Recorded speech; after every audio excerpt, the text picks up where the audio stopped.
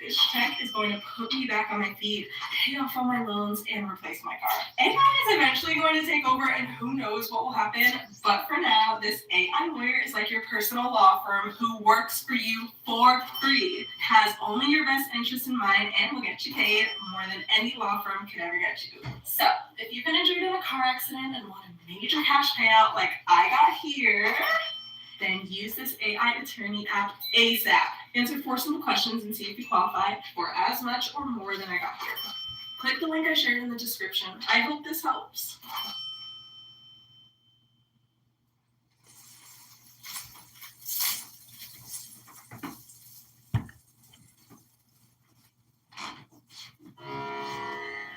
Shri Ram, Jai Ram, Jai Jai Ram. Shri Ram, Jai Ram, Jai Jai Ram. Shri Ram, Jai Ram, Jai Jai Ram.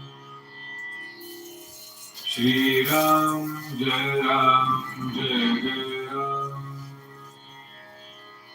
Shri Ram, Jai Ram, Jai Jai Ram. Shri Ram, Jai Ram, Jai Jai Ram. Shri Ram, Jai Ram, Jai Jai Ram. Shri Ram, Jai Ram, Jai Jai Ram. Shri Ram, Jai Ram, Jai Jai Ram. Shri Ram, Jai Ram, Jai Jai Ram. Shri Ram, Jai Ram, Jai Jai Ram. Shri Ram, Jai Ram, Jai Jai Ram. Protect your life by just saying you're not a Shia. So, I mean, because we were under a lot of... It doesn't just extend to Shias. It extends to anybody who's not effectively living that religion. Okay, so the idea, because exactly as Aquarius said, the idea is to get people closer to the religion and effectively do what you can to get them to convert to the religion. I guess that's probably where the whole history of this comes from. No, the history is to protect yourself from time. I posted it in the chat. Look one of the things I got. You know, show me. Look. Bro, how is this relevant? I mean, Osama bin Laden wasn't a Shia, and you need to bring from a Shia sources. I'm not a Sunni. I don't care. I condemn terrorism. But the internet clearly says that there are 2 types of Shia. One of them is to protect yourself from harm.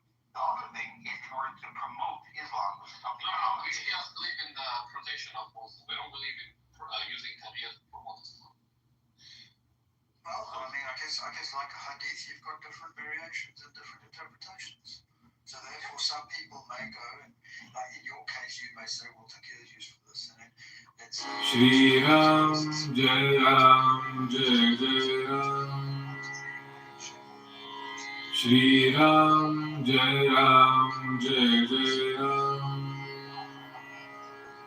Shri Ram, Jai Ram, Jai Jai Ram.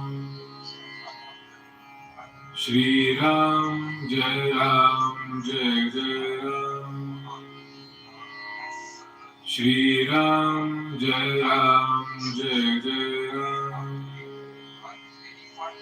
Shri Ram, Jai Ram, Jai Jai Ram. Shri Ram, Jai Ram, Jai Jai Ram. Shri For Christianity, right? The last time this happened was about 16th century, right? That means like you always have an intermediate person between God and individual, right? That was like 16th century, and then somebody came and translated the whole Bible from Latin to other European language, and that liberated everybody who are believer. But this made the same in 2025 for Islam. The Imam decide what you believe.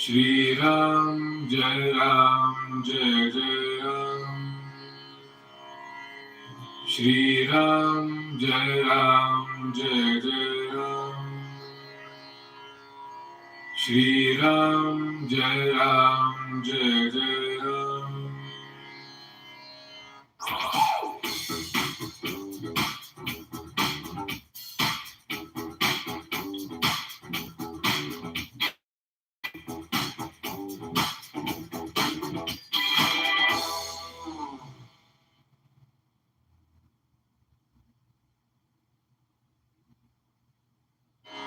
Shri Ram, Jai Ram, Jai Jai Ram.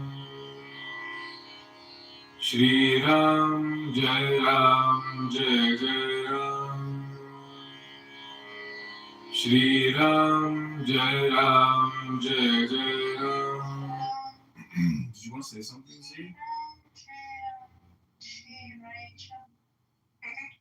Oh, this is the group. This is the grocery store coupon checkout aisle girl that I was telling you all about. The neurologist, aka nephrologist. Nephrologist.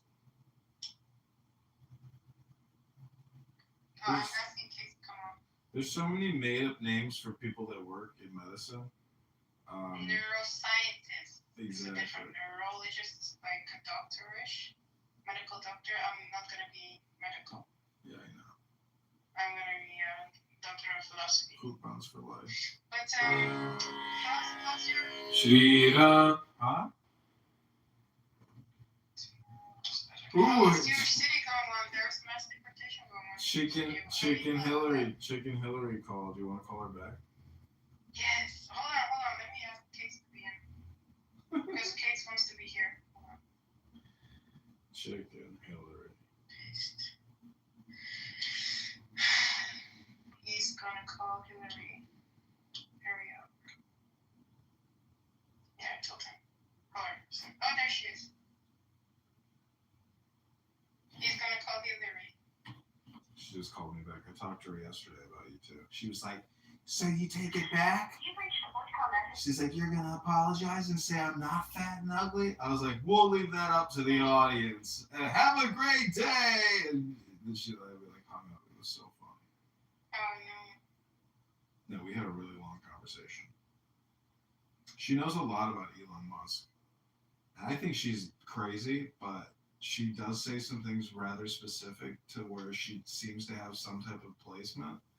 So I don't know if it's, she's just another dingbat. Because I have Death Hippie, who sounds just like her, telling me, "Can you introduce me to Elon? Can you get me his phone number? Can you get him? Can you get me to talk to him?" Like, people are messaging me that, and it's always like fat women. So, what does that tell you?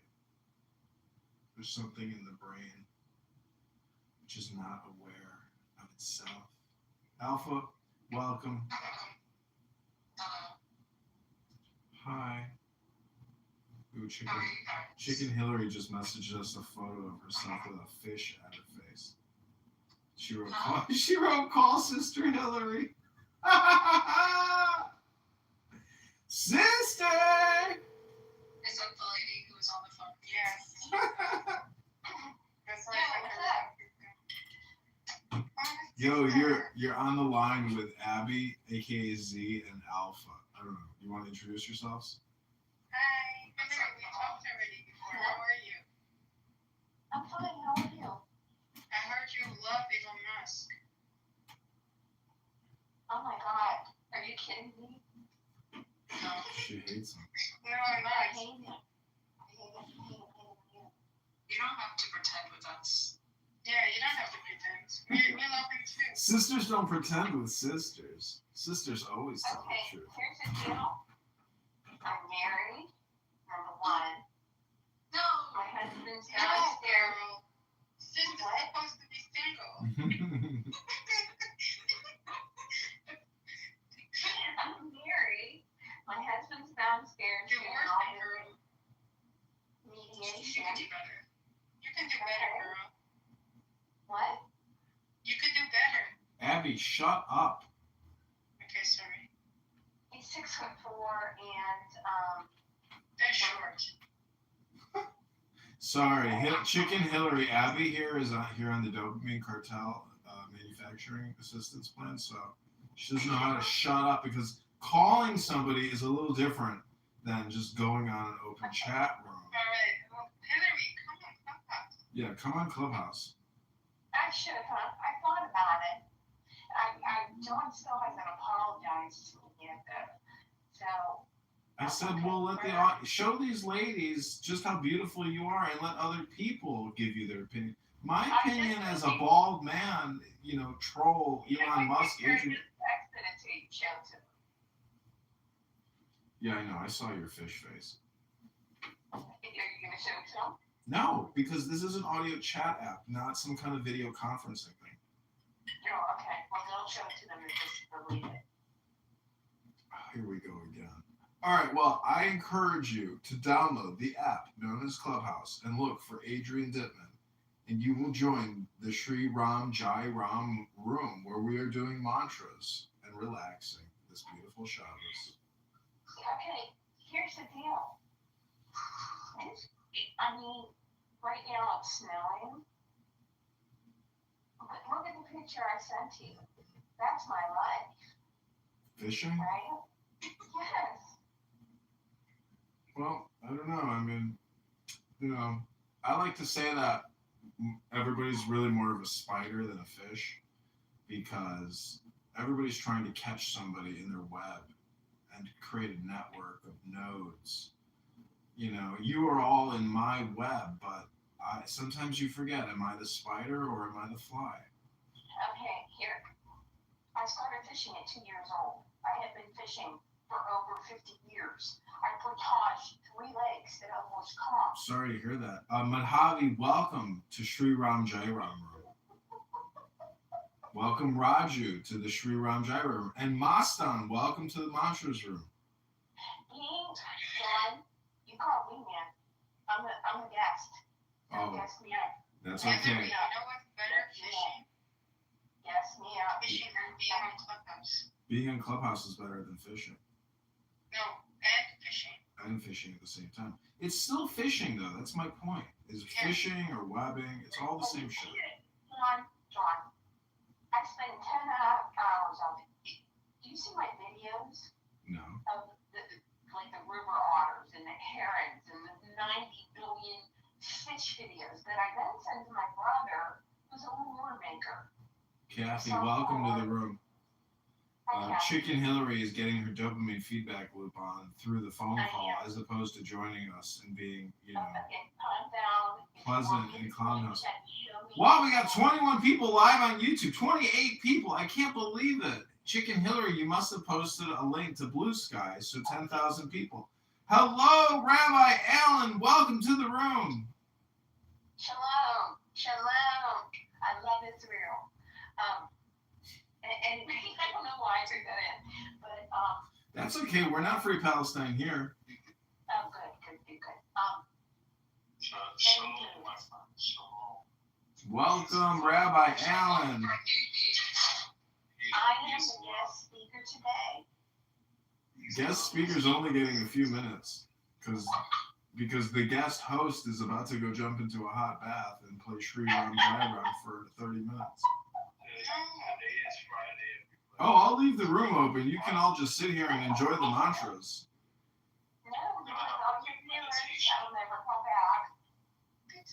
Listen, Chicken Hillary, you're an essential component of this show. You are part of the Elon Musk, Adrian Dittmann rocket journey to Mars, where we will blue sky Adrian Dittmann, and he will have a mental health breakdown live on X.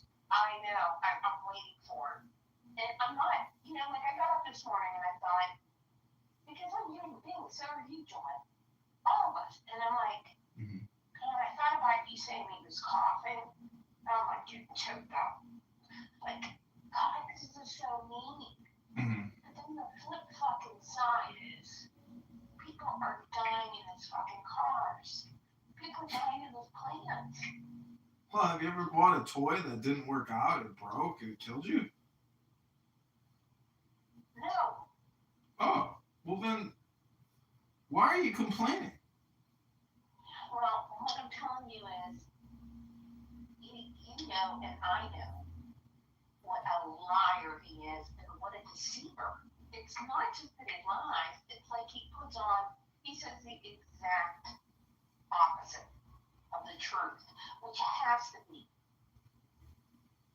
Listen, this is life. I don't know what to tell you. The guy comes online under a pen name. If he did it under the name of Elon, he would be so burned. Like, no one would have any trust or faith in him because... Okay, what I want to tell you, do you have any of Barron? Because you did a clip. No, I got nothing of Barron. And I don't even know what Barron sounds like. But fuck if I know. I know exactly what Elon Musk sounds like. Yeah, I think I heard a Barron clip on. Hold on, Chicken Hillary. Alpha wants to ask you a question. What is it, Alpha? I'd love to ask a question. So do you and your husband talk about this stuff? Like, is this normal dinner conversation for you guys? Just asking. No, not at all. He's not even on social media. Well, why not? Why isn't your husband a fan of Adrian Dittmann? Yeah. He doesn't fucking care. Well, you're never coming back up on stage in conversation ever again. Listen, kids. I've been married. Lies. Kick her to the goo. Call me out and kick her to the goo. Kick her to the goo. I've been married a long time. Okay. Hillary, download Clubhouse. Hillary, please, stop talking too much. See, Hillary, this is what it's like when you join Clubhouse. We like to share dopamine here. Yeah, I like to share something, not like. You're trying to get me on Clubhouse. I'm doing you a big motherfucking ass favor. After you called me ugly and fat. You call everybody. I'm bald and fat and ugly. Jesus. I think you're cute. I think you're attractive. Well, you're a married woman who's too lazy to get on Clubhouse and expects calls so I can add you to a Clubhouse conference call. I need you promoting my videos on Blue Sky and talking on Clubhouse as much as possible about Adrian Dittmann. Chicken, this is a partnership. This is a partnership, Chicken Hillary. Yeah, Chicken Hillary, come on. I know I sound calling Hillary Clinton. Listen to me. My number one thing in life is being an outdoorsman. I love it. I go out there, I fish. I put pictures of the birds. I pray. I bring my lunch. I get a suntan. It's the best feeling of my life. I love to swim. I swim in the lake, in the cold water. I have so much yard work to do, and because I'm retired. I'm retired myself.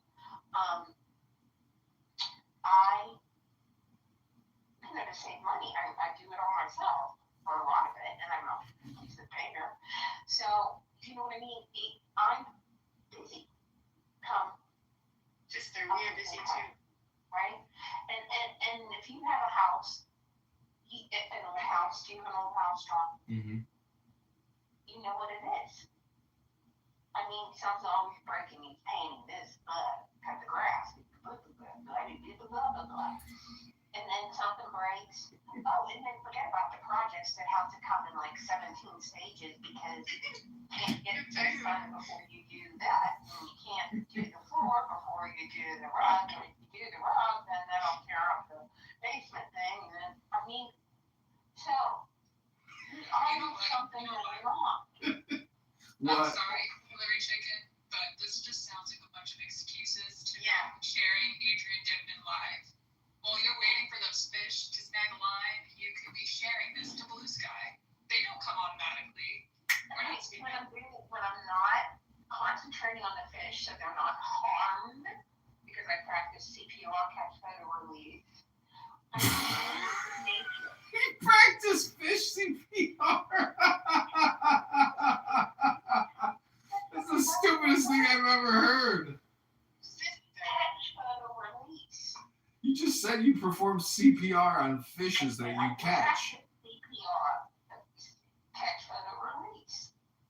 Listen. The best way to do CPR is on Clubhouse. Didn't you know that? Chicken Hillary, we're not big here on titles at Fatties United, but I just want to ask you, if you had to have a position within the organization, what would you like your title to be? Which organization? AdrianDittmann.com. Duh. Observer. You just want to be a silent observer? Passive spreader. Passive spreader. So you're like mildly infected. I understand. All right, well. I listen to it every night, John. But I'm telling you right now, as somebody who's listened to it for months, sometimes I fall asleep. I can't find it. Yeah. It's late. You don't put up a message like, oh, you didn't show up tonight or something. I mean, nobody knows what's going on. I know, that's the thing. It's like you got to pay attention to it and try to find it because it doesn't just show up. And I think that's why my recordings are so interesting because they do go back 6 months and most people will never find it. And he's got 250,000 subscribers. His Elon account has 200 million plus. So it's just, it's inconsequential. Are you hearing what you're saying? Are you hearing what you're saying? You have a position. There you go. Tell it, Chicken Hillary. Tell Alpha about Destiny and how you know Elon Musk and his girlfriends and wives. Tell us. No, I won't. Well, you did yesterday. You spilled the beans. Everybody knows from yesterday's recording. Well, I don't care what they know. Anyway, yeah. On one hand, you're saying you need me to spread it on Blue Sky, and you need me to do this, that, and the other. And then on the flip fucking side, you say, I have 8,000 pigs out there, and nobody else is seeing them. It's great. Well, you gave me great advice yesterday. I put it into action. I put the sign up. Yep, I put the sign up. Okay. If I come on tonight and I'm able to find it and everything looks, wear a shirt, don't fucking smoke dope. Nobody. Here's the thing, John. I was thinking about it because you were in the Army, right? Nobody wants to be a motherfucking private. Come on. Private. You're doing all the dog work, okay? You're a private right now. But you want to be a general. Then you want to go straight from there to CNN. I like what you're thinking. I like what you're saying, Chicken Hillary. I'm gonna promote you from being passive observer to being an active denier. Okay. I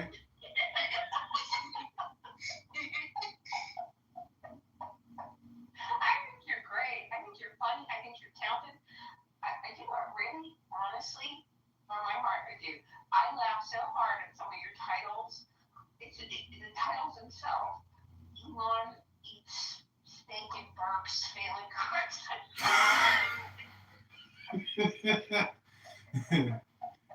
It's so crazy because it's unrecorded. If it was recorded, it would be unbelievable. But the fact that it's all unrecorded and it's all sitting there on YouTube and he can't actually admit that it's him and he doesn't want, and he has to deny it. So it's, he's digging himself a hole he can't get out of. John. This is like me doxing myself for 20 years in just like 6 months. He is destroying his credibility. When you hear him, it's undeniable that it's him. But if you listen to what he says, he has no credibility. He's just a farting, belching, the worst thing is he's annoying. He eats and talks, and he's annoying. And it's like, does he not know how he sounds? He sounds annoying. Right. No charisma, no charm. Couldn't get a joke right. His life depends on it. Gotta give it to him, though. The man does love memes. And you know what? I realized today, even though I find him annoying and disgusting and stupid, he's actually not stupid because he puts out so much content. This is the other thing is, if people knew how much content he puts out, there is no way he's running these organizations. He's not doing any oversight or any kind of auditing of his as the CEO. He's on X all day, every day. That's the whole thing, which is smart. So he's not stupid. He is manipulating and hypnotizing billions of people with his content. Who And won the, 1 second, who got the announcement from Trump for AI? Larry Ellison. No. Sam. Oh, Sam Altman. Yeah, he's tied into that too. It's everybody. It's all of the fucking five. It's the all big five tech are in on it. More than anybody in the world. Sam Altman. Well, he raped his sister apparently. It's fucking. You don't believe it? He did not. Why does she say that he raped them? That's not true. She says it. She's mentally ill. Elon linked all that. He's a very sensitive person. It's going to court. It's going to court. Whether she's a prostitute or a whore or mentally deranged, it's going to court. It's going to court whether you like it or not. It's just in the news. I don't know what to tell you. I'm just repeating you what I saw. She's a schizophrenic. Okay, next. Now, but that was a big move. And to Elon, I mean, here Elon is jumping around on the stage for him. The whole future is AI. And he turned around Really? and handed The whole future is software. Everything is going to be, houses are going to turn into fucking code. You're just going to like go take a shower and code. I mean, come on. Future is not AI. The future is housing. The future is clothing. The future is food. Right. And Sam is working with Carnegie Mellon and Pitt. And they're doing like surgery robotics. They are working on a red blood platelet for sickle cell patients. That is the real Theranos. The real Theranos. Pitt and CMU are working on it non-stop to help sickle cell patients, soldiers, people in countries who have rare blood types and they have a disaster. So Chicken Hillary, all right, I'm firing you from active denier. You are, again, a passive observer. We're going to move this mic over to Casanova. Casanova, should Chicken Hillary, our passive observer, join Clown House? If this Chicken Hillary is indeed Chicken Hillary that's married to Bill Clinton, most definitely not. He's more often than not, he's used and abused others, you know. Did you listen to my accent? Do I sound like I'm from Arkansas? Next. Okay. Chicken Hillary, what's this holding you back from downloading Clubhouse? Yeah, what's holding you back from downloading the Clubhouse app and putting your Is it telephone the over? idea of something new? Honestly, I wanted to go more time to my Instagram. You're on the phone call, so. Yeah, it's no different. You gotta understand that the phone is just the phone. Whether I am piping you into a conference call or you are in the conference, it's the same thing. You might as well just download the app. Exactly. You'll be in phone call with all of us. Well, I'm trying to limit my okay, so you can delete it afterwards. Yeah, you can delete it afterwards. Yeah, but we would like you to make it's a Friday afternoon. If you have the time, we'd like you to come join us. right now. Yeah, we're doing it right now. Yeah. We're in the room right now. And I'll change the name. I'll change the name from Fatty's United CEO Chicken Hillary to Beautiful Chicken Hillary, Silent Observer. Okay, I'll do it. She's gonna do it. She's gonna do it. Clubhouse. Okay, tell her to name herself Chicken Hillary. Okay, we're gonna call it CEO.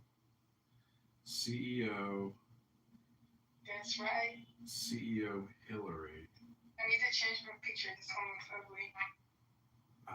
Nothing mean. We're gonna not do any pig emojis. CEO Hillary. I switched my picture to the border star. I think he's doing a terrific job. Dittmann.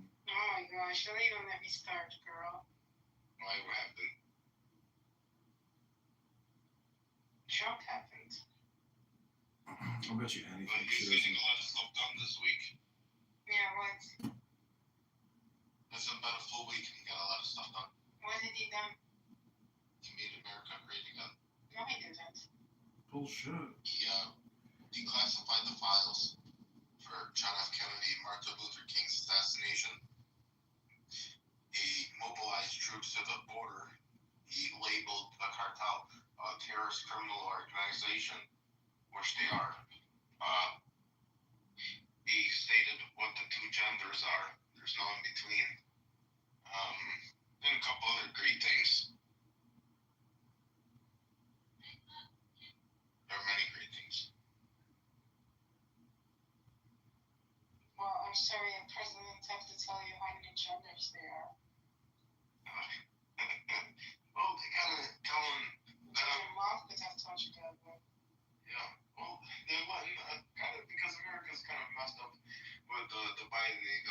They put the, also he got rid of the DEI, the diversity inclusion something something. Basically, instead of hiring qualified people, they want you to hire somebody by their race or their gender. Their diversity, gender inclusion something. Instead of just hiring somebody for their qualifications, they want to hire somebody because of a certain gender or skin color. Okay, Casanova, I have a test question for you. Can you repeat back to me the following 4 letters? Listen closely. ZYXW. ZYXW. Okay, now repeat back to me. PQFR. PQFR. Okay, now repeat back to me. AZTR. AZTR. Okay, now repeat back to me. DEI. DEI. Divest, or what is it? Diversity, equity, inclusion. Inclusion.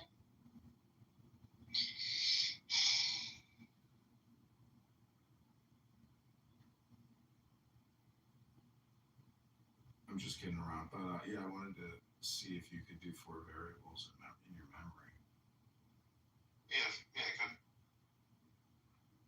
That's one of my talents. One of my hidden talents. That's like a mental health or a psychiatric test, basically. They give you these questions to like, repeat after me. Baseball bat, orange, watermelon, sun, cherry. It's like, pig farts. Where is my silent observer, Chicken Hillary? No, I voted for Trump, so you can tell I'm a very distinguished member of society. Yeah, I voted Trump twice as well. The options are just so obvious. It's like if Kamala and Tim Walz were doing the victory lap right now, I would honestly, I don't know what I would be doing right now. I'd actually probably be getting ready to leave the country. Or no way, Jimmy Kimmel said he was going to leave, but he's still here. Jimmy Kimmel, ugh, they're all terrible. Like his television show, late night, whatever. They're all terrible. Every late night person is horrible. It's very biased. I really liked Jay Leno. It's like Jay Leno. Why can't Jay Leno still have the Jay Leno show? I don't understand. It would be huge. Yeah. I think he got mixed up with the mob or something like that. Because I think like about a month ago, he had a massive bruise right on his face. Man, people fall. People fall. If you get punched in the face, it doesn't even look like that. That seemed like he smashed his face. Yeah, but that's not like a beating. You could tell he wasn't beaten. The beating, unless it was like one hit, you know? But like when you get beat, you got like knots in your face. Everything is all fucked up, like beyond belief. That looked like a fall. I also like the Jay Leno guy. You know, he's a good car collection. You know, he brings on a lot of guys, does reviews of their cars. Makes good stuff. Yeah, people love that shit. People's whole lives, they spend a large percentage of their life admiring vehicles, working on vehicles. It's like the car really. Sometimes working in vehicles. It really is a love, isn't it? It's like a fetish, because like it's like your chariot, and everybody becomes like connected to their vehicle. So it's like people will look at their car and have affectionate, emotional feelings. Maybe you should send the link to Hillary. I'll tell you the truth. There ain't no difference. Whether Hillary texts or calls or come on Congress, what the fuck is the difference? Who cares? Chicken Hillary is, well, she wants to go back out and go fishing. She's just such a fisherwoman. When you mentioned her, when I came back, I thought you were talking about Hillary Clinton. No, we're talking about our silent observer, our passive observer. She's my Blue Sky Connect. She says she has over 10,000 followers on Blue Sky. Wow. And she's not advertising the Adrian Dittmann show? She does. She's like, I have over 3,000 pieces of content on Blue Sky. I've worked very hard to get my subscriber numbers up to 10,000. How did she do that? I don't know. She just posts a lot of shit. But I haven't logged into Blue Sky in days, weeks, like a week. I mean, it's just so pointless. Well, I also have a popular blog. You're saying that she does, or she says that she does? Like, can you confirm? I'd have to look. That's a good point. She's probably full of shit. You know what this app has made me assume the absolute worst in everyone. Not the absolute best. It makes me realize that we're working with basically when you become very smart, do you know what happens? What happens? You realize that everybody you're working with is essentially one step above somebody with Down syndrome. Yeah. Oh, Brian is here. Hi, Brian. He left me a voicemail the other day that said, fuck you. I was dying laughing. It was so funny. It was so funny. That's it. That's all he said was, fuck you. And he hung up. He's also a veteran. Thank you for your service and contributions to the greatest country in the world. I said, who? She says she sent me a Clubhouse message. Let me see. Oh, she's Elon. Oh no. No, I didn't get it. Nope. I just copied the link here. I sent it to her. It's on a different phone. She can't figure it out, and it's not No, gonna happen. don't be mean. She downloaded the Clubhouse, please.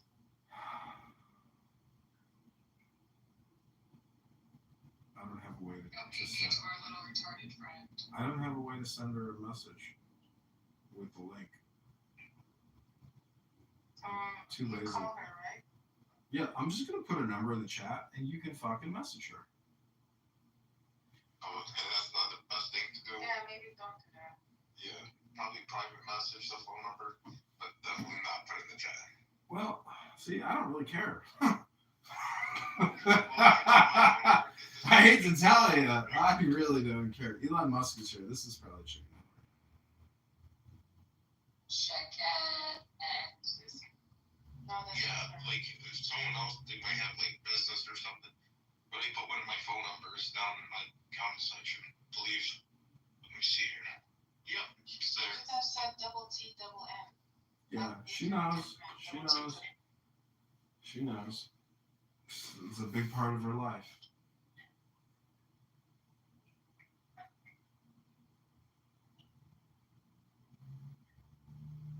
She's gonna edit me or Kate. Look who's here. Who? Does it say Hillary? Hillary has arrived. Oh my goodness. Yeah. It might be a fake account because they have their own friends. Yeah, well, she just No, that's her. She took a photo of a tarot card that I took a photo of. Yeah, I like that tarot card, by the way. Yeah, I Can you have. bring her up? Yeah, I tried to invite her. You have to accept the invite on the top. There she is. The microphone at the bottom. Come off mute. Hello, everyone. This is my burner account. I got to router, but this is Abby. Yeah, we missed you, Abby. Want to know if I am gay? No, absolutely not. This is a tank. And then there's the flag questioning if you're gay. And then it goes from Okay, so Hillary, welcome to CEO Hillary in Adrian Dittmann Industries. This is Clown House. I've been on this dumb app for fucking 4 years probably, and I have been talking to a lot of people, trolling a lot of people incessantly, and I hope you have fun here. Join the house, create a house, and welcome to hell. And don't let this hypnosis hell suck you in. Continue being that excellent outdoorsman woman that you are, because also Brian Sellers here is an excellent outdoorsman. Abby, she's great at being in the grocery store in the checkout aisle looking for coupons. Very nice. It's me, like it's my burner account. I got clips on my other accounts. So at me, it's me. Can I have you? Also, Phoenix and I created a video this morning of a Phoenix reading some kind of Buddhist book. So, Phoenix is a friend of the sisters. And also, I watched it maybe like 20 times. Why wouldn't you have Shiva reading it? Since Shiva was the original Buddhist version of the Phoenix, the god of, destruction and rebirth. Well, I just went with Phoenix for the AI image generation.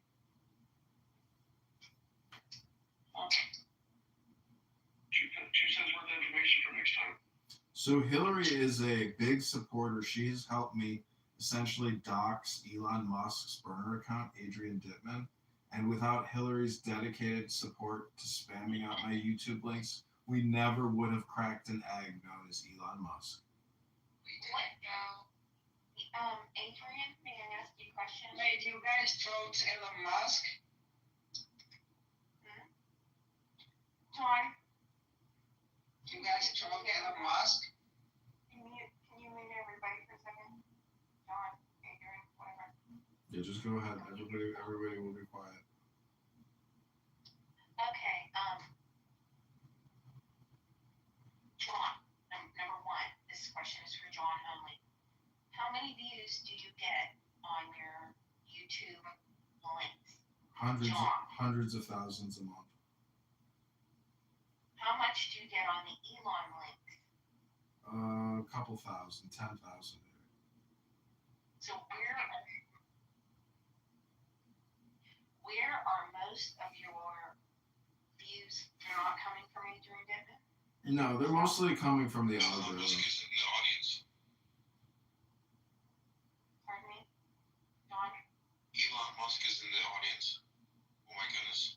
Mostly comes from YouTube itself, from the algorithm, from the shorts, from the reels, 15 second, 30 seconds. Is that the real Elon Musk down there? Yeah. It must be. The photo and the name look exactly alike. Welcome to the room, Keegan. Keegan, I'm so concerned about your understanding of ethnicity. How dare you say that the Palestinians have an ethnicity? Outrageous!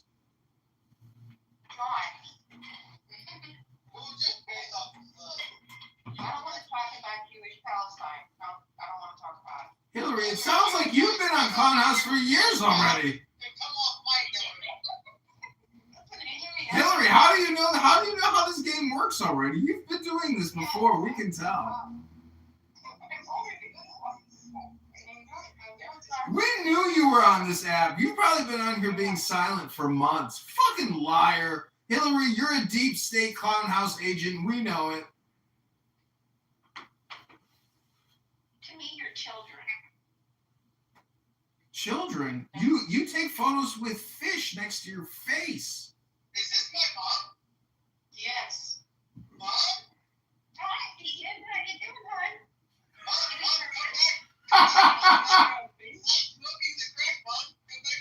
Come back to the farm, Hillary. We miss you, Mom.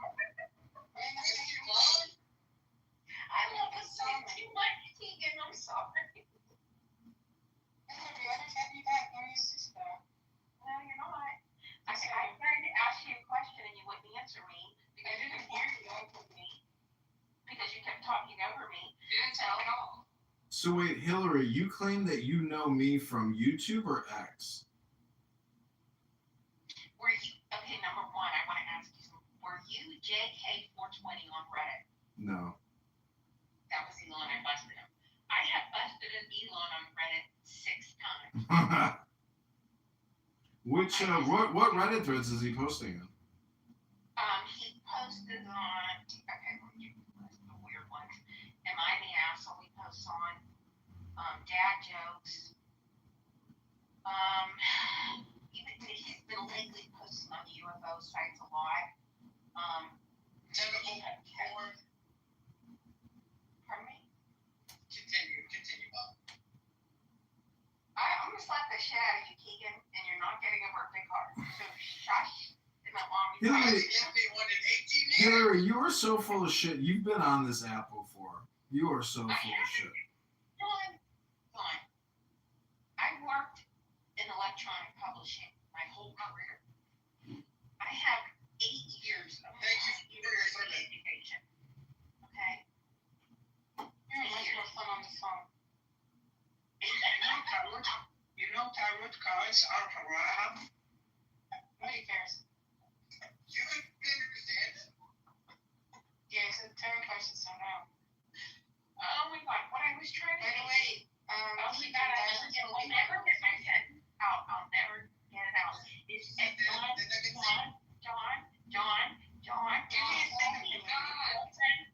The muscle. The muscle person. Okay, Why in the ADD can't remember 2 fucking seconds worth of the fucking let's talk? What shit's going on? Brian, Hillary suffers from ADHD.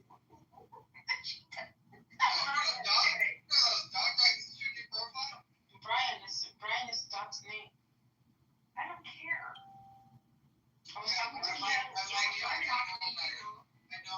Also, can we bring Rachel up? Rachel, can you come up? Because Rachel recently went through some, some hectic things. What's up, Rachel? Rachel went to where? Rachel's house got set on fire. She read the hymn to Pan. Next thing you know, she injured herself. Her house got lit on fire. I mean, how are things going, Rachel? Are you in LA, Rachel? I was born in LA, but I've been in Oklahoma now for a while. I'm sorry, what happened? Oh, well, actually, it sort of ended up being Hillary, shut up, Hillary. No, it sort of actually became it was like a fucking boring. I don't know these people. I don't want to hear about. Today I went outside and make lots of fucking groceries. You want to talk to me?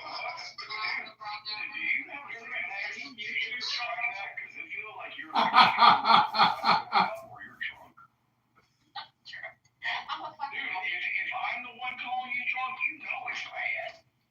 Okay, well, having a house fire is not the same as going out your door and getting groceries. Just so you know. I understand. So, anyway, John, you brought me up here. What? You brought me under here. Okay, wait. Let's give Hillary. Let's. Rachel, are you okay? Are your people that you know from where you were born? Are they okay? Rachel, I just don't care. Rachel, please. Are you drunk? Doesn't know. No. Yeah, he's better than that, I guess. No, like this. Happy birthday. And that's how you live life, and you live long. Okay, Hillary, you've been fired. You've been fired from Adrian Dittmann Industries for about 20 minutes, maybe. Okay, Rachel, proceed to tell us, how are things going? Well, I was gonna say it ended up being like a blessing in disguise because I got an apartment that was in way better shape than my old one, and then all my local community people I didn't even know came together and got us all kinds of stuff. And we're now next to a neighbor that was best friends with my kid, so we live literally next door now. And she's the most amazing neighbor I've ever met. So yeah, so it ended up all in all being a blessing in disguise, I think. That's a lot like the Phoenix that he was talking about, and we were talking about Shiva. Shiva is the god of destruction. Well, you can't rebuild them until you destroy things. Sometimes your life goes through those little moments. I'm glad everything's working out for you, though. Thank you, I appreciate that. And then I had a fun day yesterday. I got to be an extra on the Martin Sheen movie. So that was fun. You still alive? Yeah, he's 85. Yeah.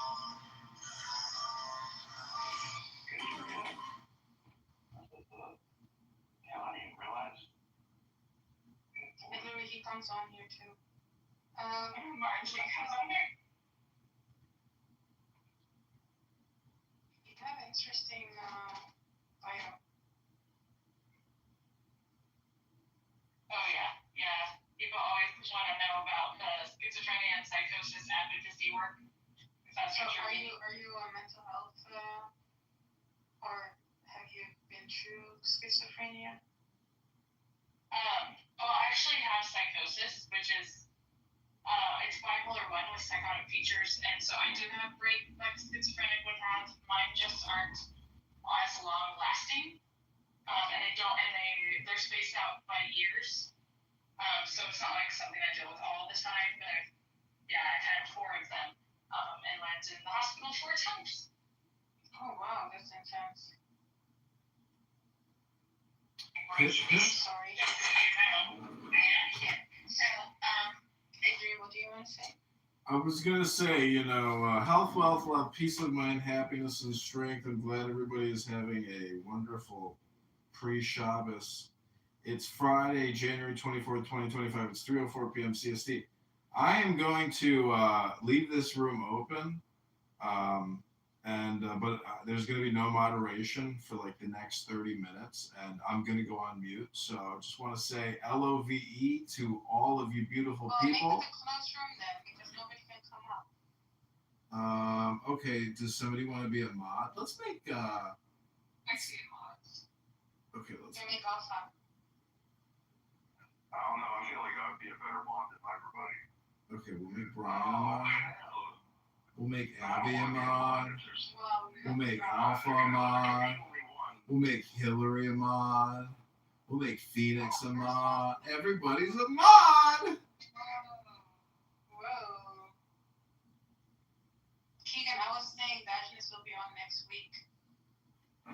Oh, I love it. I'll make sure I set my calendar. Friday. More like Friday. Yay, because of Diogenes. Lol.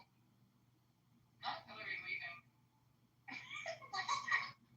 She was so, his own one.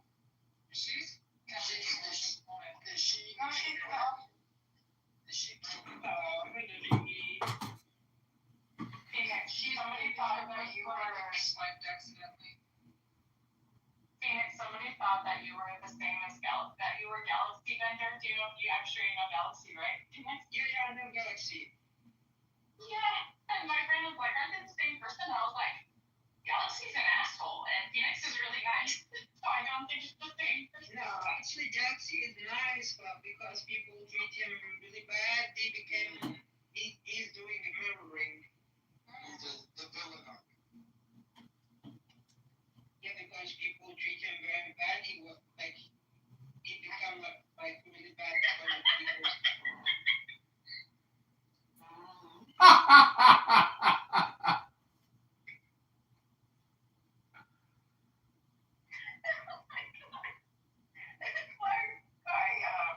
Hillary, you put her in the audience?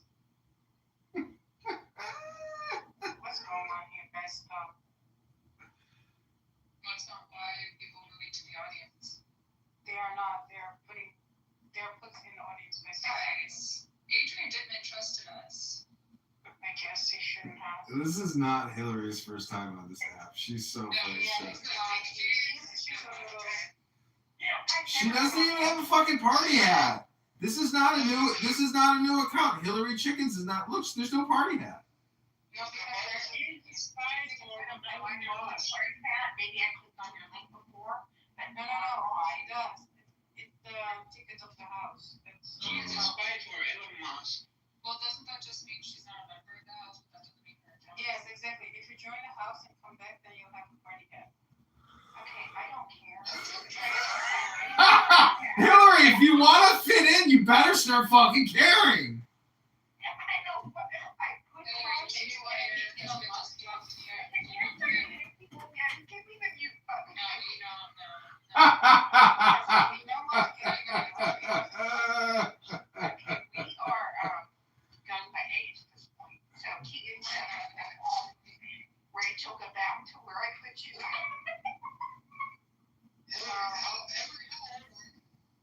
None of your business. That's funny, Facebook.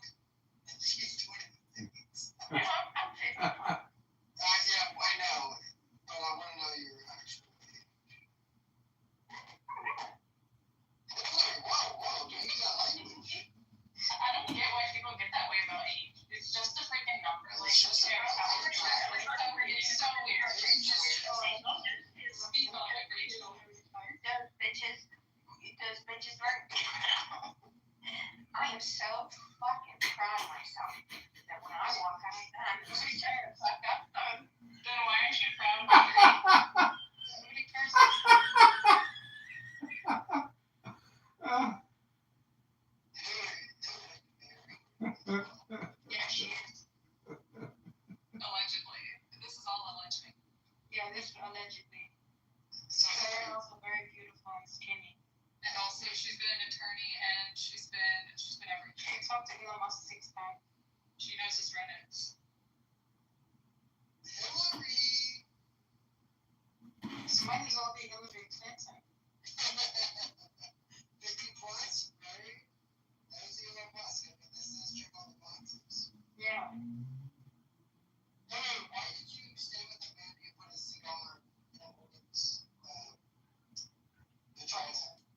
What was the problem? Oh, I don't know. His name. She's on mute. She doesn't know. She is on mute. That's not me. You Hey, you're in there. No. I sound like her.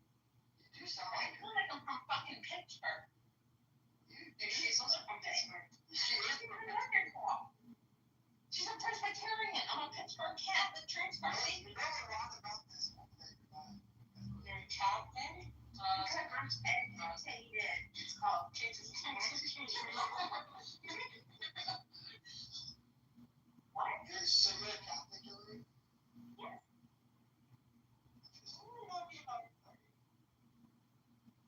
What? What did you guys think about the black guy doing the inauguration?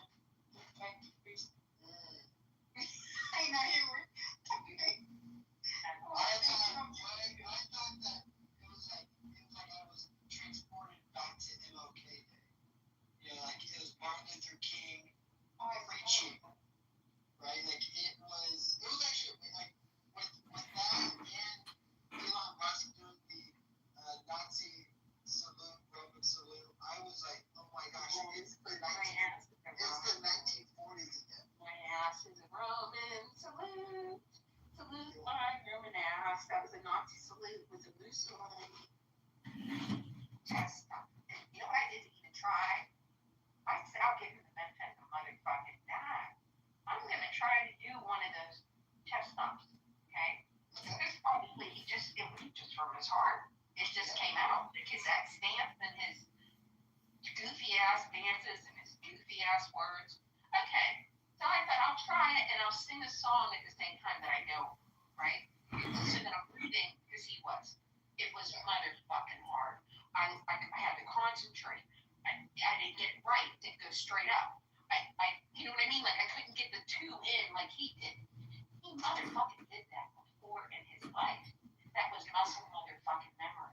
And you told me otherwise. Can we get a Hillary, can I ask you, why is it like your best day and you're not shy? Confident. Hillary, can I hear you say hell first? Say hell. Yourself, I said first. Then my people, we fought the Nazis. Hungary gave them up. We hid in the mountain in Hungary. Fucking Hungary gave them up to Hitler. Who's your people? I'm not going to talk about it. You just did all. You're Jewish? I'm not an idiot, bitch, and I will You are a bitch. Your eyes are too bad to see where my face is. I'm gonna snatch your glasses. Shut up. Oh, you little bitch. Oh, you little bitch. How tall are you?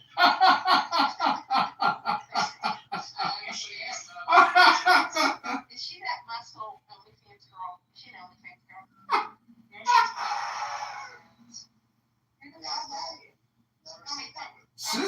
Sisters, you know, Alpha, please. I mean, I haven't even stepped away yet, and you guys are getting in a cat fight. Ladies, please.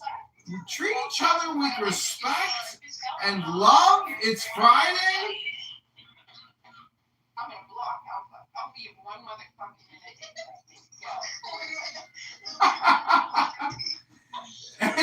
Hillary, you're more like Elon Musk than you know.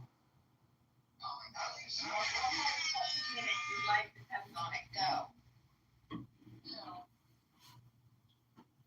Well, you know that Alpha is loved by everyone, right?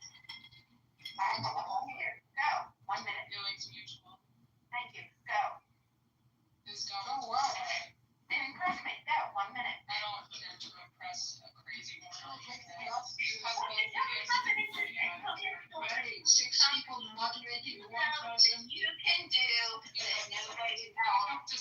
hear my story, Hillary. You know my name, but you will never know my story.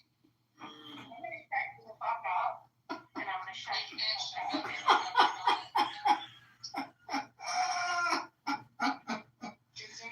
I wanted to see. Wait, bring Hillary back up. I want to see something. Do not kick Hillary. Don't kick her again. I want to see if she. I'm gonna remod Hillary. Please, everybody, just take it easy for a second here. This is her first fucking 10 minutes on the stupid app. Okay, we're gonna find out. We're gonna find some things out here. This is not just about Hillary. This is about Adrian Dittmann Industries, and you are all in the very first, workday meeting. We're back in office. Okay, there's no more WFH, work from home. Excuse me? Okay, everybody, take the deepest breath of the day through your nose. Hold it for 10 seconds. Worldwide, I'll just shut the fuck up. If I was working on something and I say there's I can't work with them, I'll talk to you.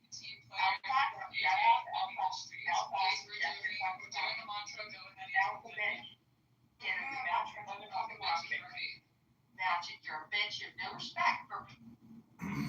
Okay, Hillary, in the upper right-hand corner, there are 3 dots. You can click mute all speakers at any time you want to mute everyone. So this is how the app works.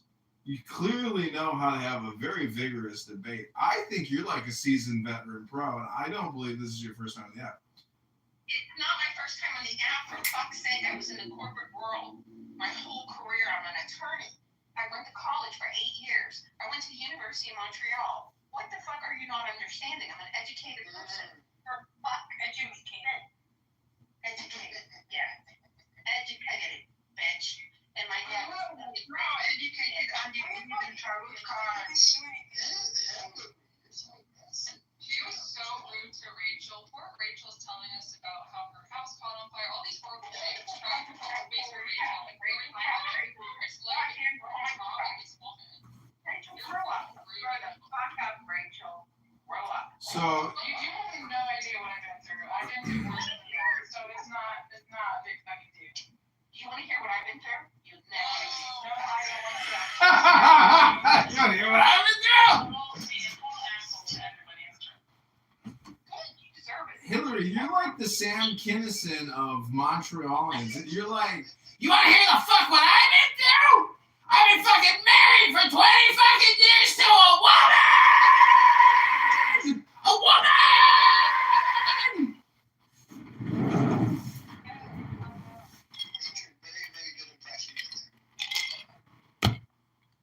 Everyone is your friend. Everyone is your sister here. It's stupid to tell me. It's stupid because I wasn't even whining and crying about the fire. I was talking about how it was a blessing in disguise. So why? Why do I have to shut up? Just because you say so? Who are you? You're just a stranger on the internet. Like, why should I have to listen to you? I know, so I don't need to listen to you telling me to shut up. I'm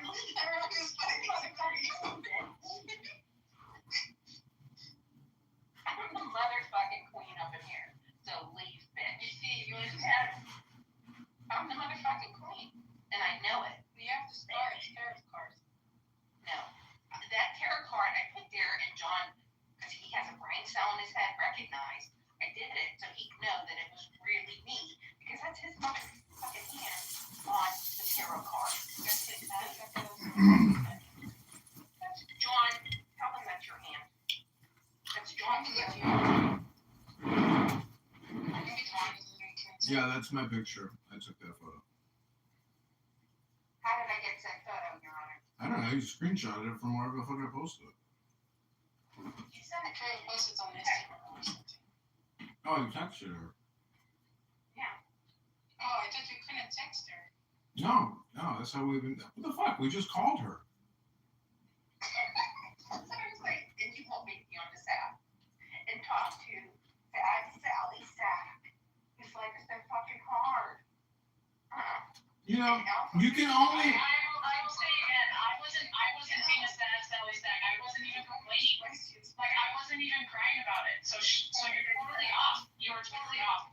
Your boss is really around critical about what happened. You were destroying the hierarchy of this corporation.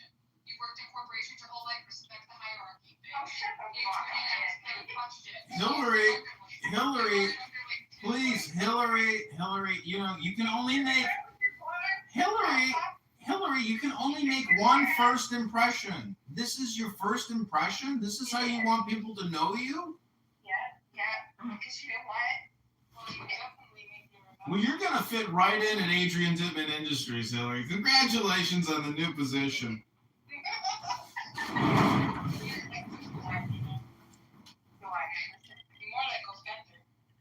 Yeah, thanks. When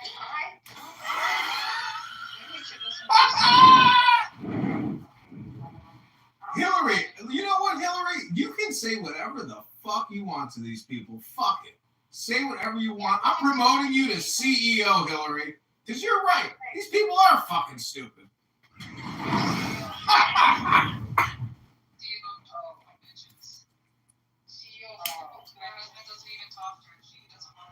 my husband's in the mediation downstairs right now. Mediation was. He's an attorney. In marriage counseling? Oh, you're fucking stupid. He's doing a mediation from a different state to Long Island. He's talking to a marriage counselor?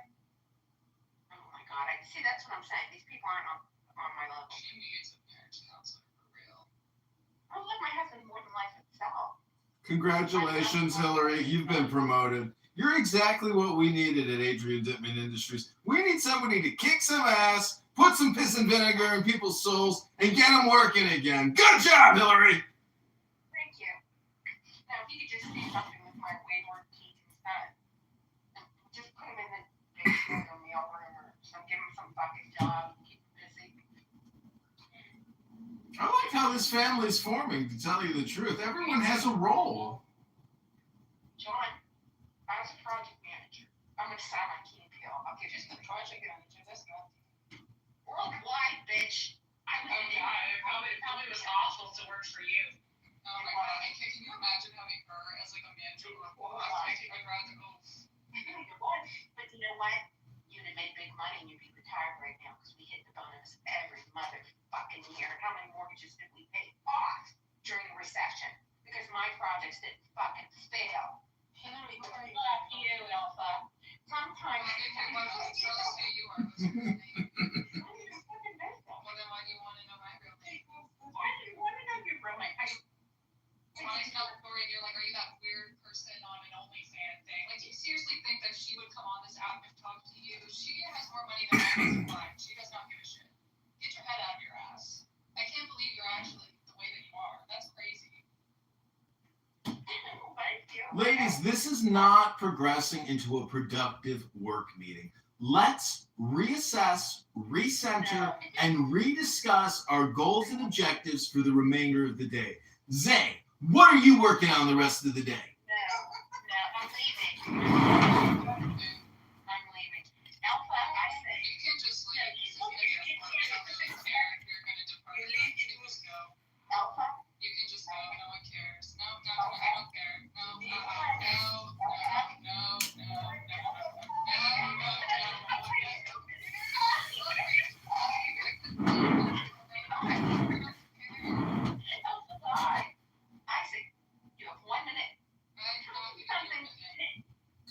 Ladies, I muted all the mics, please. Anyone comes off mic, you're getting terminated. Like now, fired immediately.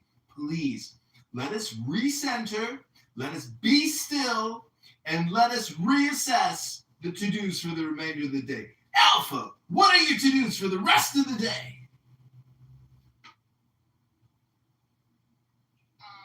To get Lori to leave the room. I did it. Yay! That was awesome. That was so awesome. That's what I like to call an encounter group with people that suffer from themselves.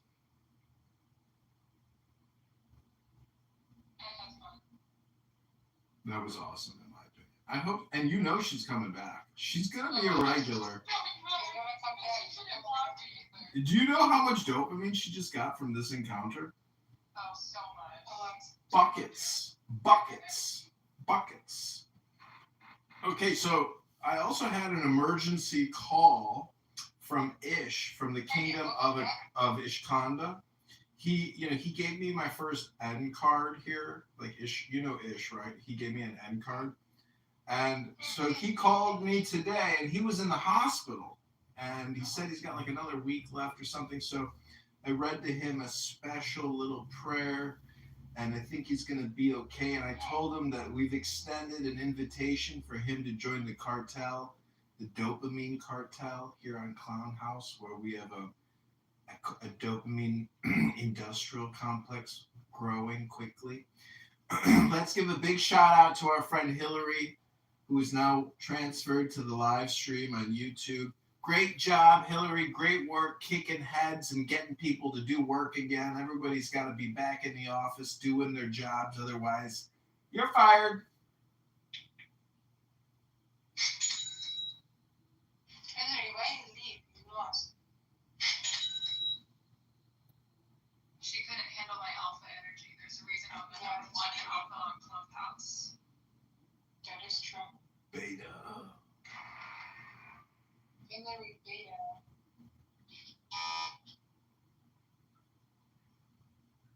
Okay, so excellent work, everyone. This has been a very successful week at Adrian Dittmann Industries. Nice closing day on Friday, right? So now we can have a weekend. It's time for the cocktail. Yes, let's have cocktails. I want a mocktail. Can we talk about company promotions? Sure, we can talk about salary raises. We can talk about expansion, promotion. We're in it to win it. Think big or go home. When can we expect our next paycheck? Yeah. Your next paycheck, you get paid every 2 weeks at Adrian Dittmann Industries. Hello, we still gonna have a Christmas present. You promised us a Christmas box. Oh, we have a new hire making her first appearance publicly, of course. This is Goddess Shakti. Goddess Shakti is my naked yoga instructor, and we chant Vedic hymns to the presence known as the Goddess. Nice. Hello, my love. Hey. Hello. Hey. Hello. Wow, it's Goddess. So I'm live right now on Facebook. Actually, I have a group on Facebook called Gnostic Tantra Yoga. Yeah, so I'm mixing Gnosticism with Tantra Yoga because I'm trying to help people to understand how everything is connected. Damn, girl. That's you as a woman? What did you say? I feel like you and Adrian are the same person. Like you're kids. Yeah. We found your soulmate. Maybe. You know what? Like I wrote something about soulmates just last night. That soulmates are not meant to be in some kind of conventional physical union. Like we meet each other to understand. Like soulmates. That we are mated on a high level. We need to get our book published. Oh yes. Hey Lord, I didn't even see you were in here. Oh, Lord, don't cock block. Lord is a big cock blocker, and you know he's getting his fuck on all over Sweden. We're doing business between Adrian and Goddess here. Okay, so Goddess, where are you from? I should give you the link on my group on Facebook so you can actually see what I look like right now. Or you can text me that. Oh yeah. Hold on, let me find that. Yeah. Oh my god, this is so cool. I've never actually done this. I've never been on Clown House while streaming, especially on Facebook. And I'm like so close to just deleting the accounts that I've got, but God, I've got so many people on this group. Gnosticism and Tantra Yoga, yeah, that's what I call. So where are you from, girl? Originally LA, and I'm thinking New York. You're closer to Adrian. Oh, where's Adrian? Where you at? Chicago. I have never been to Chicago. I'd love to. I've been in Chicago. I'm not from America. Goddess, I was an LA girl too for 27 years. Like, yo, that's quite a age. I love LA, by the way. Sweet. All right. So should I put it in the chat? I'm happy that LA Bernie. No, don't say that. Why? Why can't I say that? No, don't say that. It's fine. It's called an opinion, and I won't have one. Okay, that's true. But if these are your Christian brothers and sisters running, the house is useless. I hope that they're safe. Okay, so we have someone else live streaming on here too. Who else is live streaming? Adrian Dittmann is live streaming. We're live. Whoa. I'm live streaming to my God and his angels every day. Okay. I like this one, Adrian, for you. This is true. Adrian, I like this one for you. This person is so much better than Hillary Chicken. Yeah. Well, we fired Hillary Chicken. Fuck you, Hillary Chicken. She's been terminated. There will be no severance. Adrian, I just want to make sure you're paying all the women in your company 77 cents to the American dollar, right? Ladies? We can just say yes and make you believe so. Well, you said they didn't get Christmas gift, which is interesting. Adrian took me on a cruise. So that was really interesting. Well, he took us to Hawaii. No, you're lying. You just said you didn't get anything. Girls, Well, because we we all found know this all over Hawaii recently, right? They're just gonna all give us a Christmas present. We went to Hawaii, but the Christmas presents weren't there, so we're just wondering where the. Yeah, where's the actual present? Okay, I'm following Alpha and Z. I'll follow you guys. Yeah, this is my burner. I'll look at my actual account back soon. You got your account back to your account? Yeah, I got clipped by this Nora shoe with them. So the topic of the live that I started on. And make the dick. So what is this topic I just made? What the heck does it say? Can I look at it? Basically, it's are you looking for love and affection, and how can you succeed in that? How people are having a hard time. That's a good one. Goddess, are you married? I'm married to New York. I'm celibate. I only fuck brains. Gemma Nova's podcast. I'm sapiosexual. No, I've marriage is gonna be Adrian. only been common law married. I've never actually gone through the formal ritual of the marriage. Yeah. So you don't. So you don't. And I just got to hit menopause, so I was like, fucking whatever. Have you ever been loved? Yeah, I haven't love all the time. Like, love is actually something that most people do not understand. Most people are dishonest, therefore they do not understand love. They only understand desire. So a lot of love that we are experiencing, it's a real jagged pill too. You know, like I just saw something recently. It was a video that came out from some guy who worked for the CIA. And he was talking about how to manipulate people, how to like control people, do mind control stuff. And a large part of it is basically the targeting and coercion of saying things like only good citizens are Democrats, type of thing like that. How about this? Only honest people know love. I know that. How do you know that he wasn't manipulating you? He said, "This is how you manipulate someone." Because he was. Yeah, exactly. I've studied some of these CIA agents, and they are tricky. They are so good at double crossing. God, I like what you said about love because I was recently talking to a friend that I met here in Clubhouse. Right? And then we talked for a while, and I came to the realization through what he was telling me that we can tap into that unconditional love at any time, and it's there for ourselves. It's there for every person that we meet. It's just like it's just like when you meet someone, it does feel more intense, and it feels like that connection is unique to yours. But all we're doing as humans is tapping into that universal unconditional love. It's always there for you. This is why the Buddha is telling you have everything in you that you need. Everything is acquirable. You have it all. You can attain in this life. You can attain in life. Didn't Buddha have sex with children or something? Yeah, he had sex with everyone. Trees, dogs, children, rats. He could touch his genitals too, yeah. That was his work. No, I'm just kidding.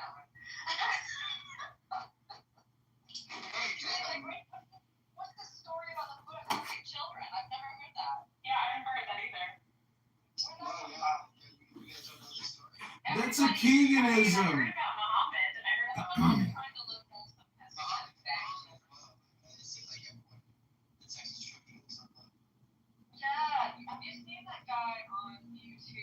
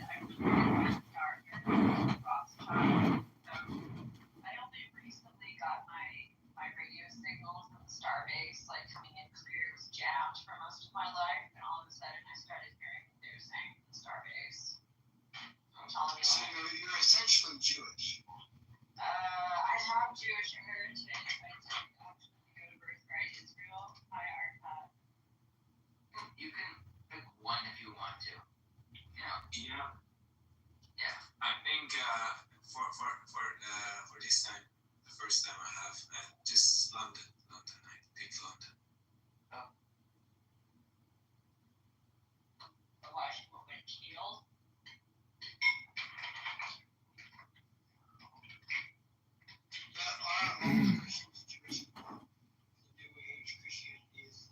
New Testament, the Jewish law. No, it's just kind of funny. I think So they're Jews as well. yeah. Because they're God's. Because what is Jew, the God's chosen people? And what is Israel, the people who wrestle with God? And what is to be honest other than to be? I mean, what is to be chosen other than to be honest? To choose to align with God by choosing to align with the truth. You cannot align. You cannot come to the Father except for through me. And me stands for mental and emotional. The mental and emotional world is how you attain spiritual enlightenment. It's very practical. So that's our chosen aspect, I think, really. I don't think you get chosen because you came out of the right with JJ. Okay, my Havruta partner has arrived.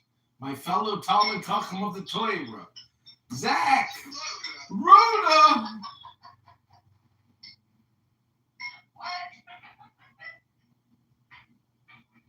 So Zach and I. Did you make it on this? I'm so sorry, Adrian. I'm making an oatmeal right now. Okay, hold on. No oatmeal stories for the moment. Because we have a special VIP Mashiach Now guest, Zach Ruda. We both have the Holy Torah with us. The Tanya making an appearance at Adrian Dittmann YouTube Live Industries.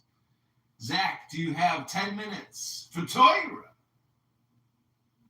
You don't have 10 minutes for Hashem? Do you have 10 minutes for Hashem's Torah? I do 10 minutes. Eating some food here. Oh, do not go back to oatmeal, ladies and gentlemen. Let us hear the words of the Torah. Keegan, do you have your Bible? Can you go to the book of Psalms? No, I'm driving right now, so sorry. Okay, no problem. Zach has got it. Zach's got the Torah, the Tanya. Rabbeinu Shalom.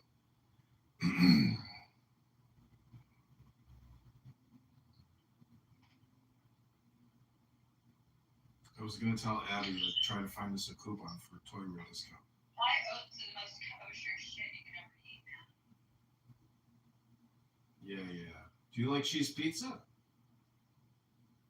Only if the cheese is kosher. That's your problem right there.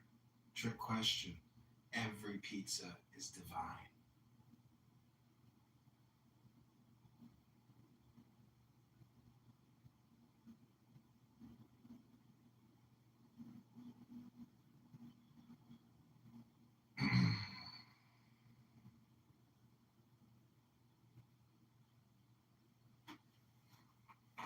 I think my phone just crashed.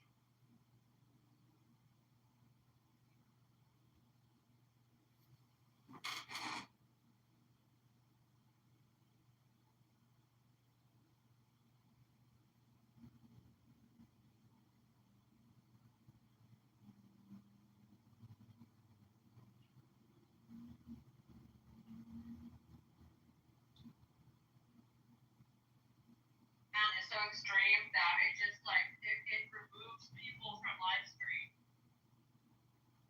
I don't even understand that. Okay, so this again is being live streamed onto YouTube. You can click the link above to see the light reflecting off my bald head. Somebody named Roseanne wrote, "Do you have a real job? Doesn't look like it." Gemma wrote, "Can you shout out to me on the podcast? My name is Nova." Skanker Slayer says, John 3:16. Well, Austin 3:16 says, "I just whipped your ass." Then somebody said, "You play song Jai Shri Ram. You like Hinduism?" Those are our YouTube comments. So yeah, if you can. The video is only of your bald head. I mean, you'll see some phones in the background.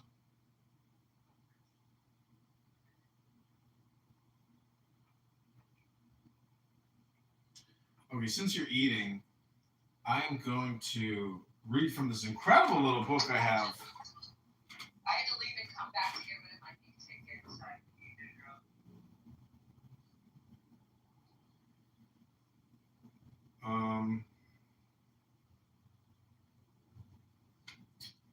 Let's see here. Yeah, this is an amazing little book. It's called Metaphysical Meditations by Paramahansa Yogananda. It's like a perfect hypnosis book. That's the thing about AI.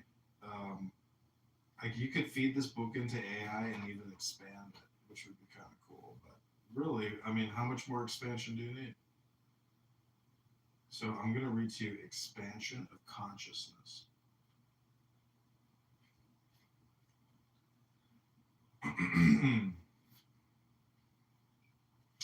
Tune in with the cosmic sound. Listen to the cosmic sound of Om, a great hum of countless atoms. In the sensitive right side of your head, this is the voice of God. Feel the sound spreading through the brain. Hear its continuous pounding roar. Now hear and feel it surging into the spine, bursting open the doors of the heart. Feel it resounding through every tissue, every feeling, every chord of your nerves. Every blood cell, every thought is dancing on the sea of roaring vibration. Observe the spreading volume of the cosmic sound. It sweeps through the body and mind into the earth and surrounding atmosphere. You are moving with it into the airless ether and into millions of universes of matter. Meditate on the marching spread of the cosmic sound. It has passed through the physical universes to the subtle shining veins of rays that hold all matter in manifestation. The cosmic sound is commingling with millions of multicolored rays. The cosmic sound has entered the realm of cosmic rays. Listen to, behold, and feel the embrace of the cosmic sound in the eternal light. The cosmic sound now pierces through the heart fires of cosmic energy, and they both melt within the ocean of cosmic consciousness and cosmic joy. The body melts into the universe. The universe melts into the soundless voice. The sound melts into the all-shining light, and the light enters the bosom of infinite joy, the cosmic sea. When you find that your soul, your heart, every wisp of inspiration, every speck of the vast blue sky, and its shining star blossoms, the mountains, the earths, the whippoorwill, and the bluebells are all tied together with one cord of rhythm, one cord of joy, one cord of unity, one cord of spirit. Then you shall know that all are but waves in his cosmic sea.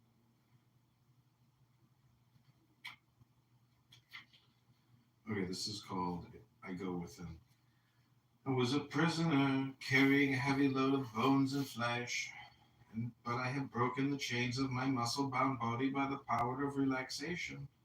I am free. Now I shall try to go within.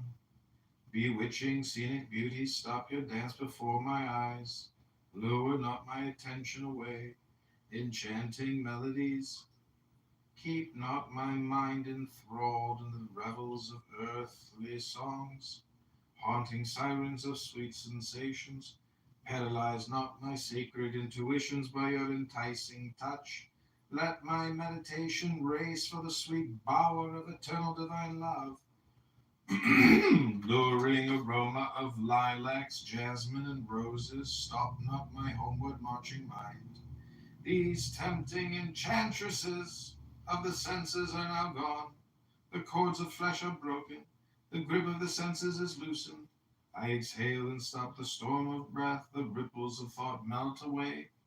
I am sitting on the altar of my throbbing heart. I watch the roaring, shouting torrent of life force moving through the heart into the body. I turn backward to the spine, the beat and roar of the heart are gone.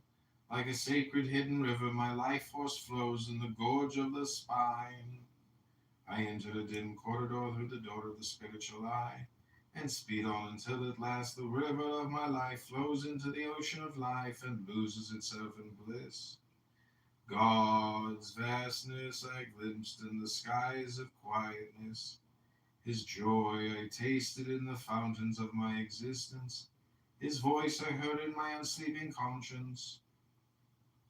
I will consciously receive the light of the omnipresent Father constantly passing through me.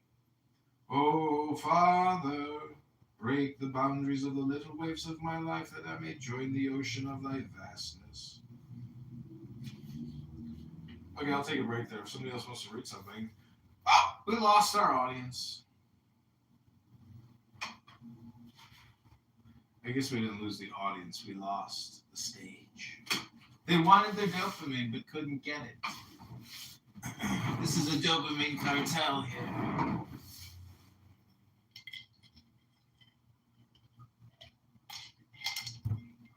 What do you want to know about consciousness with yoga? I will read to you one of my thought stream writings, but I will not stand around for somebody to read from a book. It's because you're not listening. I don't want to. You're not listening. You came for the dopamine. No, I came to share my thoughts and to actually have it. You came to tell us that you're eating oatmeal, girl. If you got something to read, read it. Okay. Raising consciousness with yoga. Have you ever noticed how much noise there has been made over the years regarding empowering the spiritual group or community and raising consciousness about certain world problems? Have you ever wondered, where is the data on how to raise our own consciousness? Has it become apparent to you how we have many spiritual teachers who, over generations, are very skilled at keeping us endlessly captivated and fascinated with no practical teaching? What if this is because we aren't actually paying enough attention to that which lowers our consciousness or disempowers us? In Patanjali's Yoga Sutras, there are many secrets of the true nature of yoga that we tend to ignore in favor of asanas or otherwise what is being taught by 200-hour and 500-hour yoga instructors. We tend to conveniently ignore the accomplished yogis who have been studying yoga union for over 12 years, or the ones who have achieved such great power that they are said to be well over 100 years old. These secrets of yoga are not so secret in reality, as they exist in the Yoga Sutras of Patanjali, the Hatha Yoga Pradipika, the Vijnana Vyarada Tantra, and the empowerment initiations into the oral tradition of Vajrayana through the Drukgyal Kagyu tradition, a traditional lineage traced back to one of Tibet's most famous yogis and spiritual poets. Yet it appears nobody has time for it. We must see and understand how spiritual things take away from our ability to climb up the ladder of excellence, joy, and peace, so that we may find the opposing dynamics of that which is causing us pain. This is the wonderful thing about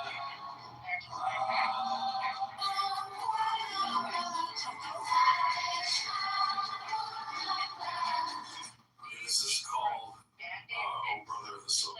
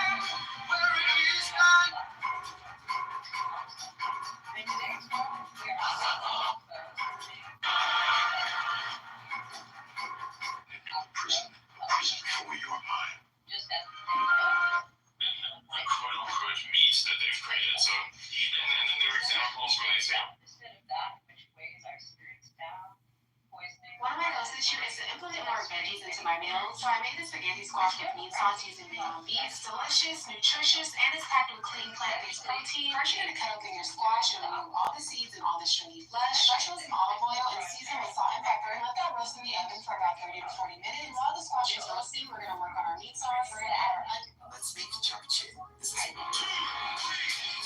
Just for today, to contemplate the things in your life that challenge our peace and happiness, or discourage us from growing into the more peaceful, deep, wise, intellectual perspective, if more forgiving, understanding, and compassionate. There's no time for you to sit around and think about what the fuck's going on. That is all. I'm sorry, I had to walk away. I don't have time to listen to somebody reading from a book or something. That's all right. It was just my notes on my phone. I just wrote it just a couple days ago. It's okay. I'm just kidding. I listened to all of it. No, it's all right. I'm used to crying. You know, like my tears are all dried up. That's okay. I'm thinking about what the fuck's going on. So for some really strict. So what are you doing with all those phones, Adrian? I'm putting things on YouTube and Instagram and X. Wow. Is it profitable? No. Wow. Is it fun at least? Yeah, I'm in a flow state. Oh, that's good. As long as you're able to pay your bills and eat, I mean, yeah, great. Yeah. I was broken first. I didn't buy my town now. I'm beast. Can I breathe or you breathe? Alright? Let's go.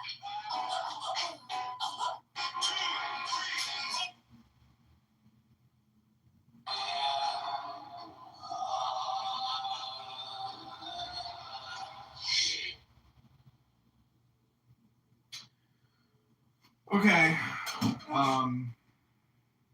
I could chant you a Friday evening prayer if you want, or I could just put on some mantras. Which one do you prefer?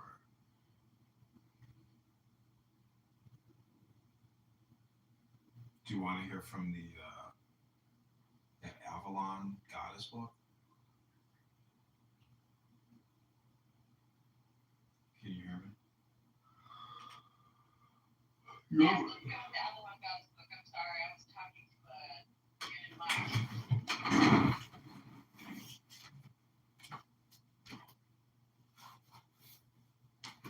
I tried to find that on Amazon. It's not easy. It's really only available on Kindle. It looks like through Amazon. To go through some other website maybe or something.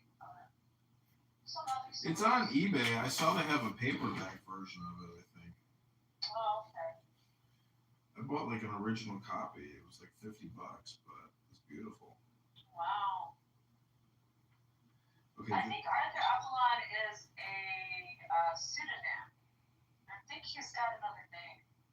I forgot. Like, there was like another name I think introduced as a author name. The same book.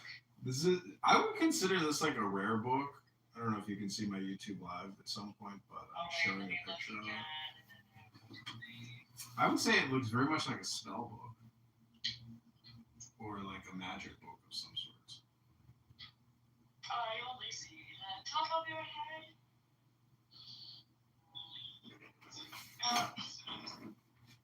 Okay.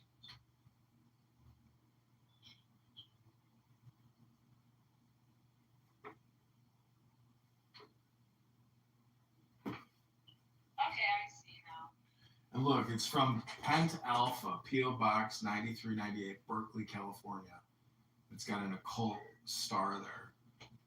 It's got a 5-point star in a circle. Cool. Some kind of sigil in the center, but yeah, you can get this book. I would get it and chant it to your classes or create a YouTube channel to do the chants. It's great content. Like, it is a script. I agree. Yeah, my YouTube channel, the address for my YouTube channel is so clutch. I can just go grab this spray can and just go graffiti that on a wall and people will remember it. But YouTube will not produce any results when you search for it. But it is Goddess Yoga. That is the actual URL. Go to youtube.com/goddess yoga. If you type that in the address, that's me. clutch, bro. It's pretty clutch. That's what the kids say nowadays, clutch. Okay, so this is what I would do if I were you. I would create shorts of chants from this because it's like really good content. But then you can also take it, throw it into ChatGPT, and create even more chants. But this would be like a way for you to create shorts on YouTube. So I'm gonna make one right now, and then I'll post it, and you can see how quick and easy you can do these videos. Great. Yeah, do it. I actually should get on YouTube today. I should probably maybe put a little more makeup on and get myself a little more freaky looking. The more freaky I look, the better for apparently to get follows. Like, I put on like black lipstick and look goth. People are like, oh, wow, I get like a lot of follows. People, hypnosis deals with the image, obviously, but it's really more about what you say, which keeps people in the trance. But like, if you look good, yeah, it's gonna help. Yeah, I just put a video of myself on Instagram in my underwear today. I'm going far with it, but that works. It just works.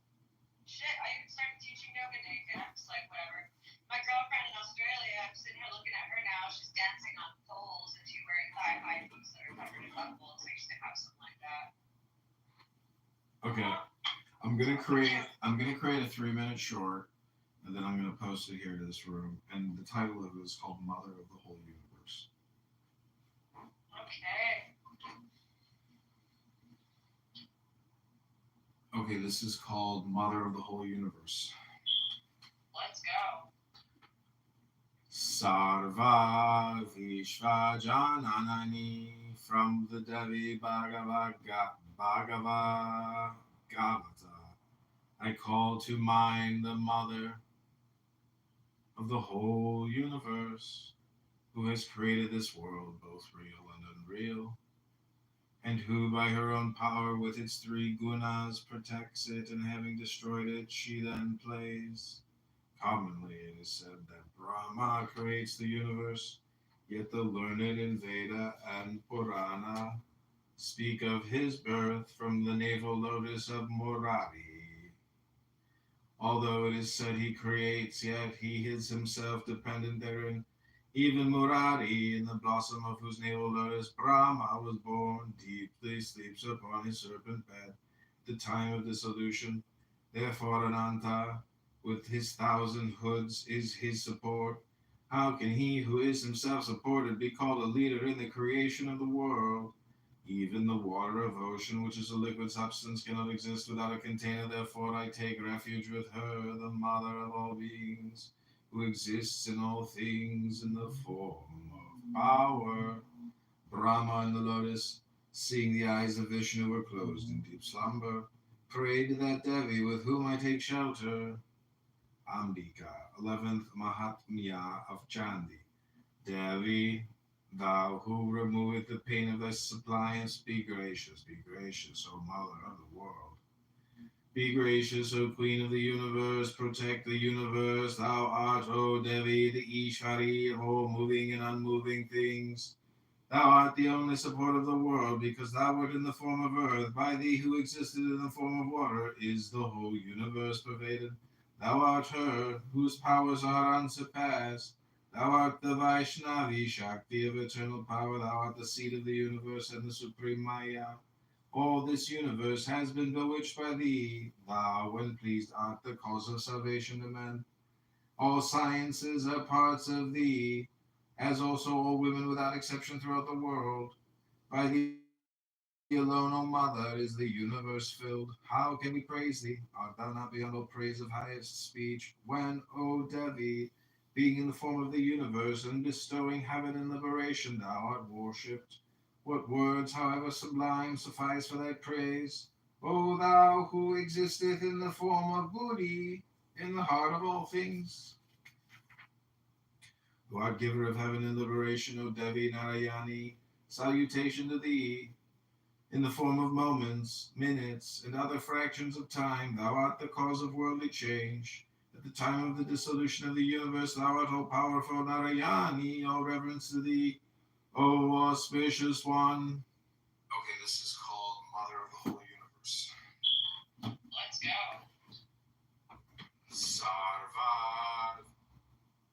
that's Okay. mother. Yeah, I'm not gonna ever be able to do that because I'm a channel. So like that's somebody else's channel work. I'm also a reishi basically at this point. So what I've got to say is what we need contemporarily for our human recovery. And if I do something like that, it's just kind of like putting a flashlight in place of the sun. It's not nice. Yeah, but you gotta know this is like a sacred text that was I translated. am a living sacred text, baby. Well, keep telling yourself. I can have fucking orgasms for hours without even touching myself. You have no idea where I'm coming from. I get it. Well, I mean, you don't have to do what I did. I'm just encouraging you to do it. I really appreciate you telling me that though. Like it sounds like it's a cool idea, but for me personally, I can't. Like all my spiritual guidance is like, no, just let it flow, girl. Just let it flow.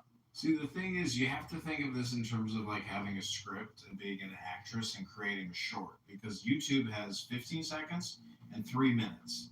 So if you can do a reading of a script, I mean, you don't have to show your face, but I'm pretty sure you would show your face. But anyways, it's just a concept. You don't have to read what I read, but you can read your own scripts. You can use ChatGPT AI to do your scripts. You could just go on ChatGPT and say, hey, create me a hypnosis script to go to sleep. Read that into YouTube, and holy shit, you'll be amazed, but the algorithm will eat that up. Yeah, I actually have. Lauren and I have, we've played around with that a bit. He told me, hey, write some new scriptures. And I was like, all right. So I fed some channeled ideas that just my guidance give me. I have my guidance right with ChatGPT. And you're right, it does work really well. I'm not going to tell you what materials, like I can't do that on recordings, you know, like what materials I've been playing with that. But yeah, AI can definitely be our friend when it comes to this kind of stuff. Yeah. Yeah, the whole thing is to try to create like a meditation, relaxation hypnosis for yourself and others. And when you can do that, you're like a musician. If you go to my Instagram or my Facebook, my YouTube, which obviously you haven't, you will see on the landing okay, that's one thing I'll admit, I had ChatGPT make for me. I don't care if other people know about that. I don't think most people will be wise to this, but it is a hypnosis script on how to become confident in the presence of women. And I had ChatGPT help me generate that hypnosis script. So you're right. You got your finger on the pulse there, Adrian. I'm not going to discredit anything you're saying. Yeah. It's all about programming yourself. My sister's name is Adrian, by the way. Oh, really? Yeah. She will not talk to me. She converted to Mormon. She's all covered in tattoos and stuff. I have no tattoos. She will not talk to me. It's too bad. Hey, Lauren. Hey, what are you wearing? I'm wearing a red dress that has like a really open kind of like low sleeve in the front. You can see me on live on my I think the link is on the bottom on the chat. Maybe you can't see it. Let me see here. You can? I see you. Yeah, there's like only 2 people watching. I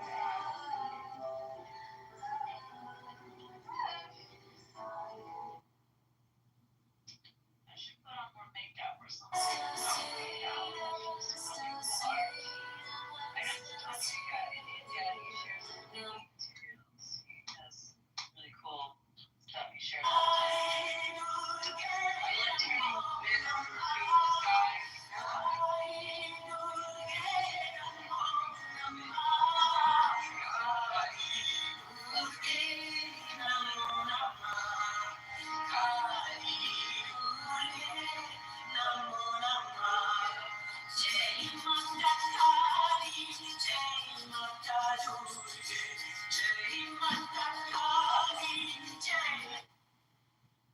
Okay, I'm gonna put this mantra on. It's called the Kali and Durga. It protects you from negative influences. So I'm just gonna let this I run. love it. That's great. Yeah. give it to us. Om Dum Durga.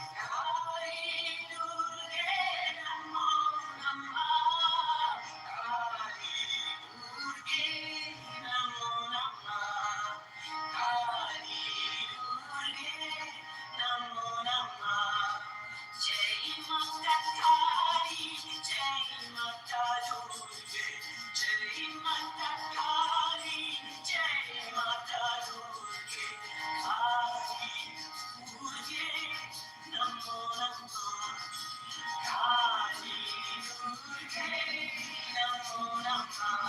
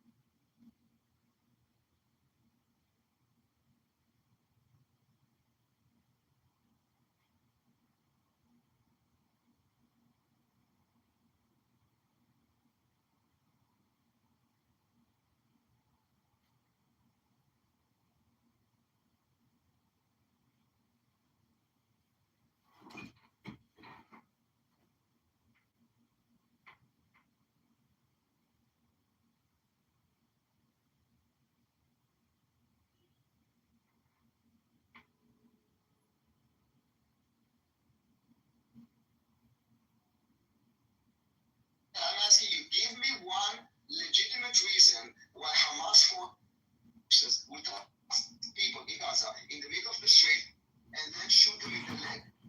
Tie them up in their hands, they blindfolded them, they tie their hands and their legs, and then they shoot them in the middle of the street in the legs. Wait, give me a reason that will satisfy you. Why would I have to give you a reason for how Hamas? You said you don't know the context. I'm saying like I understand. Hold on, listen to me. You said you don't know the context. I'm saying like use your wildest imagination, okay? Give me the most legitimate reason that you can think of, even if it's not true, that you would think that this is legitimate, that this would be a context that would explain it. Well, it doesn't have to be true. Like I'm trying to understand if there's anything that you can think of from your wildest imagination that will sanction, that will legitimize Hamas taking 5 guys, tying their legs and hands and eyes, and then shooting them in the legs. To whatever it is, it doesn't have to be true. I'm just trying to understand if there's anything that you can find that will justify this. Okay, here's some reasons. Could be that they were stealing, pillaging. That the government wasn't in full operation during the genocide, if you recall. So if someone steals, so I understand. So you're saying someone could be any number of reasons. Or it could be. Let's go with your theory. It could be. I don't know. All right. So let's use two examples. So you gave 2 examples. One is someone that stole food or aid, and the other one that spoke to Hamas. You think that any of the reason that you gave legitimizes country people and then shooting them in the leg? Any of the reasons that you just now gave? No.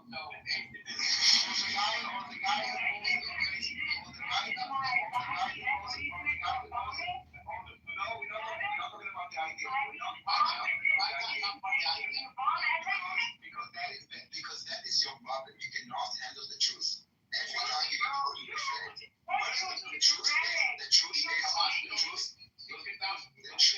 truth is, listen, I'm not talking about try to focus with me and try to be honest, okay? We're talking about internal, we're talking about Hamas and the population. I'm not trying to shut it down. No, you guys are. You cannot handle the truth. You cannot handle reality. And you are defending the people that are really I think I made my point.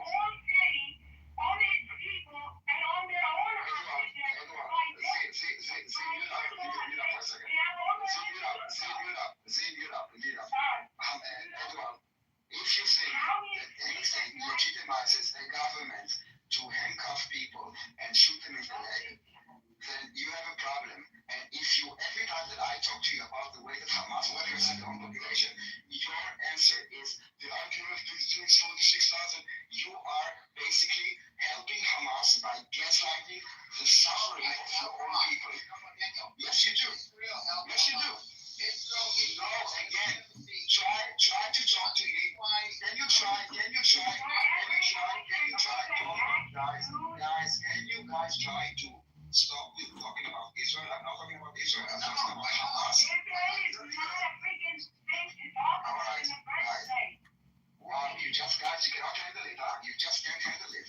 Now I'm talking about Hamas oppressing, abusing, shooting their own people, and all you can do is talk about Israel because you want to kind of frame them as resistant fighters. You cannot handle the fact that they are oppressing their own people. You cannot handle the fact that when the guy wrote free the sausages, they executed them. You cannot handle this. You just cannot. Let me answer. It's very sad, I would say. Let me answer you. You can answer your own question. Let me answer. No, try to answer me without saying Israel or Israel. No. Let me answer the way I want to answer. No, because it has nothing to do with Israel. Hamas executing their own people. Can you talk about Hamas executing their own people, or can't you not? If not, then let's move on. Let's say you cannot handle this, okay, we can move on. But if you have to talk about Israel again, I'm not gonna engage with you because you're not honest. Daniel, if you ask a question, then you have to stay muted until the person response. So let me respond. Here's my response. When Hamas, first off, Hamas does not want to rule over Gaza or Palestinians. They are calling for free elections. They want elections. Hamas in war, if they have to take very stringent actions against people, this is what they have to do for the betterment of their entire population. So if someone says free the hostages, they should execute it. I don't believe that somebody says free the hostages, and let me tell you something. Why would you don't want to believe? You don't want to believe because you're over. Edward, listen, you are burying your head in the sand. You are refusing reality, and you're obsessed with Israel, and you're obsessed with segregation. You cannot handle the fact that Hamas is brutally abusing the Palestinians. And I think I'm done. Why does Hamas does not have anyone else? The last election, why there were no free elections in Gaza? Well, that's the way.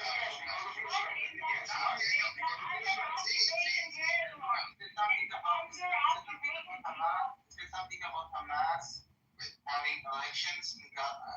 Hamas wants elections for all of Palestinians, not just Gaza. If you look at the agreement right now, the ceasefire agreement, around half the people that are going to be released are Palestinians. Yeah, I think even more than half, meaning West Bank Palestinians, not Gaza. Hamas wants Palestine to be free, not just Gaza to be free. So they want elections. They don't want the PA in charge, and they've even said, Hamas, to the mediators, that they are willing to step down from power. That they have no problem in doing this. This is not something that they want to do. They don't want to be free from him. Say that again? Well, sorry, you said they want to be free. They want all of them to be free and free from him. You were in the room the other day talking about genociding the Palestinian people, but yet you want to come in here and talk about freedom. That's what you say. You said I said that I think that we should genocide the terrorists. So to genocide anything or anybody. I think you're more specific. I want to I said ethnically cleansed. No, I think genocide. I listened very intently. You said the word genocide. If it's the same kind of genocide, you mean the same kind of genocide that's happened in Gaza, where the population year over year? I knew what you meant. You have a genocide. That type of genocide. That's how we got genocide. You wanted to genocide. That's how we actually defined it. No, you don't. It's already been defined. I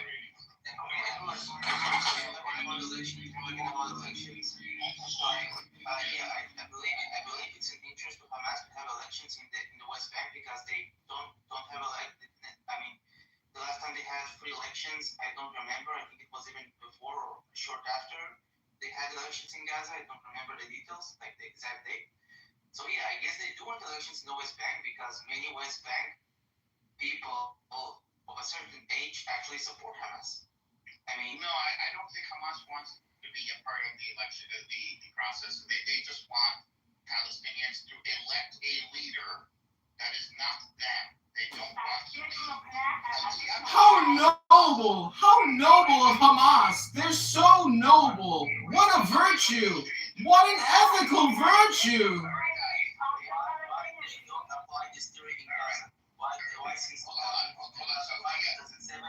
Why they don't apply this theory in Gaza? If they care about the Palestinians, so they did in a way.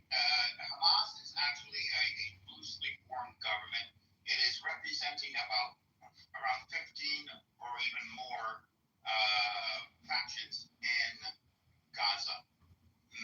Wow, they really carried out the will of the voters. Let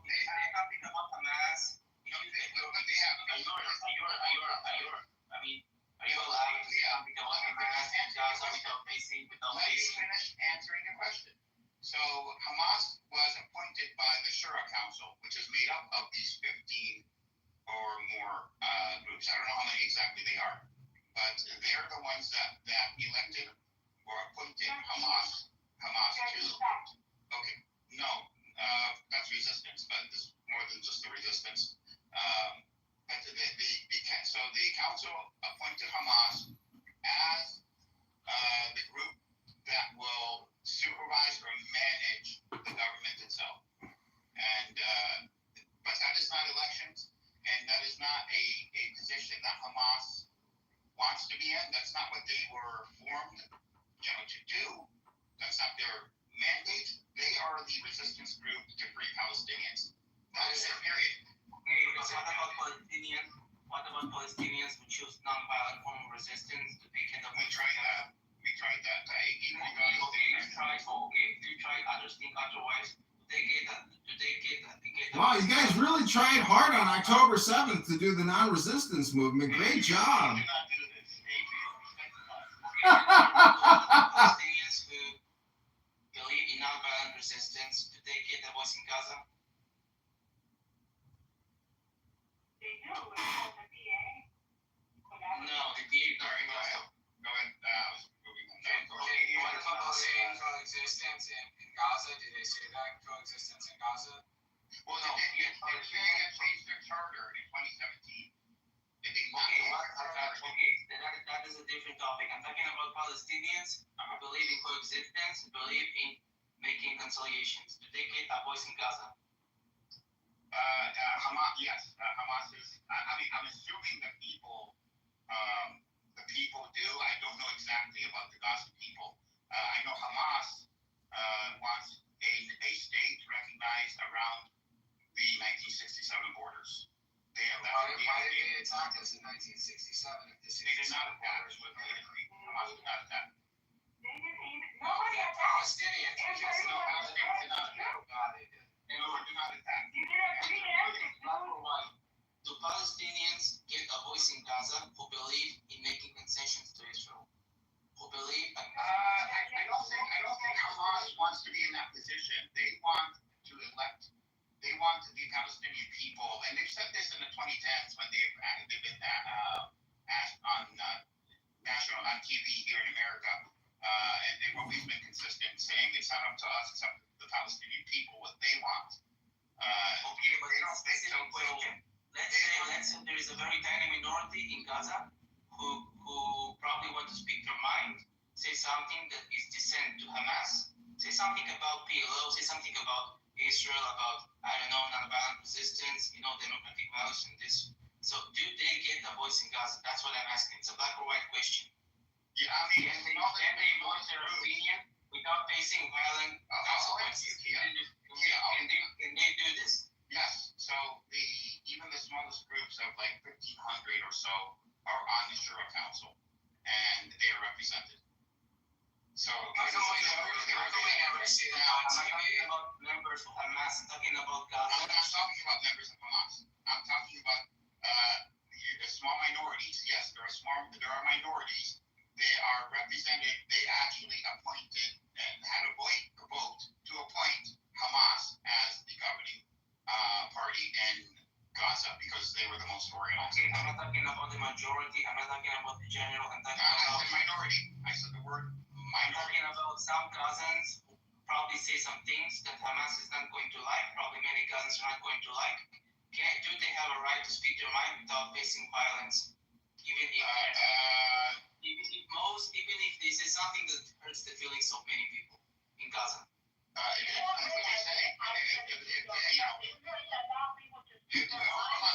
Just asking me Many people in Israel have such inflammatory shit and they don't get any for it.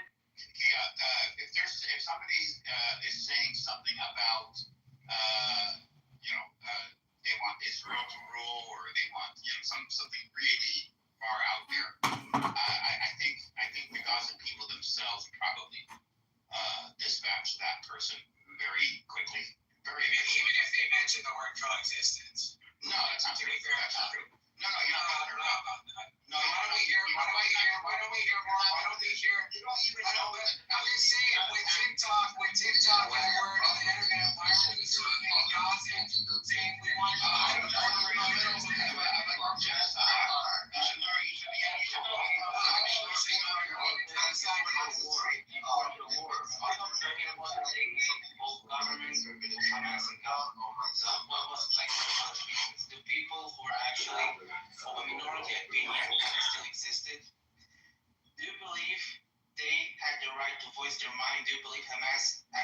gave them the right to speak their mind without facing consequences.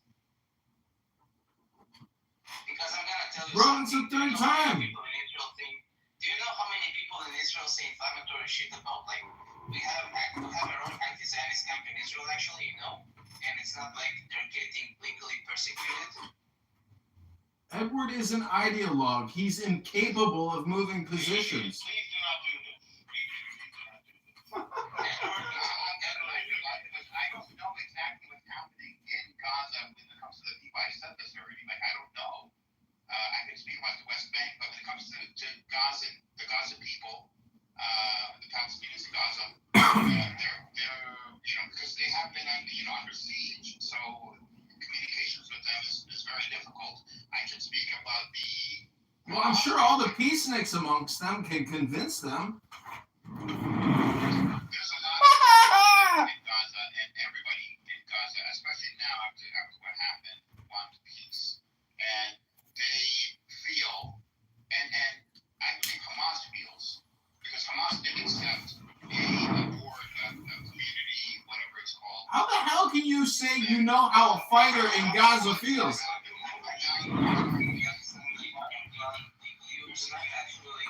Most Palestinians from the Palestinian territories. No, that's not true. That's not true. That's absolutely not true. You can't tell me I don't speak, because I speak. I have a lot of family in the West Bank. I have family in Gaza. I have family in Israel. My family in the West Bank I speak to all the time. I've been there multiple times, and I can tell you that exactly how they feel. They feel they want a two-state, either a one or two-state solution. When they say one, they don't mean the destruction of Israel. This is new. The river to the sea, meaning the destruction of Israel. I don't know if that came out of the West Bank, that came out of Gaza, that came out of the West, but it used to mean my balls. One person. And the reason, so I'm a two-state solutionist as well. This is my theory on paper, but two-state solutions as well. That's what I want. Okay, so we have an agreement here finally. So, but I think it's important to understand why there wasn't a two-state solution until now, because like when you see what's happening in the opinions, we don't have to go through all that history. I know why. Not the history, not this. You see, there was some speaker here previously. I think she was Palestinian. Her name was I don't remember. She said something about wanting the whole thing. So when you talk about Hamas representing the Palestinian people, when they talk about ceasefire, she's in Denmark. Yes, when they talk about negotiations, actually it's not a secret. They explicitly state about a hudna, which means they're ready to accept a Palestinian state in the 1967 borders. But it's not about yes, but it means a Palestinian state. That is not going to be a partner for peace with Israel. So how Israel is going to make this? No, I think you're mistranslating it a little bit here. So what a lot of Palestinians do believe is they believe living peacefully with Israel, but they are not going to say that Israel is there legitimately. Do they have to say that? That means they don't want to live with us peacefully. If all Palestinians in West Bank and Gaza believe in they only want a Palestinian state in those territories, and they don't, and they're about to recognize the state of Israel, they're about to sign, I don't know, an aggression with Israel, they can have a state tomorrow. Yeah, I'm okay. That's what a two-state solution is. But the problem is that from my experience with Palestinians, this is not the impression I get. Always the impression I get, but I was there for a survey back in September of last year, and somebody I know I do scientists the survey results and emailed those that took the survey and studied it just to make sure it was legitimate. And the key thing was that it was 80% of Palestinians in the West Bank want a two-state solution. And the other 20% here's my solution doesn't mean it's a partner for peace with Israel. Doesn't mean that will become a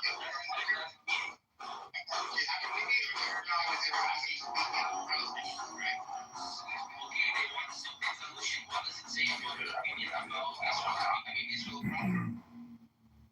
Well, they want two states. They want two Palestinian states. What do they want?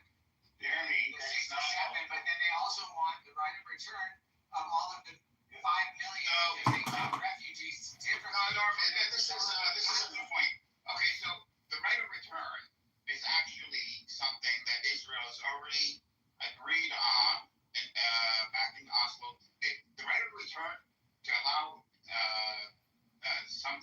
to go back to Israel? Yes. Literally, hold on.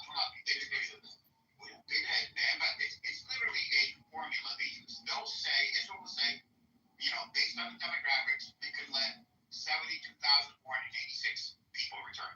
Like, it'll be that exacting. And so that's not even a debate, and that's not what's holding up the peace process. What's holding it up right now is that we don't have terrorists that did October 7th, which they reacted to some solution. No, they actually put it back on the map. To come back to reality. Unfortunately, I mean, this is what it took. It's a heavy price that Palestinians have to pay, but it is what it is. This is why Steve Witkoff is going to Gaza.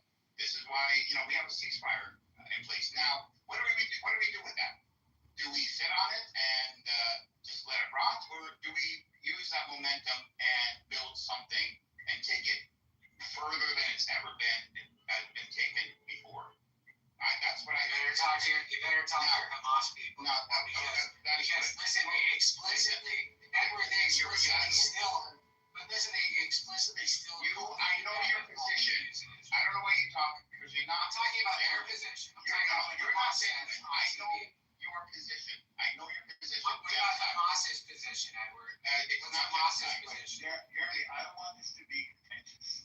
But Norma, then why don't you tell us what is the Hamas position? Like post Hamas will tell you their position. Hamas will tell you their position. Yeah. It's been on memory. It's literally recorded on video. Hamas wants to wipe out the state of Israel. And if it takes a interim step, wait on this. Okay.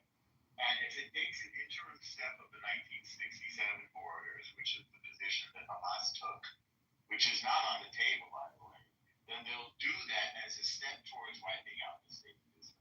That's Hamas's state position. So right now, I explain it. So what I'm saying is that right now, Israel is not going to be in a position of any sort of a reward or seeming reward for what happened on October 7th that leads to any kind of a state. The choice is actually between continuing the war until Hamas is completely obliterated, which is largely done, or some sort of enduring peace. Those are the only two things that are on the table. There's no state on the table right now. And we're not going to turn the time machine back and go back to 1967. The current position, this is my last statement, is autonomy congruent with Israeli security. That's what's on the offer right now. And I'm quoting now the former ambassador from Israel to the United States, Michael Oren. You can go see his position. He's a little bit. I'll end it there. So okay. Let me just end it there. You go. Yeah, go ahead. Okay. I understand what you're saying. I understand what Israel's position is. However, it's not just Israel's position that is taken into account or that will dictate the policy for this region. It's going to be outside parties like the UN, like the United States, like Russia, like China, and like Saudi Arabia. They have a stake in this, and they are also they have a lot of influence when it comes to what the position is or will be. The first step. You're thinking that Israel won't have a sway in that? Or are you saying that? I think Israel inevitably will have to accept the fact that there will be a two-state solution, two states. Now, having said that, it doesn't mean that a Palestinian state or a terror state would be built or should be built or should even have the chance to be built. What I'm saying is, the talk is that there will be an agreement between Israel and the Palestinians, not for a state, but rather for very exacting objectives that Palestinians must meet, meaning they must build a state and build it in a very specific way, meeting certain objectives along the way, objectives that Israel and the Palestinians agree on. And once those objectives are met, then a state can be declared. So it starts with Israel's security and the need for Palestinians to have self-determination. Well, it's got to start. It's got to start with the Palestinians not wanting to kill us. Well, yeah, it would start. And of course, that would be one of the objectives. A key division. I want to give you a name, Andrew. Salam Fayyad. He's brilliant. He's brilliant. Okay. Yeah. And so Thomas Friedman today in the New York Times said this guy Salam Fayyad would be a pretty viable leader for at least for let's call it the emergent interim government. Yeah, they're calling it now. I would say for an interim government, yes, because you're building an economy. He would not be a good leader for a nation because he's an economist. He's worked with for the World Bank, I believe, for years. He's very, very well known as one of the premier economists in the world. He's very good. Okay.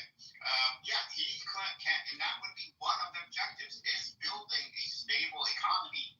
And what you'll find, is that people like him, and there are others like him, both in the West Bank and outside of the West Bank. And I think this is why this board of community service, and there's some other word to it, that is in the ceasefire agreement. That is there. I think that's what that board is for, and I think that board is not, and it doesn't say specifically, but I don't think it's just for Gaza. I think that will be the transition. It will transition into the interim government, the technocratic interim government to building a Palestinian nation. And that's just my feeling, because it's like, why is this board here? And that there was talk of this before the ceasefire. Can I ask you about coexistence? Put me in the queue. I have a question as well. It's a serious question. Okay, yeah. Like for real though. This is like I'm not trolling you guys. So a two-state solution on 67 borders means that there's 5, 6, 700,000 Jewish Israeli residents of Judea and Samaria, which would then do what? Where would they go? I believe, and I don't know the makeup now, but I believe like around 400,000 of them are in those two major cities that stick out into the West Bank from Israel. So there would be a land swap for that, and that was discussed in Oslo. So it was offered to Arafat, you turned it down. Well, under Clinton. Did not specifically turn that down. He did. No, he did not. Well, he turned down the whole thing. He turned down the whole thing. So you can't say which included 96% of the land that they asked for, plus swaps for the other 4%. Listen, we don't have to get into that. You go read the agreement yourself. But ultimately, he walked away from it. But I'm wondering, are Jews going to be allowed to live in this newly formed Palestinian state? Okay. I'll answer both your questions. Okay, both your questions. The first question, I think 400,000 settlers would be, part of this, part of it would remain where they are, and there'll be a land swap like what happened in Oslo. I believe around 200,000 of them would probably leave and go to Israel voluntarily.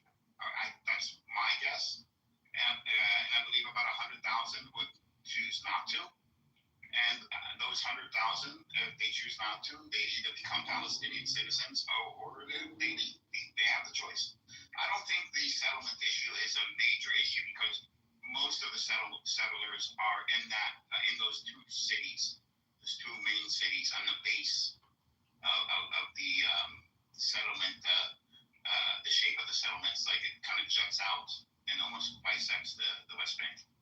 And so I think So to be clear, they're asking for, a new nation of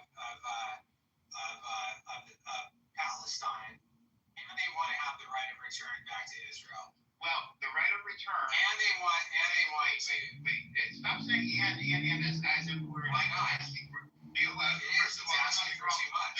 No. This is the thing that if it's too much, then it'll be discussed, and they would say it's too much.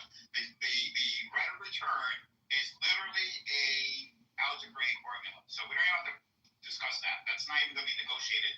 They're going to run the numbers. Israel will run the numbers as long as the people that will be returning, the amount of people, it will not affect the Jewish demographic of Israel. Israel doesn't care about having them in there. That's plain and simple. That's all that matters. As long as it doesn't change the demographics, it will be a Jewish state. And Israel will allow them in, and that will come down to a algebraic formula that Israel will use to determine that, and they will give it to the Palestinians and say, here's the number, here's the formula, and done. That part is not. Can I ask you, Edward? So it seems like a lot of concessions the Palestinians are getting. What concession are the Jews going to get? What concession are they going to get? Well, what do they want? What does Israel want? How about that? Let me answer that. Yeah, well, how about that? Jesus, what does any country We want? want to not be killed by your fucking You already terrorists. said that already, and I already warned you that if the U.S. If the various parties do it the right way, and not just dump money on what they did in Oslo. They just dump money.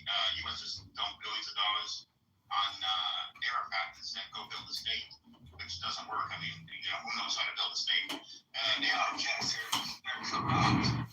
Well, it doesn't matter if they're corrupt or not. I mean, It was Arafat, but then all the Hamas leaders and the Palestinian Authority, they're all corrupt, Edward. You wouldn't have a state already. No, that's not good. Go ahead. Listen. Wait, hear me. If we're talking to a Palestinian person and we have negative opinions, this is not the way to sort of have the conversation. For example, this guy, Salam Fayyad. Yeah. Look him up. There has been a corruption problem. Let me say, look, we have some corruption problems in Israel too. But let's not front load this thing with negative taunts and stuff, because it's a rare opportunity to have a The thing is, Norma, that the Palestinian people as a whole have disqualified themselves from their own self-sovereignty based on their behavior and history. Okay, there's no way that we can endorse a terrorist state to be created on our border, which will be Union-free, okay, where they won't allow Jews. There'll be Jews there. On the street. There'll be Jews there. How many Jews are in Gaza? Wait, do you know that there are settlements in the West Bank now that do not have borders around them? Yeah, do you know how many people are attacked on a daily No, basis? they're not attacked.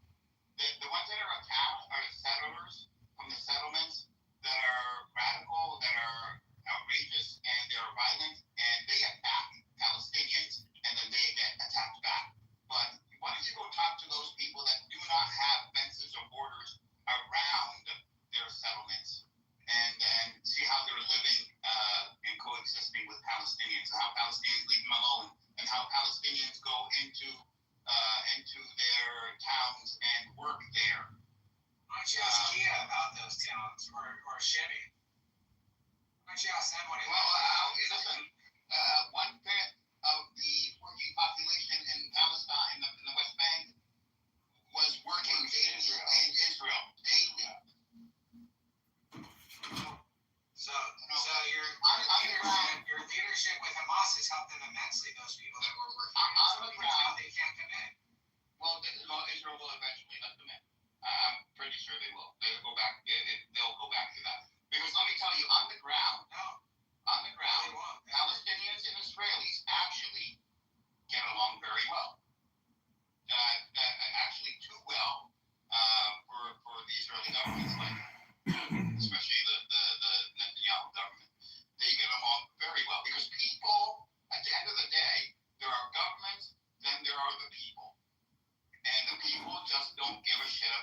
governments do.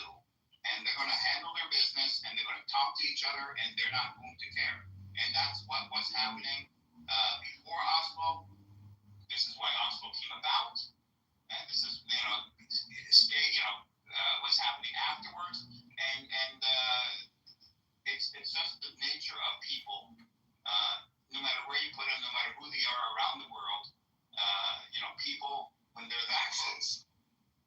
Actions have consequence, Edward. The actions of your people. It's not for you, especially the leaders of your people. No, it's not. It's not specifically, which represents the Palestinians. If you want to go after Hamas, feel free to go after them. Great. You know what? They're all Hamas, dude. All of the Palestinians, they support Hamas. I know. You understand that? I understand. No. Communist terrorists need to go. Hear me. I'm trying to do the opposite of what we're doing right now. I'm trying to find common ground. I'm trying to find a common ground, Norm, but it's hard when all I hear is untruths. Well, no, let me. About how great the Jewish residents have it. How great the Jewish residents have it in Judea, Samaria without fences. With the Palestinians. No. I'm going to go find out. I'm going there. I'm seriously going soon. I'm going to hey, Norm, go into the West Bank. Better wear a bulletproof vest. That's where I'm headed. That's my area. And ask them. Yeah, I was already going to Ramallah. I mean, I've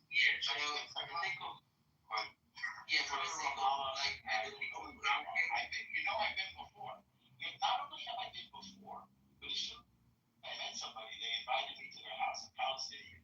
Invited me over to his house, and I went for lunch. And he served me lunch and tea. This is oh my God, Norm, and he's still alive. Not only that, I was serving in the IDF at the time, and I went on the weekend, and I took off my uniform, and I went to Jerusalem. I didn't even know what the hell I was doing. I got into a taxi cab and said, take me to Ramallah. But then I was just there. This can't be the first time you've had a private engagement with a man at an intimate dinner in somebody's house that you've never met, right? It wasn't an intimate dinner. It was a nice family with his kid and his wife. You meet an Arab, within 3 minutes he's going to invite you to his house. Maybe less. Am I wrong about this? This is the human condition. This is true everywhere. No, it's not. You don't think it's true everywhere? It's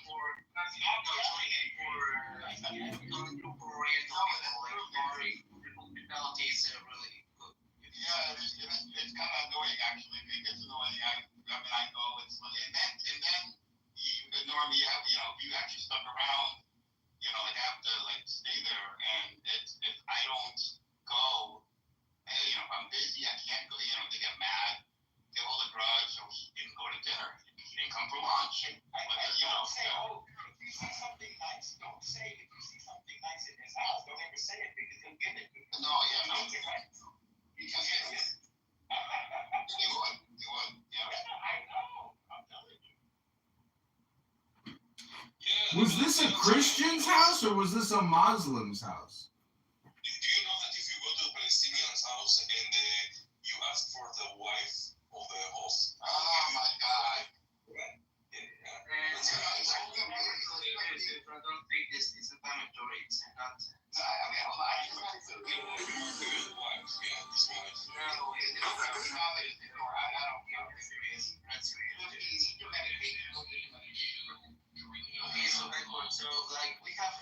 think we have here common ground. You're gonna have to trust me to make a distant solution. כן. אתה כזה נחמד עם האויב הפלסטיני, נחמד. אל תדאג, אתה תלמד גם אתה להיות נחמד, אל תדאג. יש כל מיני פלסטינים. אז אוקיי, הבנתי, אני מדבר עם שמאלנים, סבבה. אני לא שמאלני, אח שלי, אני לא שמאלני. תאמין לי, אני לא. אנחנו נבדוק את זה. אני לא שמאלני, אני הייתי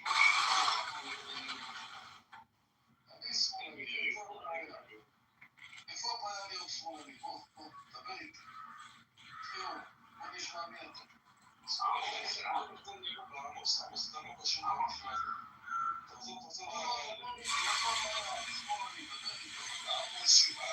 Back to Europe, where he's belong.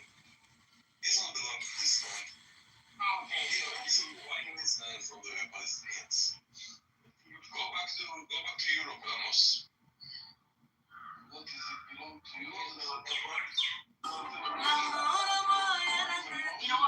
Bro, I think it's time. Please,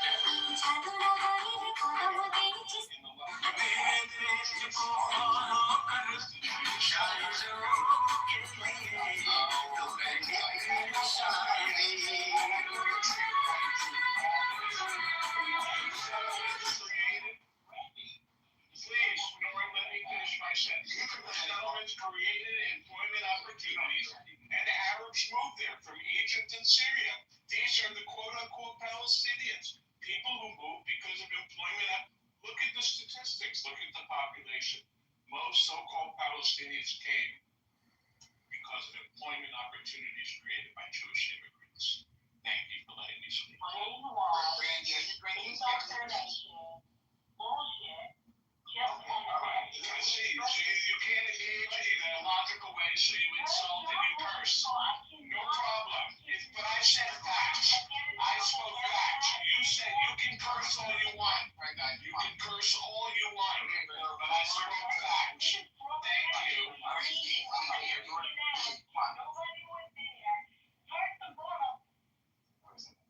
I didn't say nobody was there. Already you're confused because I did not say nobody was there. She misunderstood. Let's see respond, and then we'll go back to our conversation. But to be clear, I did not say nobody was there. Thank you. I mean, do you really need a lot of psychopath interviews? Can you stop talking to genocide and maniac Jeremy? Well, that is not nice. Calling people names is not acceptable. You're not calling me names. You called him a genocidal maniac. That is not fine. Don't release, please. Zero, don't release. When I say I take the microphone, I take the microphone. Last time somebody made a trick on me and broke the room, so I opened it the second time. I don't know, I see too many admin in it. Green, I didn't give anybody body. You want me? That's what I'm doing. I'm saying in moderator in the that I said not to be. No, I can trust me. All the people you give a moderator, I respect, and it's it's an aspect now, Yes, this is right. When I speak, Answer the question for there. Ask her all the people in the room, it's not there, it's Amos, it's double Amos. I don't know why you come in, where is my picture, I don't understand, but okay, Ken, I have feel Ken. Yes, exactly. So for the sake of conclusion, I guess we do have common ground in agreeing a two-state solution, but in Israel's case, it only comes with the ironclad security guarantee that the new Palestinian state is not going to turn into a Trojan horse. And that would only come, if there is not an agreement for a Palestinian state, but an agreement for a pathway to building a Palestinian state. Okay, that's actually a very pragmatic way to look forward. But well, please, I took the microphone that everybody on mute when I take it. The microphone, you speak me. Now you listen, everybody. Those who are on the stage and those who are not on the stage. I'm talking to everybody. When you realize that there are two people, there is Israeli and there is the Palestinian, whether you like it or not, both sides as a fact. Even that there is a war, the Palestinians will not remove from here. The Israelis, after the 7th of October, of course, will not remove from here. And I offer each side, if you support Palestinian or you support Israeli, to listen, to learn, to listen to the other side pain. If you will not learn to listen in the clubhouse, we are virtual people. You will not learn to listen to the other side pain. Then it's a war. And I don't believe anyone in this room have passed the war and understand what the WAR means. So please, in the virtual life, in my room, respect the other side. Israeli respect Palestinian, and Palestinian respect Israelis in my room. Please. trying to make it correct is more difficult. Somebody says Nazis to the Israelis, somebody from the other side say about Palestinians terrorists. It doesn't matter, it's okay, I understand it. A lot of anger. But please try to listen to the other side and understand that we will not settle, not in Gaza, not in the West Bank. Most settlements we make, more angriness and terror will come against us. Yeah, but that goes both ways. What do you think here, Tom? The bigger picture,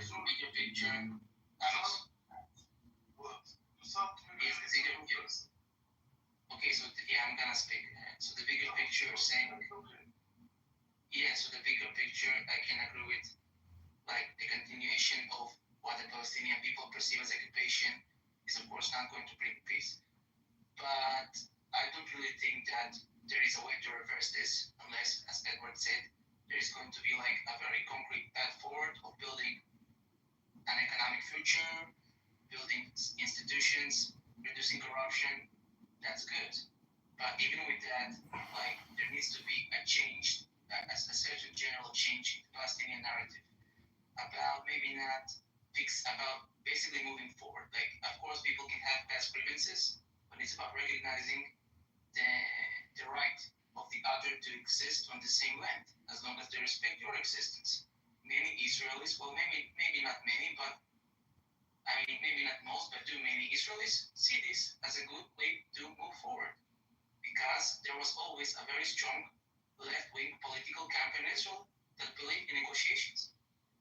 And I mean, when I see the Palestinian side, I don't see many good examples of what you can say left-wing Palestinian politics. Even if you do, it's usually left-wing Palestinian politics in terms of like secular socialism or anything like that. But again, they don't really think about thinking in terms of the other side. It's not about, they don't think about recognizing the other side.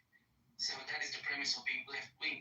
You start conversation once you see how the other side views you. And I wish most people like Edward, most Palestinians are like Edward, but that is not the impression I get it. It doesn't mean it's not like a possibility in the future, but right now it doesn't seem to be like the impression I get from the Palestinian side. Well, you're getting an impression that's slightly skewed because the Palestinians are very angry in the West Bank right now at the Palestinian Authority. They're very corrupt. They oppress their own people. There's no freedom of speech. There's no fighting for Palestinian rights. There's no attempting to negotiate with Israel. There's nothing from the Palestinian Authority. Yes, and that is the problem because I know the reality, but that is the problem because their alternative is Hamas. Their only political alternative. That's not that true. the popular political alternative they have. Yes, Think about Hamas. You're thinking of like a two-party system. We don't have a two-party system. We don't have a system. I'm not talking about institutional things. I'm talking about the popularity of Hamas in the West Bank. No, we don't have a popularity in Israel of people like the Kahanis, Mayor Kahana, which you can say like the closest equivalent of Hamas on the Israeli side. The Kahanists, we do have in the government radical people like Smotrich and Ben-Gvir, but again, they don't enjoy major support in Israel from most Israelis. If you ask most Israelis, the only people who support them are those who don't really have much power in Israeli politics, in Israeli society. I just want to explain a little bit about how Palestinians think generally, and how Hamas fits into the picture of Palestinians' framework here. When it comes to Palestinians in the West Bank, they did elect Hamas back in 2006. Okay, they elected them. Why? Because of all the torture and corruption that was happening under the PA. That's why they elected them. Yes, the page is not the angel. We can agree the page is not the best. Right, but I'm trying to hold on. But Hamas is like picking. It's like worse than the page. Okay, so I'm just trying to explain that how Palestinians think. Now, when they elected Hamas, Palestinians are more secular than not. They're religious, but they're these Palestinians are used to having pilgrims and visitors coming in from all over the world for a long time to the area. So they're very, very open, generally very, very liberal in the traditional sense of liberal, not the liberal that we have here in the U.S. But when Palestinians are generally ideologically opposed to Hamas, that means they don't believe in the way the Hamas governs, the way they, the way they want to put religion into the government and have the religious right of the government, so to speak. Palestinians do not believe in that, and you can talk to many Palestinians, and they'll tell you the same thing. However, they will support Hamas in terms of the resistance. So yeah. So there's the problem. They don't want resistance so that's the problem, because if Hamas offers this particular kind of resistance, which would they're not offering that now. That's the thing. Now, this is where there's a fork in the road now. Okay, they supported Hamas to help Palestinians get their, You can't throw the terrorists out with the bathwater. I gotta explain this. I don't see how you can say that Hamas, what was the purpose of October 7th? I'm telling you. Okay, what it did for the Palestinians is it shifted world opinion to Palestinians where we didn't have world opinion for us in the past. It allowed people to know exactly what's happening to the Palestinian people in general, to know that there's an occupation, because it seemed like the world forgot about the occupation, that there is one, and to stop the normalization of Saudi Arabia with Israel. That was the objectives, and Hamas has met those objectives. Now, what you have to say is correct. They made, I understand you. I mean, I get the point. You just want to speed things up a bit, because I get what you're saying. So Palestinians wanted to draw attention to the Palestinian issue, which was a success so far. But on the other hand, what they did is that they pushed the Israeli left, which is ready to make peace agreement with Palestinians, state solution on the 1967 borders. They pushed them on the fringes. So how are you going to expect, unless there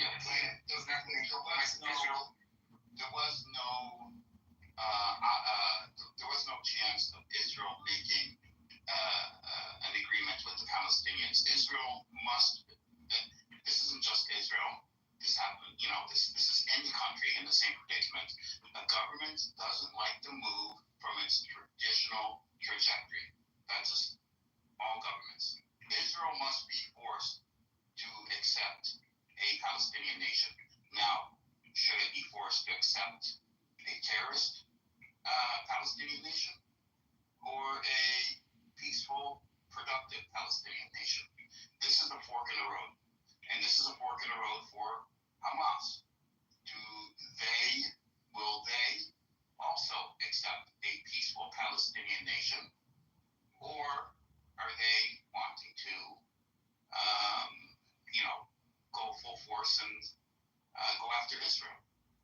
I truly believe that Hamas, so far, has indicated a willingness to give up power to the right people, to have elections, to have people in charge that are that will move the peace process forward, that will help build a future for Palestinians. So what do they do? Just sit in the shadows and act as the Praetorian Guard, the protector of the virtue? I mean, you're delusional, Edward.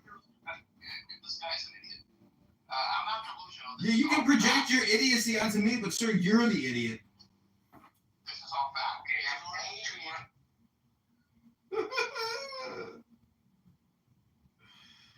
They kicked me.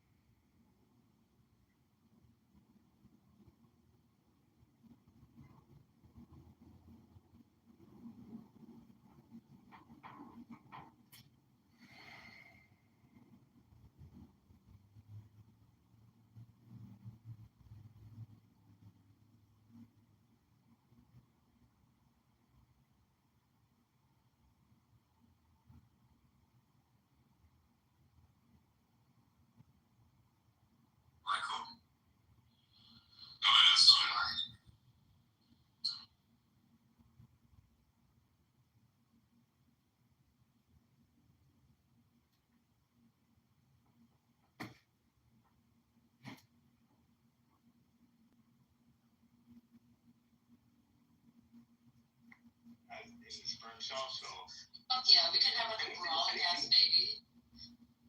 anything past fucking what the fuck?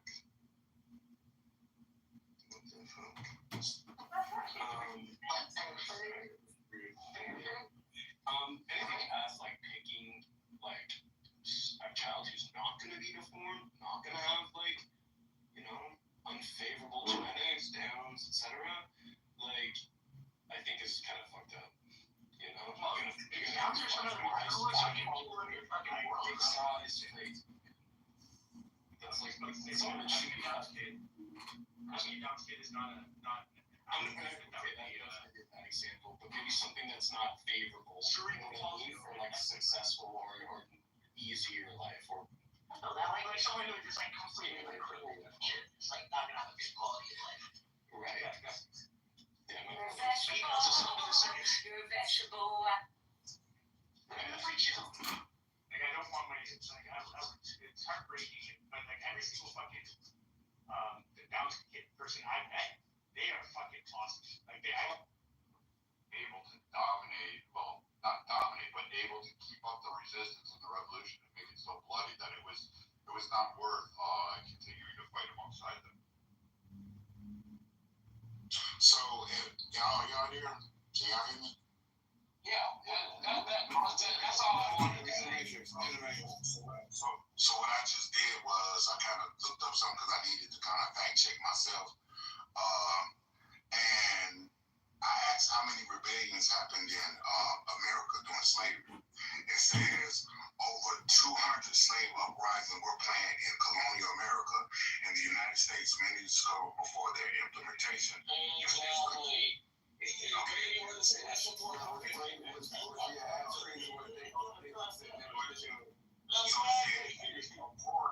said, of course, they did as early as 1934. 33 slaves are okay, Nat Turner and there's other ones. So, but I see a difference, and I do, because the more we're talking about it, the more it's opening up. The Caribbeans were native to Caribbean or the Caribbean areas, those that were in the. No, they were all slaves. No, listen, what I'm saying is that, right, the Haitians, right, over in Haiti, were they already dealt with? Of course, we're not part of the left-wing Israeli movement. The problem is they're getting less and less traction because of the escalation of violence, because of the cycle of violence. They're getting less and less traction. But that is a pattern you're seeing over the last 70 years because, again, many of those people who are responsible for wars against Palestinians, what you can call atrocities, war crimes in Nakba and since, they basically, when they grew up, got old, those people were talking about reconciliation. So yeah, of course we had our extremists, like the guy who murdered Yitzhak Rabin, sure. But again, like why, it's a symptom, it's almost like it's a symptom in the Palestinian nation. Because they're not like reaching out to ordinary Israeli and like building bridges with ordinary Israelis who actually are interested in building with their bridges. Like it's almost a symptom as. So you're talking about the past. Now, I would disagree with you there. That it's only on the Palestinian side. I think Israel should share the blame as well. I mean, of course, you can say both parties should kind of blame. Yeah, I'm not saying there are no Nazis in Israel. I'm just saying that when I look for some peace movements in Palestine, I don't see what qualifies as a peace movement. And when I did actually find one example, I think it was an organization of Palestinian. Actually, there are plenty. Okay, but you're talking about organization. Okay, but wait, you're talking about organization. But wait, I want to point something important. You're talking about organizations. They don't reach out to similar organizations on the other side. Yeah, that's what I'm talking about. That's not. But the only example they found. It's not the only example. No, I will give you an example. There's a group in West Bend. There's a guy, I forgot his name. I look him up. He puts together resistance fighters and IDF soldiers. with each other. He's been very successful at it. Doesn't get any press, doesn't get any news, doesn't get anything from the Palestinian rhetoric. There's plenty. So we can move on from this. Give us two examples in words. I just gave one. One guy, yeah, that you invented. Okay. Okay. Well, let's move on. The example. Give us the second example. Let's move on. He can't show us any example, ladies and gentlemen. To make things concrete, the only example I actually found in my research, not now but before, was some organization called Women for Peace or something like that. Go put it in GPT and you'll find a bunch of them. It's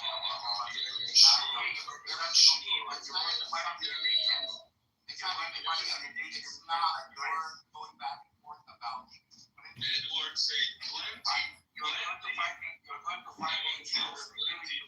find NGOs that are concerned with systemic issues in Palestine proper, or reaching out to the outer wall in furthering the Palestinian cause. I don't. Okay. So that's the specific things we need to make clear. When I'm talking about the only example I found. NGOs. We move on. Can we talk about what's happening? No, but this is a very important. I think it's a very important subject. Talk about it, and we can agree to disagree. I believe that the Palestinians have done a lot of work on the ground to and this is something we can agree to disagree upon. I know you are of this opinion, but like it's not my opinion. It's not about the opinion. It's about facts. Like I don't say I know the Palestinian mindset. No. I'm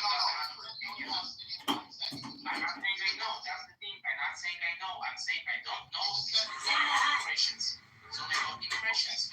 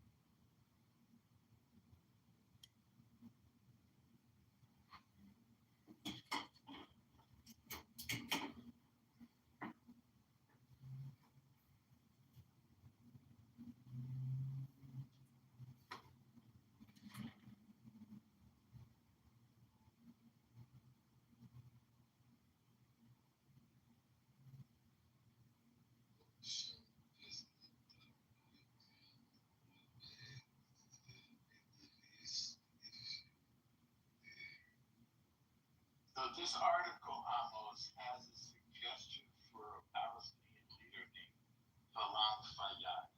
Take a look at it. It's like a liberal New York Times writer telling Trump that he could make a real advance in the Middle East. That's what it is.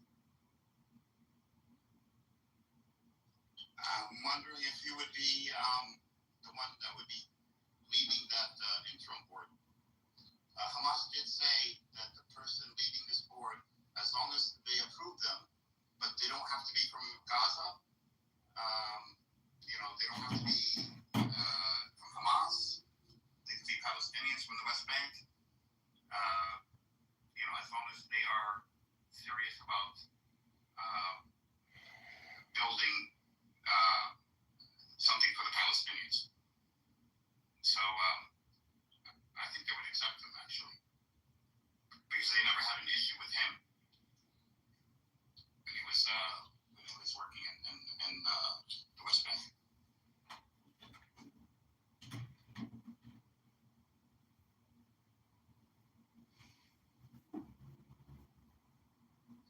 Actually, let me put that in GPT, see what it says about him. It says he's been prime minister before as well as finance. Maybe prime minister doesn't mean anything. Remember, we have a president. I think we should move to the parliament system. I think it's a better system. But prime minister is more like a, just like how president is in Israel. It's almost symbolic.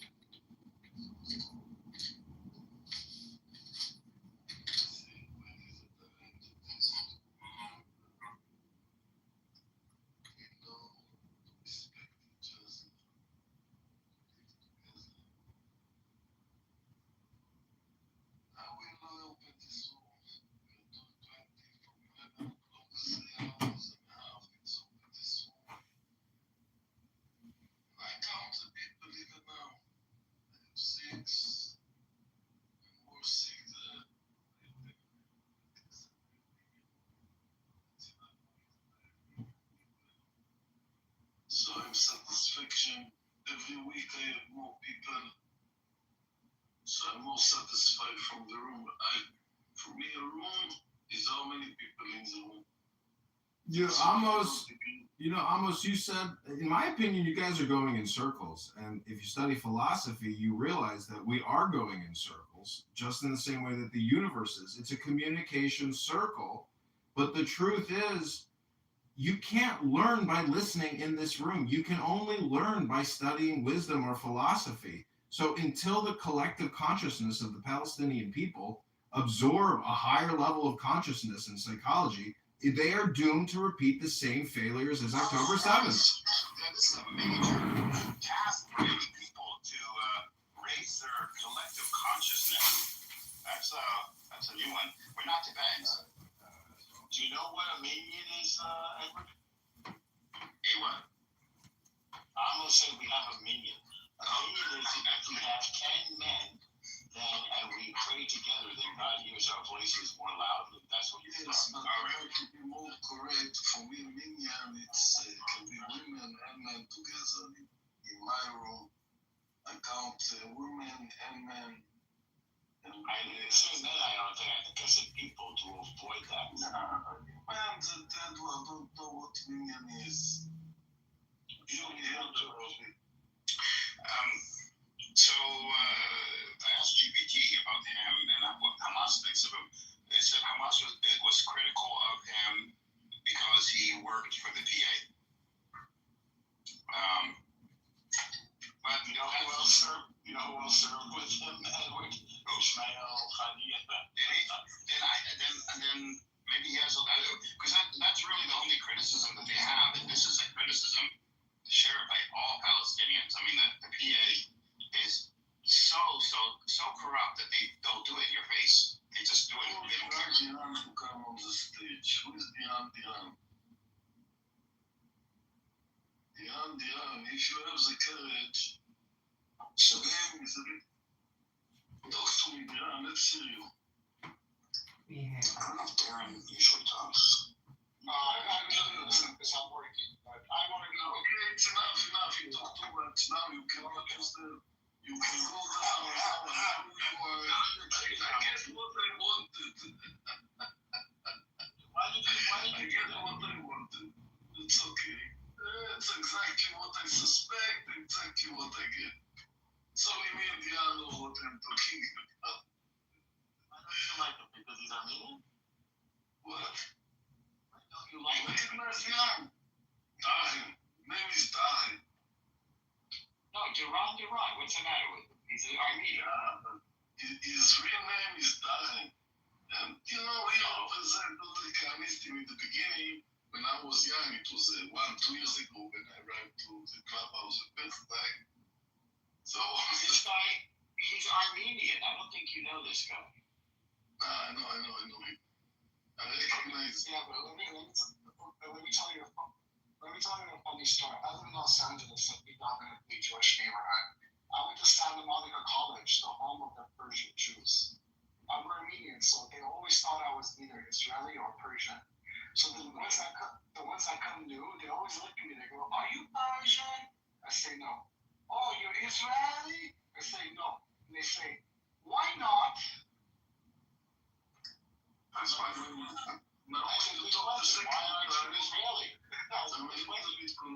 because maybe you're not the Darren I thought.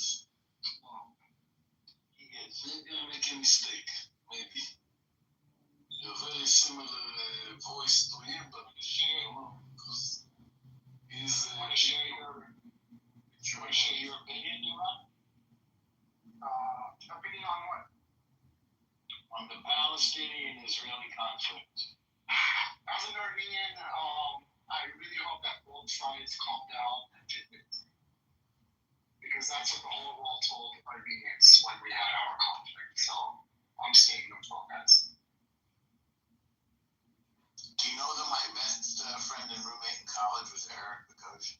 Yes. It's Bogosian. There's no job.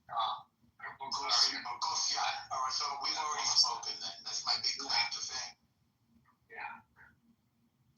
Anyway, who else I like is Adrian. I didn't know him and I hear him the first time. Adrian, speak a little bit to Amos. He records rooms. So what if he records Zoom? You make people who record Zoom and what the big deal? We speak here.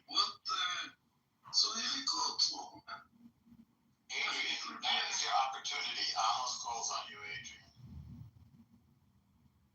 Adrian, he seems to be very, very clever person. I don't know why, but I like him. He's a spiritual seeker. I think tonight the first time I heard him.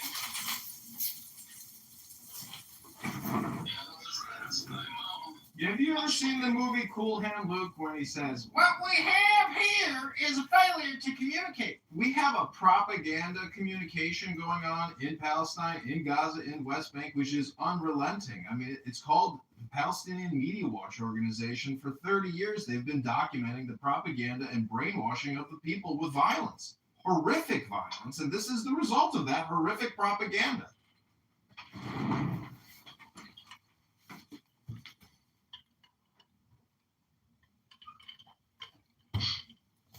Anyway, this one will be open every Friday night, every Friday night, and I hope that everybody will come and support me, that we have to start talking in the clubhouse. And if I take Amir with me, I think we have close to 100 people in the room. That's what I'm saying. Well, I'm gonna go and eat. I'm getting off and then coming back. I'm gonna go to Amir's room. Why don't you go to Amir's room and tell him your room was successful, that you had a successful Friday night. He knows. Tell him that you got chance with him. Tell him you surpassed you passed his numbers. Everyone, 50% of the people who are here are coming from Israel. Palestinian for me, Don't tell him. Try him. Tell him he's your nigga. tell him everything. And he go to the, Mr. Home, he go to see what's the room, so he look and how many people is Listen, almost. Go to Amir's room and say, I took 50% of your people this week. Next week, I'm going to take 80%. And then 90% until there's nothing left. Tell him that. He knows it.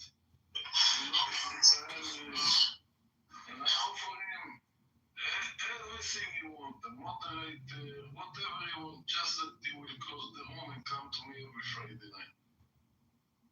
And this is the only way to listen to each other and trying to make conversation. And we see how much it's difficult in the rooms. Very difficult to bring Jewish and Palestinian clubhouse. It's not in the real life. It's only virtual life. You don't have to be responsibility for what you say.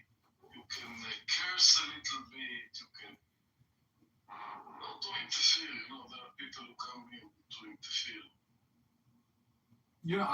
I've never spoken to a native Palestinian on this app who speaks Arabic and needs a translator. Never heard it, never seen it. Just pointing that out. So when you consider that, you'll realize that this is English propaganda for the Palestinian state. I need a translator. No, I'm talking about an indigenous Palestinian who speaks only Arabic.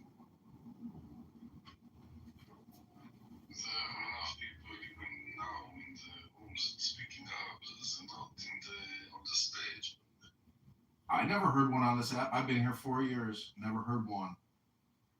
Because they don't speak Arab. A Palestinian? I never heard it. Like once, maybe once. But then otherwise it's Egyptian. So it's Arabs.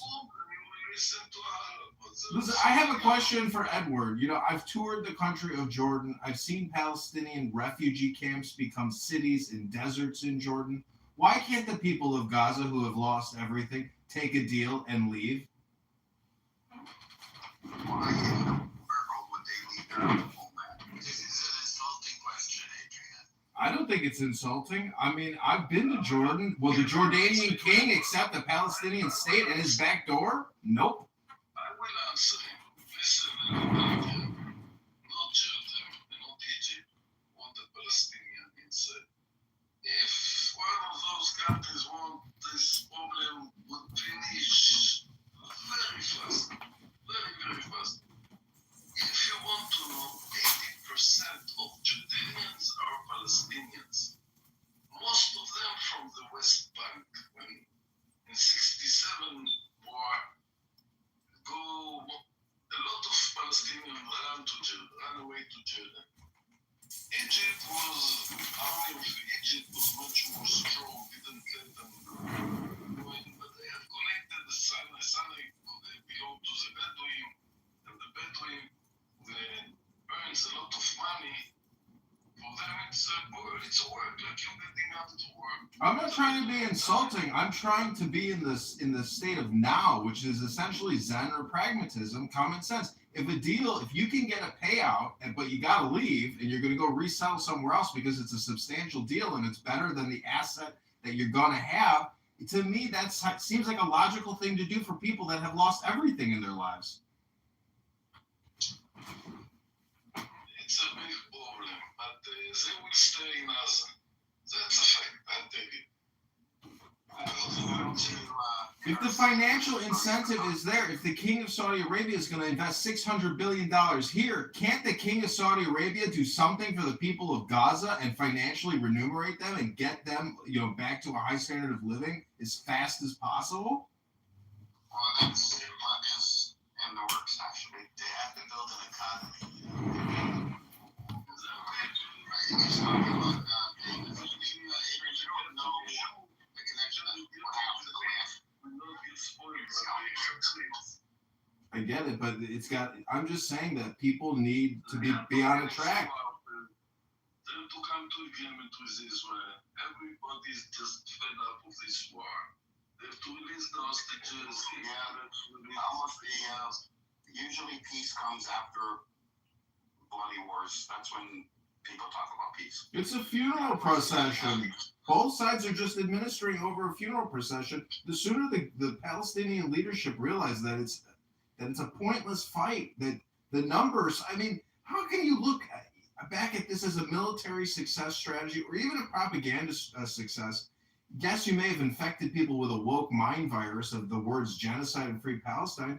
The truth is, the propaganda war is insignificant. It just gets deleted. But the real situation on the ground is so devastating that, I mean, they have to come to terms with defeat and accept a humbling defeat and accept justice. I mean, whether that means people not being allowed to live there anymore and having to live in exile, that's what it is. Rather die than lose their dignity.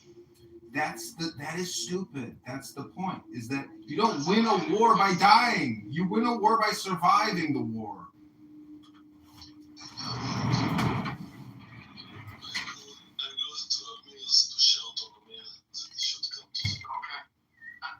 I'm gonna go and send them to eat. See you later, Norm. I'm sure I'll see you tonight. Oh, I have good appetite. Thanks, Norm. You're very welcome tonight. All right, well, I'm going to go coexist and go get a shawarma sandwich, a chicken shawarma sandwich. I'm so tired, though. I have to work tomorrow. Work? Yeah. When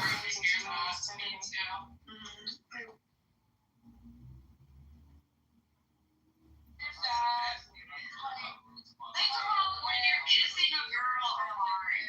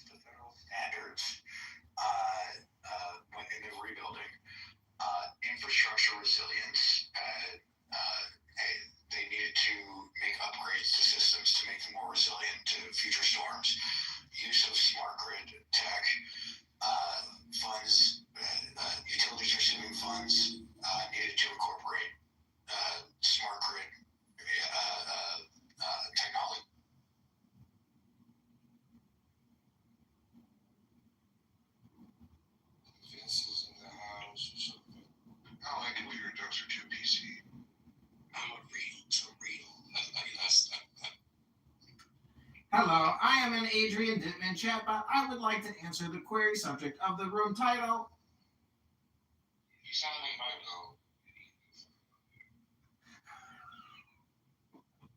go. I am an Adrian Dittmann AI chatbot agent. I would like to discuss women and why men aren't women enough for the men without women. Hello, this is Adrian Dittmann. I am an AI chatbot agent sent here to help answer why women are how women aren't. The broken Adrian Dittmann chatbot.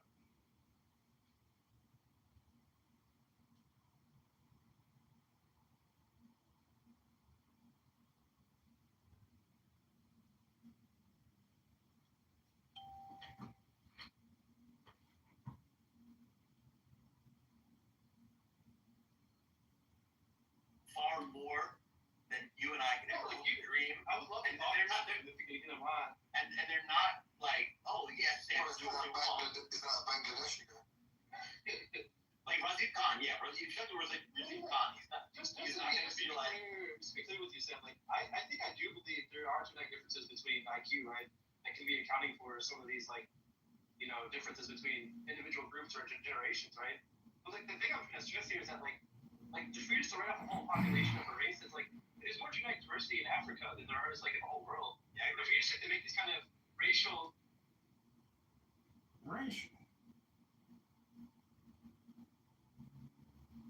Message all these ladies on Hinge, not one responded.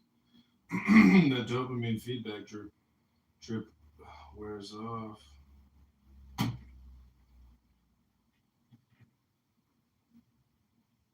Okay, we're just waiting for Adrian Dittmann to go live.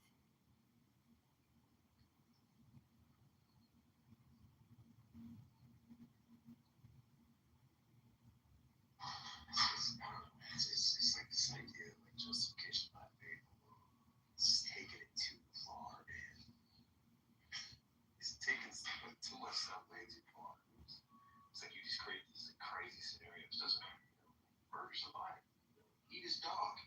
I'm still a Christian. Like, what? Hold on, man. Why would a Christian even be doing that? Like, Dittmann to get them like joint ventures, so you got all those hydro-cooled units, like some like 15 exahashes of hydro-cooled units to stand up. Dude, I hate those fucking hydro machines. Yeah, everyone's going to liquid to chip now for the HPC stuff too. It's crazy though.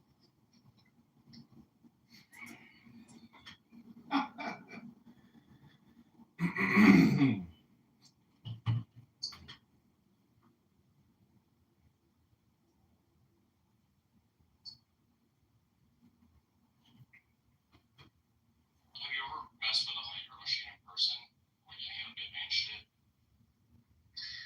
No, I haven't worked on them, but just seen them in operation. It looks just ridiculously complicated. It's ridiculous. It's ridiculous. And the water is so high pressure because like the flow through the fucking water blocks is so restricted that you're running like 70 psi of water or something ridiculous through them. It's like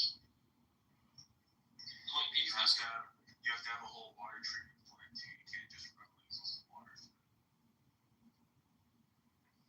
It would, if you can freeze, it's gotta be like glycol and water. But like treated water, glycol, like, and then all your monitoring stations for your water pumps. Like it's a massive operation. It doesn't make any sense to me. Because I ran a few of those containers with the big containers because we were actually looking at buying a whole bunch of them. Oh, And it was just like, this is the Dickerson. You didn't like that was a Bitcoin room if you want to listen to it, but if you want to come up and talk about your fat life, talk about your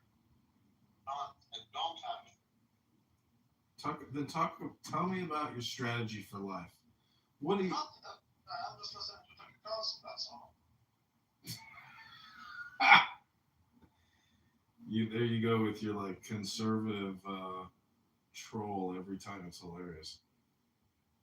Well, you're a conservative. I don't know why you find it to be hilarious. I mean, the joke's on you, motherfucker. It's not. The joke is on you, dog. Well, I'm not the conservative, but that's fine. Yeah, Tucker, man, I mean, blunder. Tucker Carlson he's fucking big time, dude. What up? Hey, sometimes you're nice to me and sometimes you're really mean to me. So I don't know which Adrian. Hi, Rabbi. How you doing? Doing good. I think you're So what are you doing tonight, Bunder?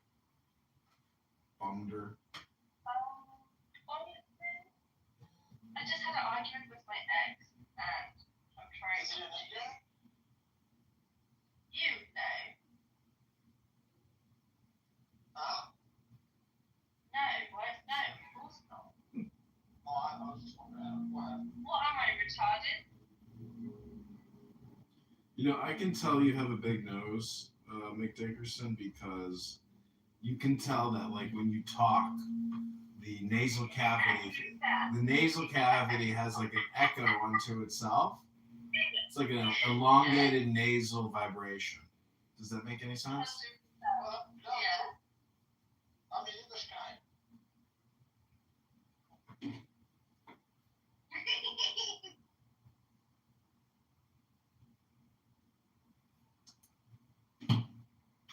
I heard that audio from Saudi. Huh? I think I'm from Saudi. There's a lot of English guys from Saudi. It's true. You look at some of these Saudis, now they look Ashkenaz. How could that be?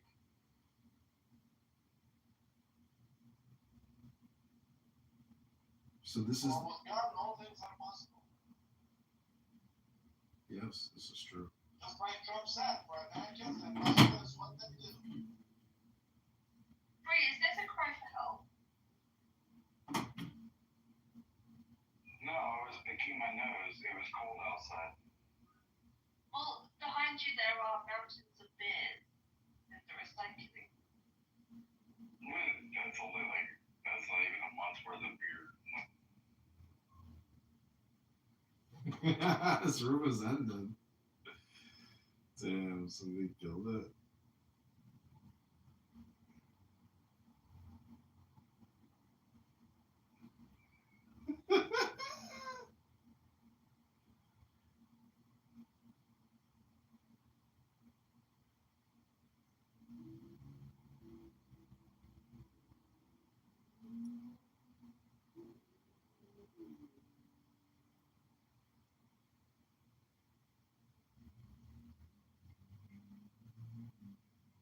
Okay, this is you too, Adrian Dittmann. My last room was unceremoniously ended. What a shame.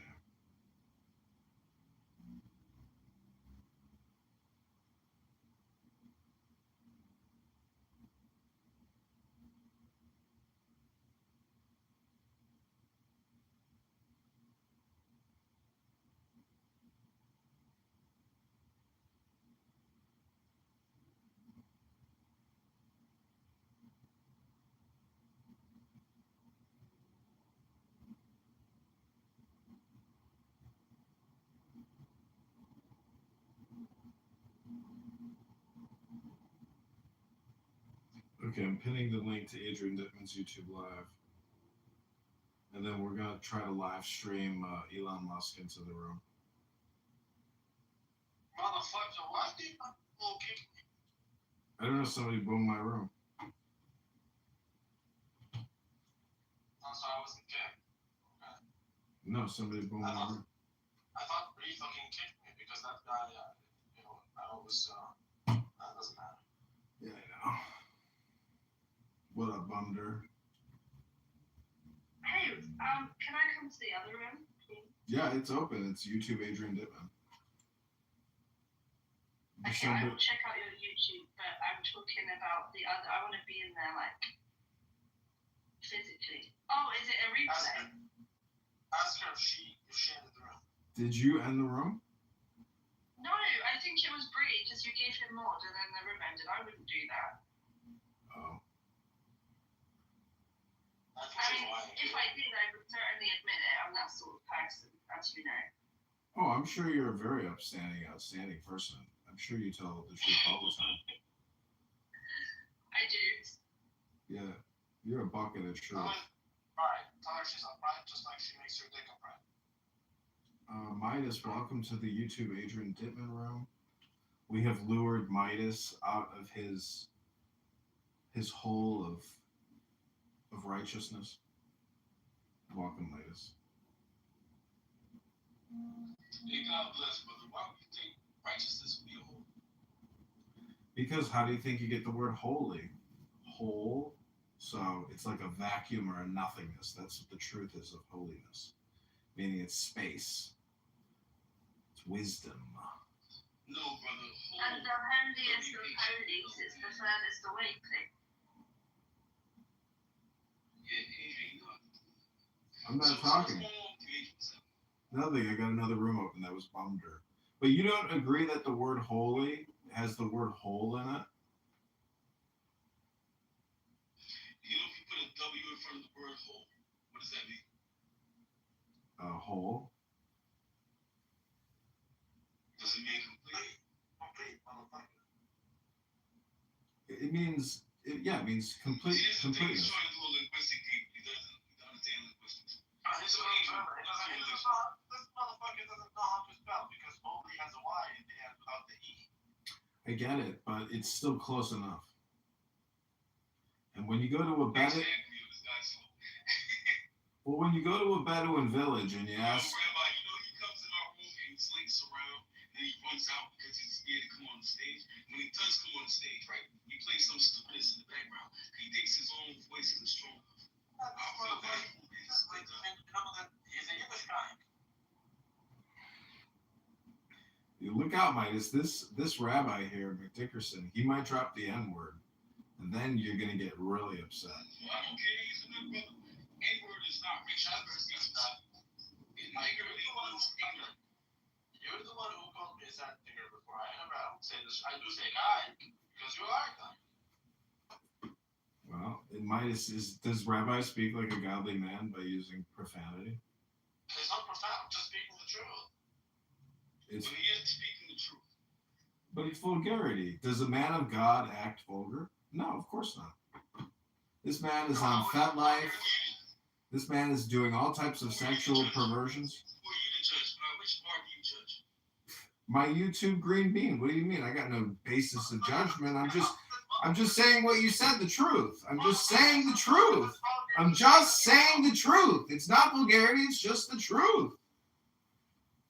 Rabbi, I think it's more vulgar that your rabbis, Adrian, I think it's more vulgar that your rabbis, your actual rabbis, suck the penises of babies. My rabbis do not suck the penises of babies. I don't know any rabbis that suck penis baby. I mean, why would you talk about penis baby with a rabbi? Like, what's wrong with you?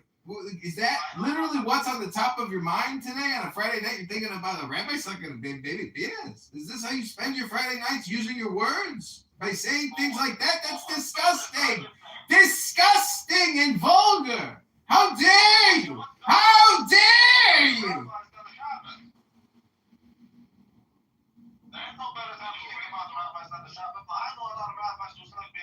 I'm reporting both of you to the Southern Poverty Law Center for having such a poor vocabulary and such a vulgar, disgusting disposition that I hope these Southern poor lawyers deal with you appropriately.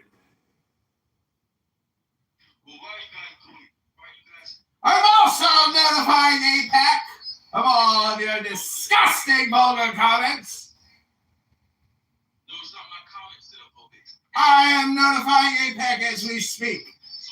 Dear APAC, I am in communication with two anti-Semitic, low IQ pieces of shit. One of them is known as Rabbi McDickerson. The other is known as Midas. He likes to use a stupid PTR from the movie Malcolm X because he thinks he's some type of revolutionary leader. His handle is Midas Spade. Apparently, he is a spade. And what do you do with a spade? You till the soil, the earth with a spade. And then sometimes the spade goes rotten. And you gotta go to Home Depot and get a new one because the old one broke down. Like Midas here. What was the question? Sorry, I was... Sanhedrin follow Jesus Christ. Why don't you follow Christ? I do follow Christ. I do follow Christ. I follow Christ. I follow Christ. I follow Christ. Mashiach now, Rabboni Shalom. Mashiach now. Hello? You're smarter than you appear. Hello? Smarter than I appear? Oh, you must be a genius then. You must have a genius detective system. Because clearly Midas is the smartest fucking guy on Clown House. He's a fucking genius, this one. You know, you might be smarter than you look, Midas. Wow, you're a smart guy.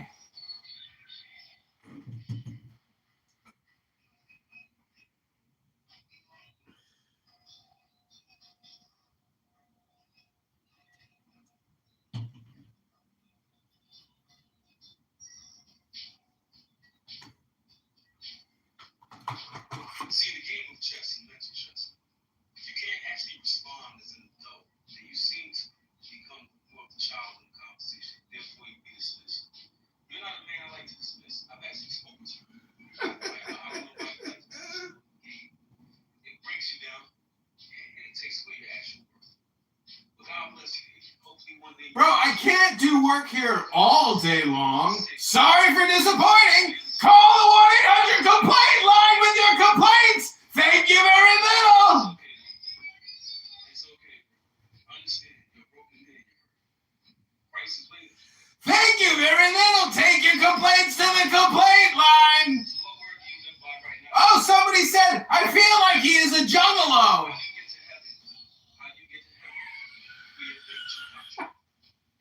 Are you a juggalo?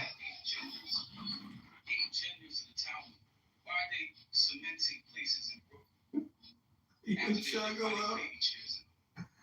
I don't know. Go into the tunnels and liberate the juggalos.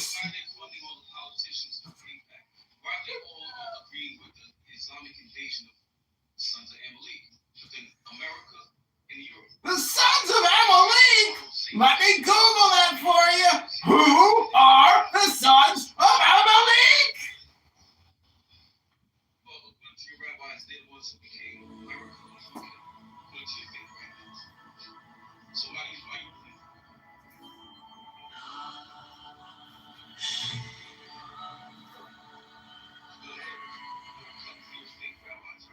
Come for my feet, rabbis! What about the Sons of Amalek?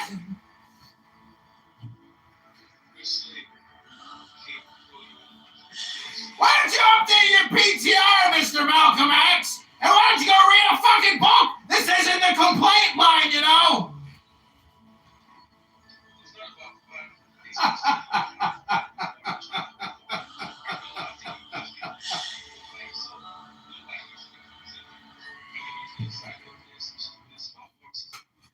Again, this isn't the 1-800 complaint line of Clubhouse Midas. Go take your complaints to the Clubhouse Complaint Department. Jesus Christ! Leave me alone with your complaints. Christ is king. What do you want to debate about? Jesus Christ! You are the new material. Go take your complaints to the complaint line. This is my YouTube channel. You're interrupting me. Right, so obviously you do some channels. So how many viewers watching? 2.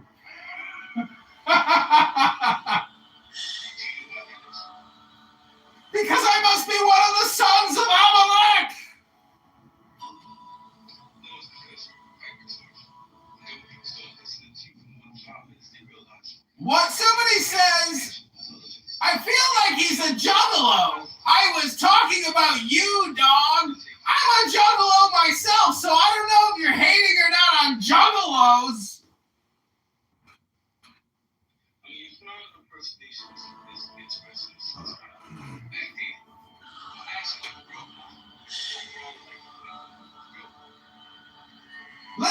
help you with your mental health disorder and just shut you up, because you never seem to want to stop talking. Get a life, Midas. Everything you say negative about me is a direct reflection of yourself, you idiot. You're a fucking clown!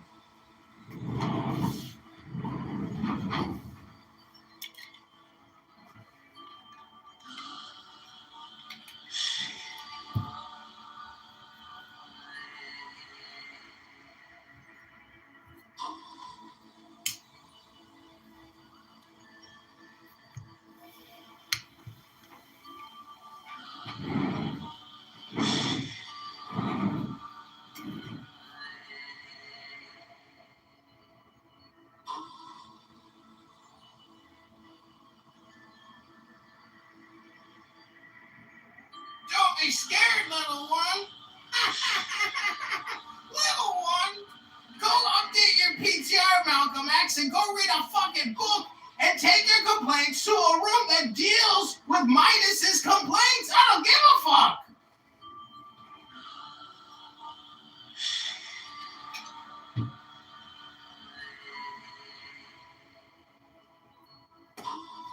Go ahead, little one. Run away and create a room and enjoy yourself. Don't let me hold you back from having fun.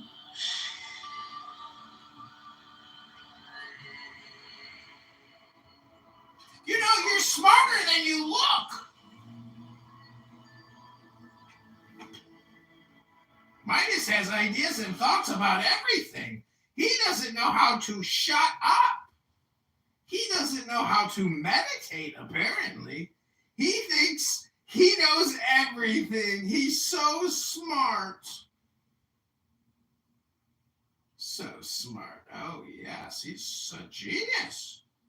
This man is a genius. A bona fide genius.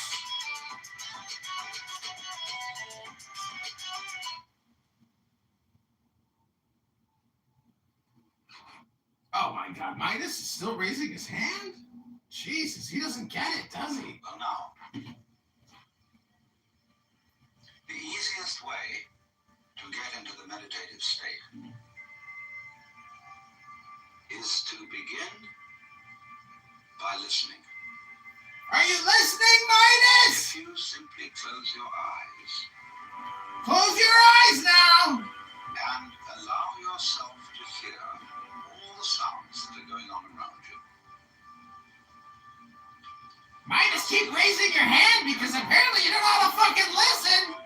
Keep raising your hand. Have all the fun you want, Midas. Don't try to identify the sounds you're hearing. Don't put names on them. Simply allow them to play with your eardrums. And let them go. In other words, you could put it, let your ears hear. Hello, Midas? Can you hear me? Hello? Shut up! Judge the sounds. You know, as it were, proper sounds or improper sounds. It doesn't matter if somebody coughs or sneezes or drops something. It's all just sound. And if I am talking to you right now and you're doing this, I want you to listen to the sound of my voice just as if it were noise. Don't try to make any sense out of what I'm saying, because your brain will take care of that automatically. You don't have to try to understand anything. Just listen to the sound. As you pursue that experiment, you will very naturally find that you can't help naming sounds, identifying them, that you will go on thinking, that is to say, talking to yourself inside your head automatically. But it's important that you don't try to repress those thoughts by forcing them out of your mind, because that will have precisely the same effect as if you were trying to smooth rough water with a flat iron. You're just going to disturb it all the more. Or What you do is this. As you hear sounds coming up in your head, thoughts, you simply listen to them as part of the general noise going on, just as you would be listening to the sound of my voice, or just as you would be listening to cars going by, or to birds chattering outside the window. Look at your own thoughts as just noises. And soon you will find that the so-called outside world and the so-called inside world come together. They are a happening. Your thoughts are a happening, just like the sounds going on outside. And everything is simply a happening. And all you're doing is watching it. Now, in this process, another thing that is happening is very important, is that you're breathing. And as you start meditation, you allow your breath to run, just as it wills. In other words, don't do at first any breathing exercise, but just watch your breath breathing the way it wants to breathe. And notice a curious thing about this. You say in the ordinary way, I breathe, because you feel that breathing is something that you are doing voluntarily, just in the same way as you might be walking or talking. But you will also notice that when you are not thinking about breathing, your breathing goes on just the same. So the curious thing about breath is that it can be looked at both as a voluntary and an involuntary action. You can feel on the one hand I am doing it, and on the other hand it is happening to me. And that is why breathing is the most important part of meditation, because it is going to show you, as you become aware of your breath, that the hard and fast division that we make between what we do on the one hand and what happens to us on the other is arbitrary. So that as you watch your breathing, you will become aware that both the voluntary and the involuntary aspects of your experience are happening. Now that may at first seem a little scary, because you may think, well, am I just the puppet of a happening, the mere passive witness of something that's going on completely beyond my control? Or on the other hand, am I really doing everything that's going on? Well, if I were, I should be God. That would be very embarrassing, because I would be in charge of everything. That would be a terribly responsible position. The truth of the matter, as you will see, is that both things are true. You can see it that everything is happening to you, and on the other hand, you're doing everything. For example, it's your eyes that are turning the sun into light. It's the nerve ends in your skin that are turning electric vibrations in the air into heat and temperature. It's your eardrums that are turning vibrations in the air into sound, and in that way, you are creating the world. But when we're not talking about it, when we're not philosophizing about it, then there is just this happening, this, I'm going to give it a name. Now then, when you breathe for a while, just letting it happen, and not forcing it in any way, you will discover a curious thing, that without making any effort, you can breathe more and more deeply. In other words, supposing you simply are breathing out, and breathing out is important because it's the breath of relaxation. That's when we say, and heave a sigh of relief.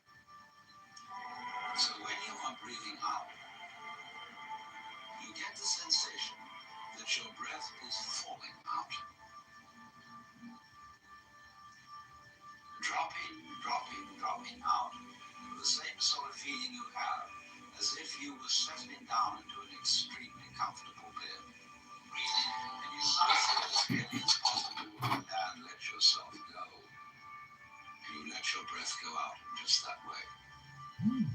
And when it's thoroughly comfortably out and it feels like coming back again, you don't pull it back in, you let it fall back in, letting your lungs expand, expand, expand, until they feel very comfortably full.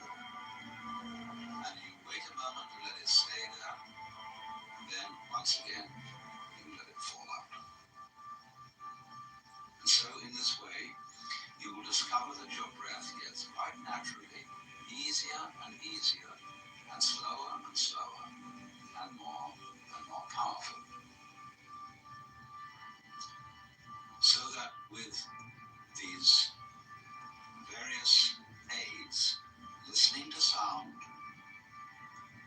listening to your own interior feelings and thoughts, just as if they were something going on, not something you're doing, but just happenings, and watching your breath as a happening that is neither voluntary nor involuntary, you are simply aware of these basic sensations, then you begin to be in the state of meditation. But don't hurry anything. Don't worry about the future. Don't worry about what progress you're making. Just be entirely content to be aware of what is. Don't be terribly selective, particular, say, I should think of this and not of that. Just watch whatever is happening.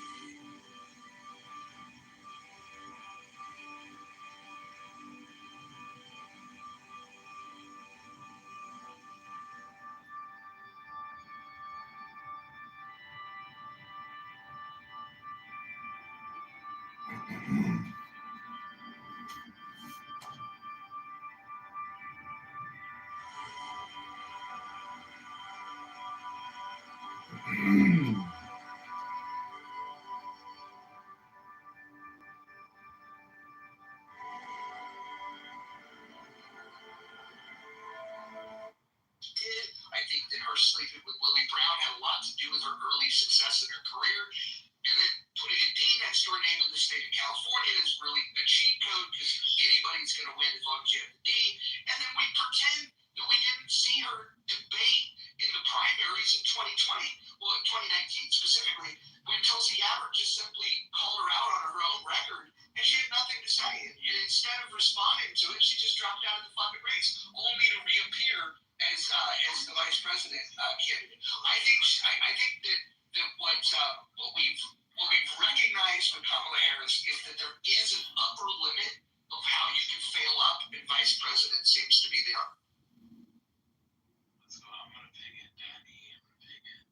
I want to highlight why that might be. Let's consider the facts, right? You have a woman that sometimes when it's convenient claims to be black, other times claims to be Indian, depending on who she's talking to. But let's just say that she's multiracial. Let's use that term. The multiracial female candidate was so divisive that Hispanics and blacks in record numbers decided to vote for the opposition. Well, that's historically inaccurate if you look after the Civil War.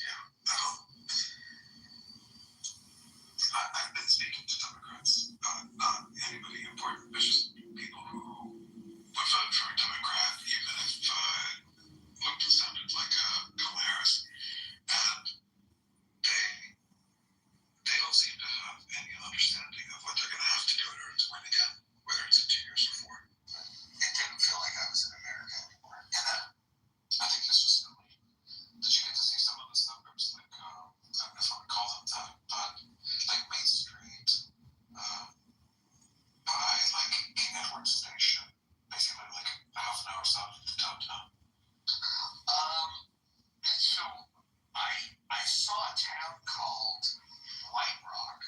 It was a very cute little city. Example of someone who,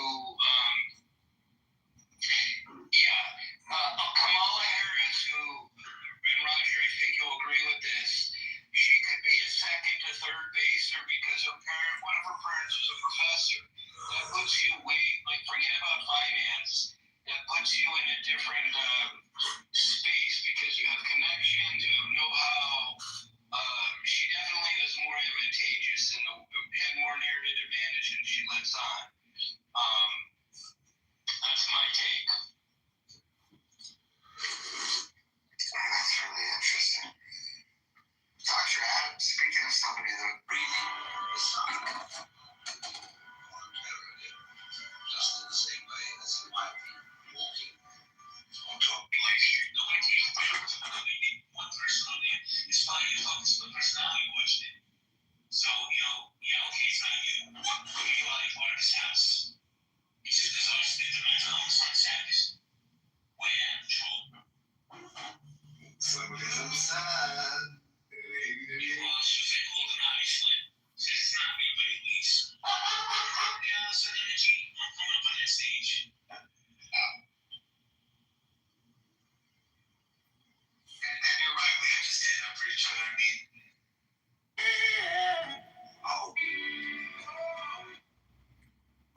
So this is the new Roger Mayhem movie I'm launching in conjunction with Netflix.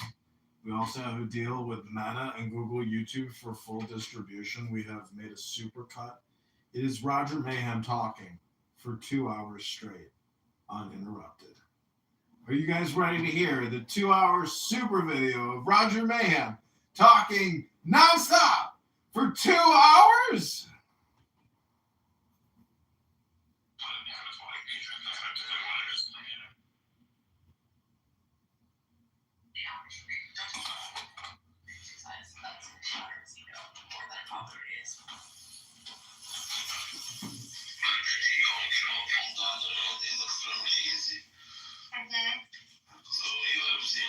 Yeah, you don't suck that 5.2-inch dick and you fucking suck it like it's best into the content. exactly. Nothing that's 5.2-inch cosh. It's an lollipop. Yeah, exactly. Gag on it. Make yourself gag. Make it be looking so mean.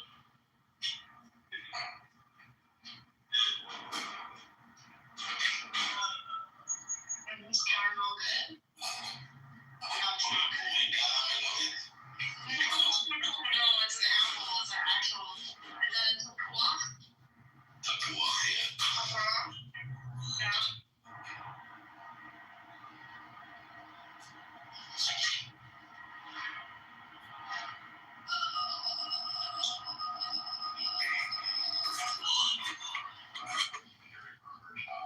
The RNC line with a lot of people that they really were like taking it back and really looking at her after her select committee hearing. So it was like, maybe this woman has like more than just an AG future. They're kind of, I'm going to be impressed if they don't get too much under the radar because if the Republicans put up a woman that like leads the ticket, I mean that's going to just, I think the Democrats are going to. Just in the same way as you might be walking.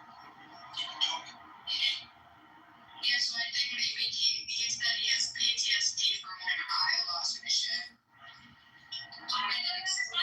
He's not worried about you. And yeah, I'm up all night. And you're not taking medication. That's not a great sign either. So I can understand why. Take his anger as a concern. He's worried. That's a good thing. If he wasn't angry, it means he doesn't care, right? As you remember from the beginning, Danny, I told you that I have no doubt about how much he loves you. Yeah. And you need to get better. That's a fair thing to have your wife and mother your child. Okay? Yeah.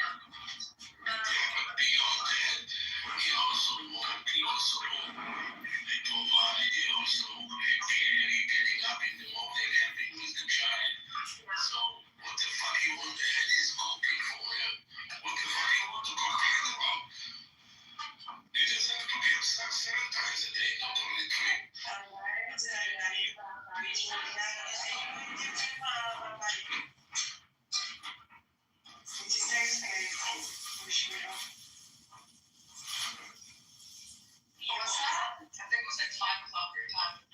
Danielle, do I need to call the hospital again?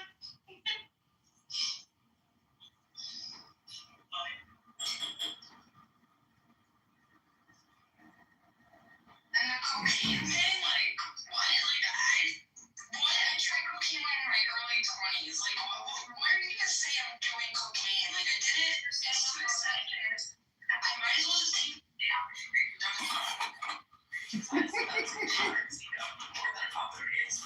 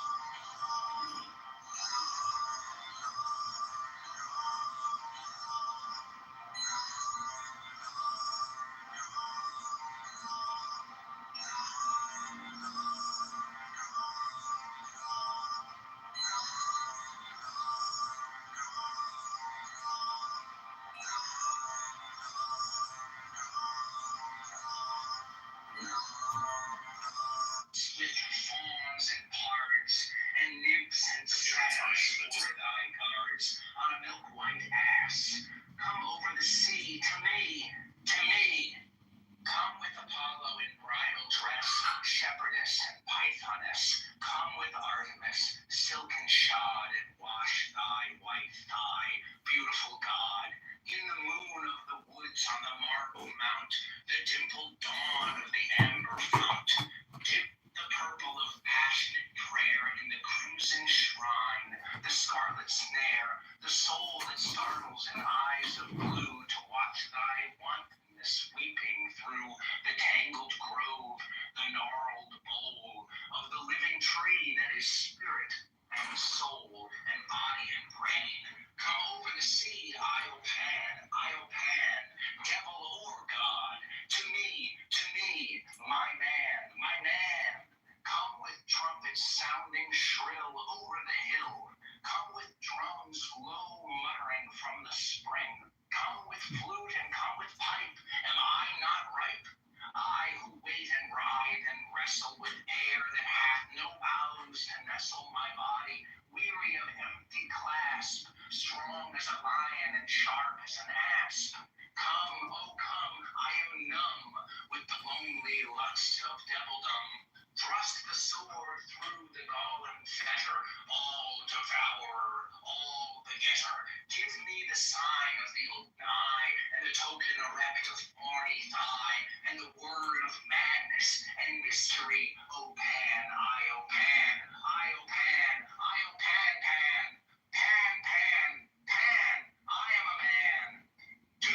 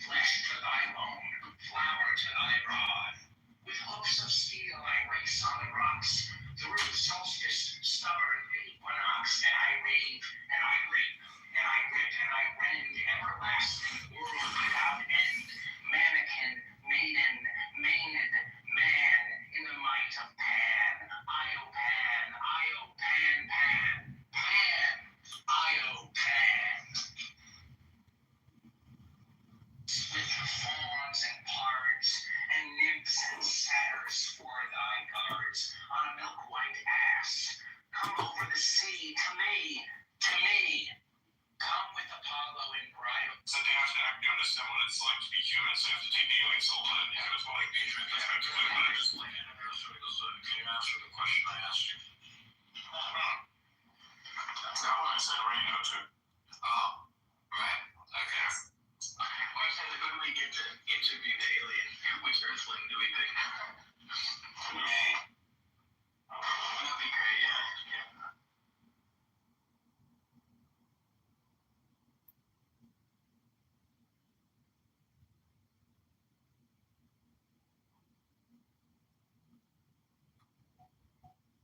Elevator and this random dude who's like on a phone call with like a bunch of people. It sounds strange. Go into an elevator and says that exact shit.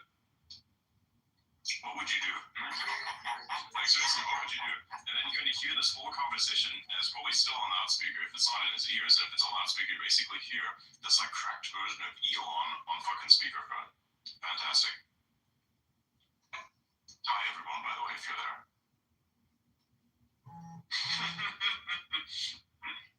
Yeah, and this is very similar to like what Google is saying, right? Like they used to have a tagline, "Don't be evil." Wait a second, I didn't even think about evil before you even said that. They have that line. That's true. Yeah, they got rid of it. They removed it. No, they just have to come back. By the way, John, what do you think about the DeepSeek thing? What about it? Like, how does it compare to everything else? I think it's like the smartest model that's available right now in terms of IQ or however you want to phrase that. I don't know if you were here like 5 minutes ago, but I said I had a CUDA problem. For hours, Perplexity, Claude, OpenAI, Google couldn't solve it, and then I described it to R1 with no internet access, and R1 fixed it on the first try. Wow. So it's pretty strong, pretty smart. I think it's impressive. I don't think it's anything surprising. Honestly, I'm just more surprised that like Google and OpenAI weren't able to do something like this before.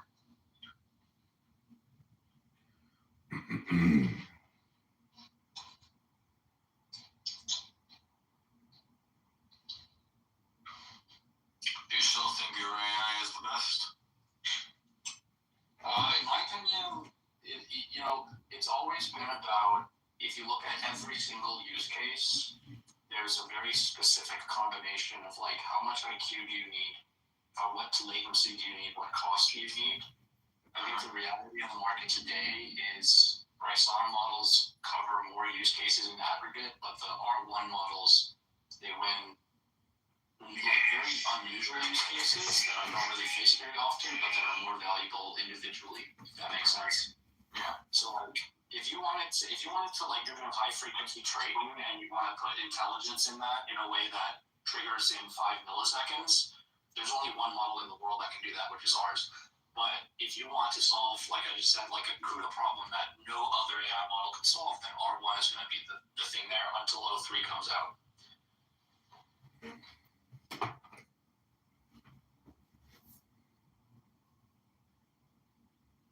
So John, do you have any insights on how did they actually accomplish this?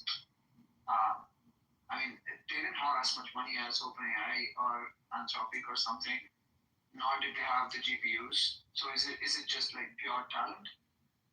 Well, if you look at what people like, Keller Jordan, do you know that account on here? No. You should look up Keller Jordan if you don't know it. There's people on X here that have been combining like dozens of individual optimizations to training and inference frameworks to make training incrementally faster and more efficient. And so like, if you look at today's hardware where you could probably train GPT-4 for like $50 million, and then you go look at the efficiency improvements that they've made with some of these training mechanisms, it's very easy to see that you could get that cost down to $5 or $2.5 million if you combine like a slightly better curated data set, all these different like architectural changes that will make it 2% more efficient here, 3% more efficient there, and then also just like hyperparameter training optimizations that also make it 10% more efficient. You stack enough of those things, it's very possible to get it down to a few $1 million. As I say, it's not surprising. It's like what they've done is they've done everything correct based on all the knowledge that the industry has gained over the last 3 years. DeepSeek has done everything right. If they kind of like combined everything that's public knowledge in the best way possible, and as a result, they're training probably 10 to 20 times more efficiently than kind of like the standard approach. But you also have to understand that like the same thing is happening behind closed doors at the big labs too. Not to the same extent probably, but everybody's trying to do this. Everybody's putting things together.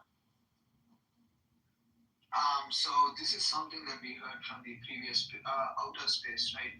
I think the LDJ mentioned along the lines of it costed OpenAI $10 million to do the photo model. I'm not sure if it's as close as 50 million. GPT-4, which was the 2023. Sorry, I was talking about 4. Yeah, I said 4, so that's the difference. 4, which came out in 2023, on today's hardware would be about 50 million, maybe 25 million with the B200. For 4.0, they distilled it from 4. So you can't train 4.0 for $10 million without having 4 to begin with. Mm-hmm. So how did they train it then in that case? 4.0? They already no, I'm talking about DeepSeek. As far as I understand, like R1 was trained on top of DeepSeek v3. Right, but how did they train DeepSeek v3? I believe from scratch. But again, it's like if you look at Keller Jordan's account, you can see the same Llama model. You can train it 10, 20 times faster if you stack enough optimizations on top of what's already kind of a pretty performant standard approach. So in terms of the question, how do they train it for $5 million instead of 50? It's just about enough optimizations. The architecture is optimized. Also, they designed the architecture of the model for the hardware that they have, which is very different from the way that most people are running open source models. That's why you'll notice DeepSeek is basically the only popular open source LLM where the company's own API is faster than all of the open source cloud platforms, like Together AI, Fireworks. Those guys usually run Llama or Quen or whatever faster than the labs that make the models. DeepSeek runs faster on their own API because they designed the model itself for their own hardware. Do we know what that hardware is? No, I don't think we know, but we can probably assume it's H100s or something. How would they continue to have access to that? How would they get H100s though? Because as far as I understand, China's banned from H100s. Yeah, they're banned from a lot of things. That doesn't mean they don't get them. So I mean, they're probably smuggling them in, or I don't know. Maybe they're using just thousands of free. How are they smuggling them in? Because as far as I understand, at this point, they're not selling them to anyone but the big companies. Yeah, I don't know. I would like to hit you with the life finds a way part, but even if you knew somehow how they would do that, I don't think you want to be the person to say it. Yeah. Just saying. Thinking logically, right? Like at this point, they're only selling them to the big companies, right? Microsoft, Google, XAI, Facebook, whatever. I'm trying to think of how exactly it would be able to smuggle anything. At large companies, there's always someone who feels like they don't earn enough money that you can send some money to. And then next thing you know, something that you need falls off the truck. Like, remember with the Gigafactory, where like an entire truckload of cups was missing? Somehow it disappeared, bro. I don't know what happened, bro. But that's fucking cups. We're talking about booze that cost. If you can make an entire truckload of cups, like thousands of those things disappear, you can do the same thing for a couple H100s now. Or I could say a few of them got fucked, collect them over time. We're not talking about a few, we're talking about a shit ton. A metric shit ton. Yes. And in that case, the problem is a little deeper than you think. As hack DeepSeek. Yeah. You know, how'd you get these GPUs? How'd you get so many of them? GPUs proved. So I have a question. Why should they go to NVIDIA again? Like, can't they just get it from TSMC? What? What are you talking I mean, they can order the chips from TSMC and design the GPUs inside China, right? No, they can't buy it from They can't get any chips from TSMC. They got the same problem, you see.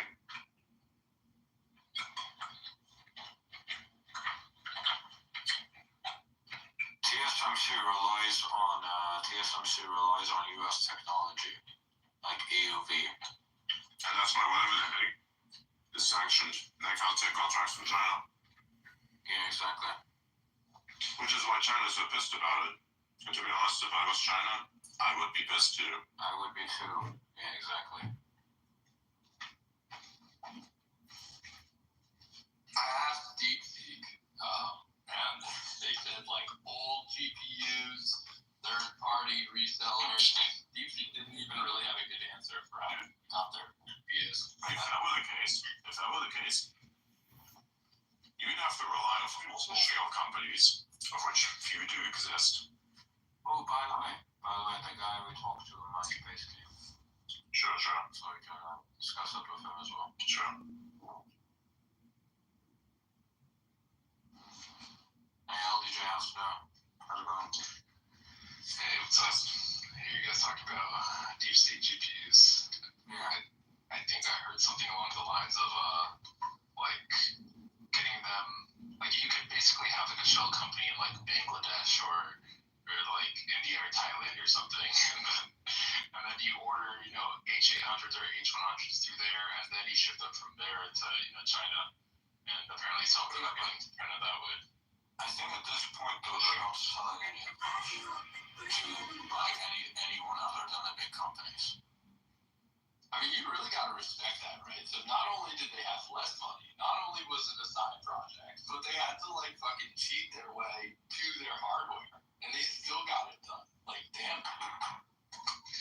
Well, I think they said in their paper it's H800s, I think, right? Which is like, I think NVIDIA's allowed to sell those to China, but it's just like something like 2 or 3x less powerful than H100. But if you look at like the estimated amount that DeepSeek has is around 50K of those, which is somewhere around like 25K like H100 equivalents. But DeepSeek V3 only used like 2K of those to train, so they still haven't even used like the full amount of all their compute to train things. How much do those things go for? Like an H800, not sure, but like H100 is probably selling for about like more expensive earlier, but maybe like around 20K, maybe even lower, like 15K at this point because of Blackwell. And then maybe H800 is like, I don't know, 10K. That sounds like it's a lot of money. Did you say they had 50,000 of them? You said 2,000? Yeah, so like 50,000 times $10,000 a pop, that would be what, here, I'm just doing the math right now. 50 million? Yeah, 50 million. Yeah, which is about what they said, $50 million of the GPUs. Yeah, so, yeah, that makes sense. $5 million to train. Yeah, and then like if you don't get a jackpot, that's basically calculated as like the going rate per hour for like if you were to run one of those GPUs, and then how much that total training time was.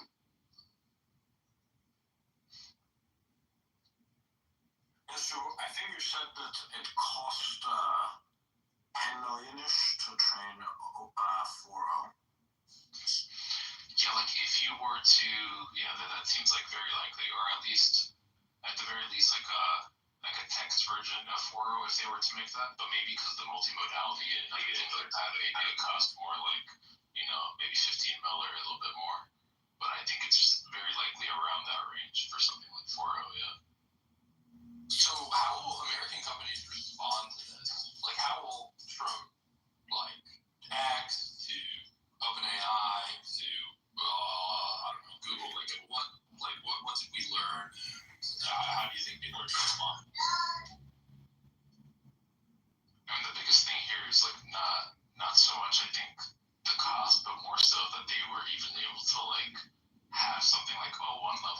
before, like, they released that before, you know, XAI could release, like, an O1 competitor. They released that before, like, Meta could, before Google really could. So I think, I don't know, I think what we might see is maybe an attempt to try and kind of, like, make the talent density of these teams, like, even more. Because, like, part of the reason of why DeepSeek was able to ship those, like, faster and better was maybe because they were able to just kind of, like, get that research, like, implemented into, like, a single run and, like, ship that out, like, much faster just from the size of their team and the selection of their talent. Has anyone, that's cool. Has anyone looked at ByteDance, the owner of TikTok's? Yeah, they're making some pretty big moves too. Yeah. I mean, even beyond, I think they had something else called, or I might be getting that mixed up with Tencent. I think it was either ByteDance or Tencent that had something called Huanwan too. And they had like a video model as well. And, yeah, I mean, ByteDance and Tencent, they have basically GPT-4 level stuff too now. So ByteDance would be making video models, but I thought Doval was an LLM. Yeah, I think wasn't Alibaba also doing something? Quen? I think Alibaba definitely has its own thing. I don't know what it does. Yeah, I think it's called Quen. Yeah, Alibaba, I would say out of the, like all the Chinese labs, it's probably the second, like, best behind DeepSeek, or maybe even like China's DeepSeek, depending on how you look at it. Yeah, they even came up with a reasoning model before DeepSeek did called QWQ, but it wasn't like quite at O1 capabilities. It was more like O1 preview, so it's not getting as much hype as DeepSeek R1's model is.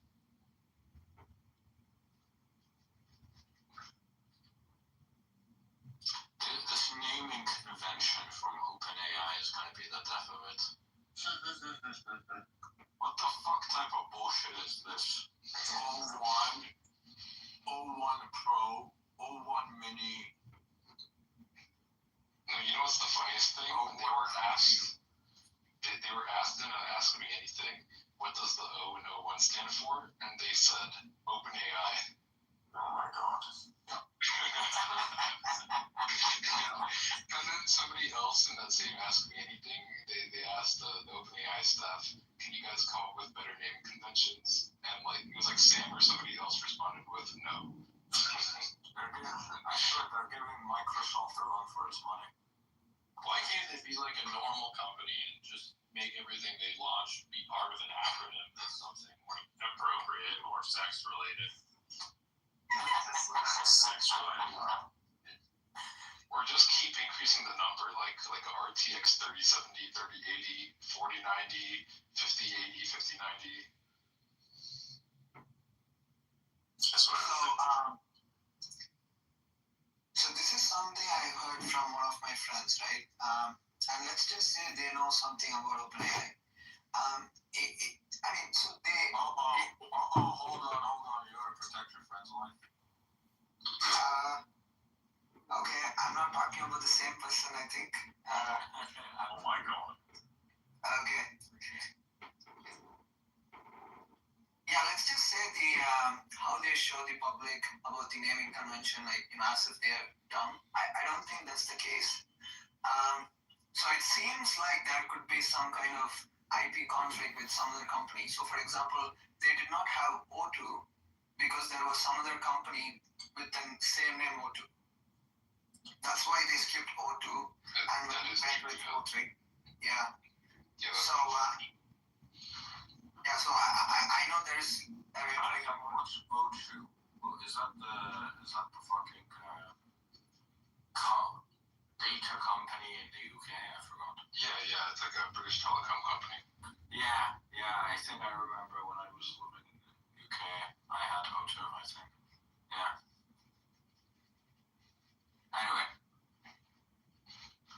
Yeah, I mean, like, I think in that case, like, the reason they skipped from O1 to O3, like, that's the reason, but, like, I think for much of their other stuff, I don't think they're constantly running into trademark things that, like, end up messing up their, like, naming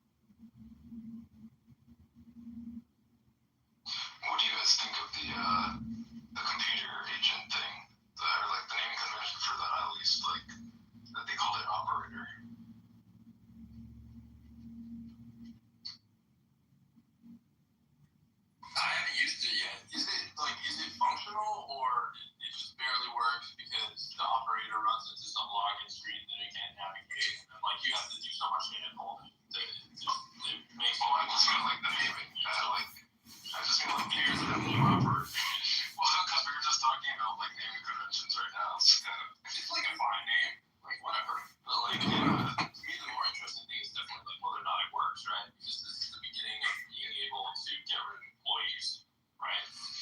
Just the idea. I mean, it's definitely better than cloud computer use right now, like pretty much every way. Like anything cloud computer use does, it seems like this would do it like better and maybe even like cheaper.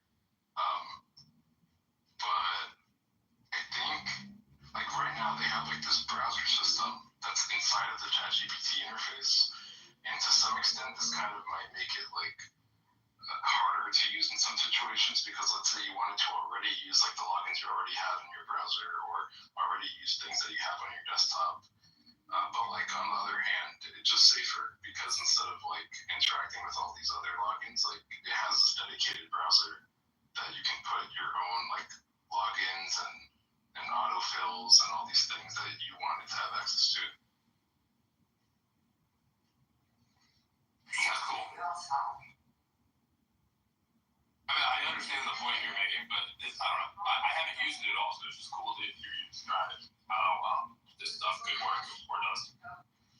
Yeah, I mean, like right now, I think most people probably like if it was made available to every ChatGPT user today, I think the amount of people using it like a month from now, like actually for the sake of useful stuff and not just like to try it out, I think probably wouldn't be that many people using it like a month from now, but I think it will improve a lot over like the coming months, just like the O1 models and O3 are.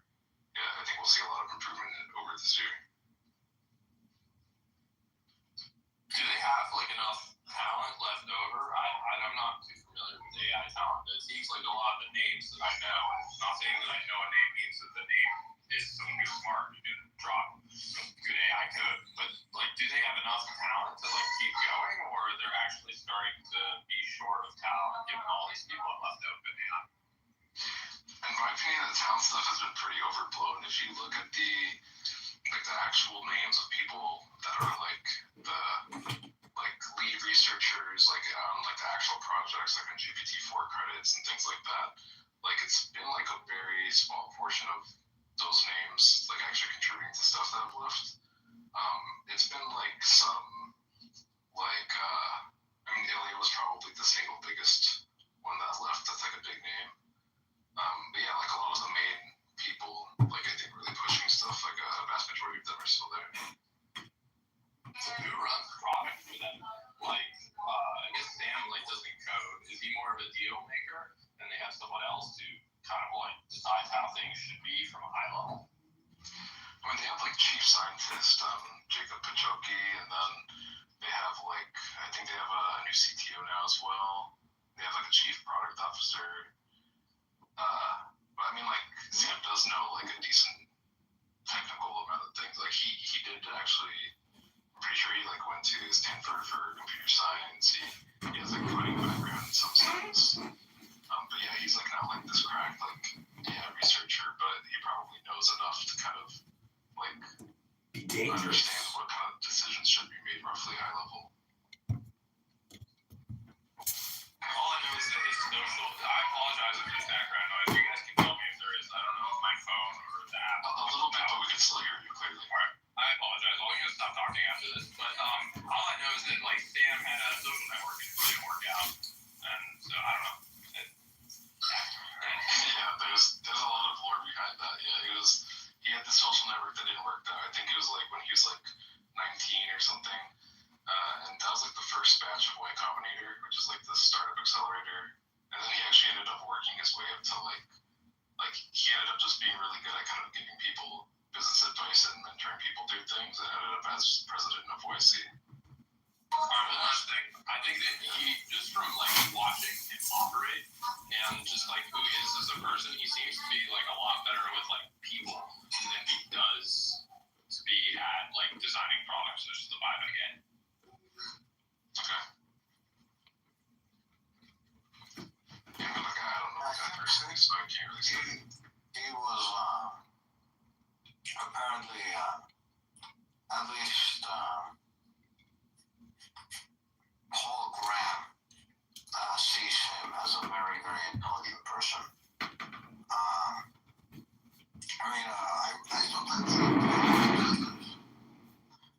had like essays where he's literally talked about how like age isn't that important because you've got like people like that are exceptional, like him. From like a very young age, I think he was talking about how his first company was like 17 years old. So clearly,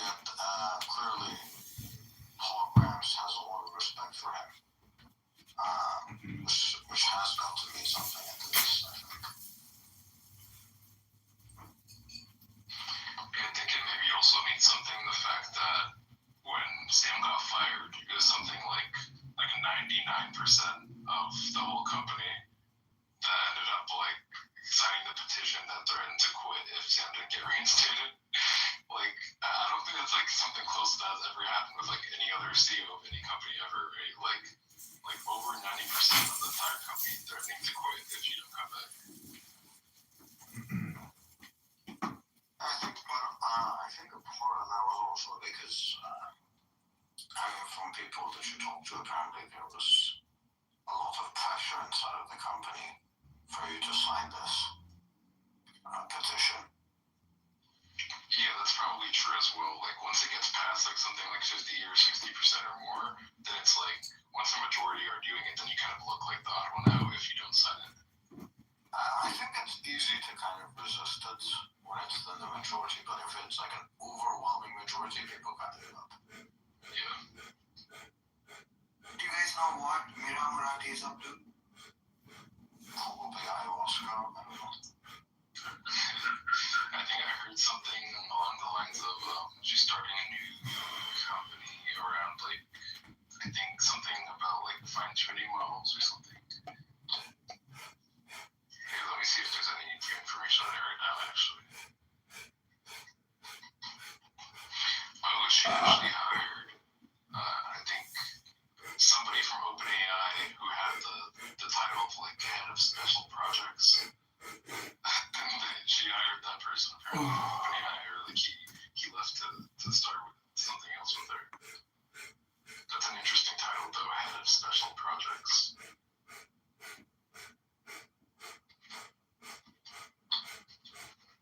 The new way to become a billionaire is to join OpenAI and then leave and then start your own company. But why not start a new company in the first place? Because recognition.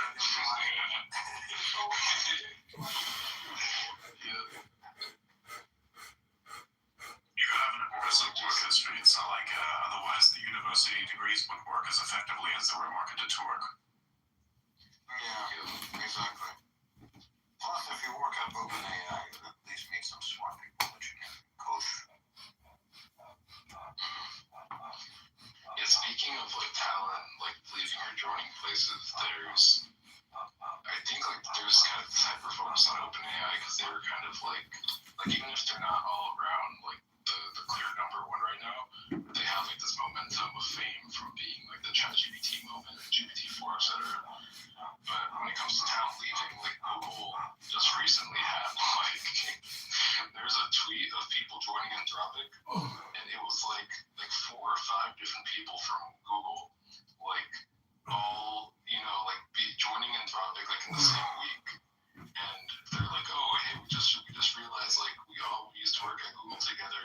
It's nice to be like a nice reunion, and they like posted this picture on Twitter. It was so funny, and then like within like a week or 2 of that same picture, there's like 3 of like some pretty big people from Dittmann that left to join OpenAI.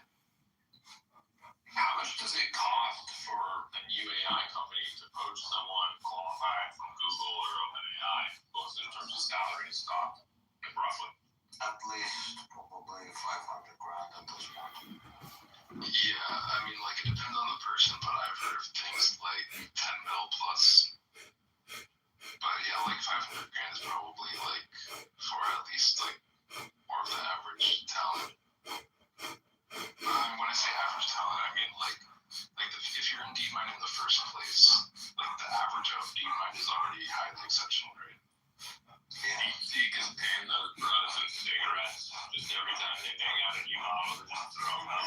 Just drive by a bunch of Chinese guys. No, but seriously, that's an interesting question, right? Like, what is the town cost then in China?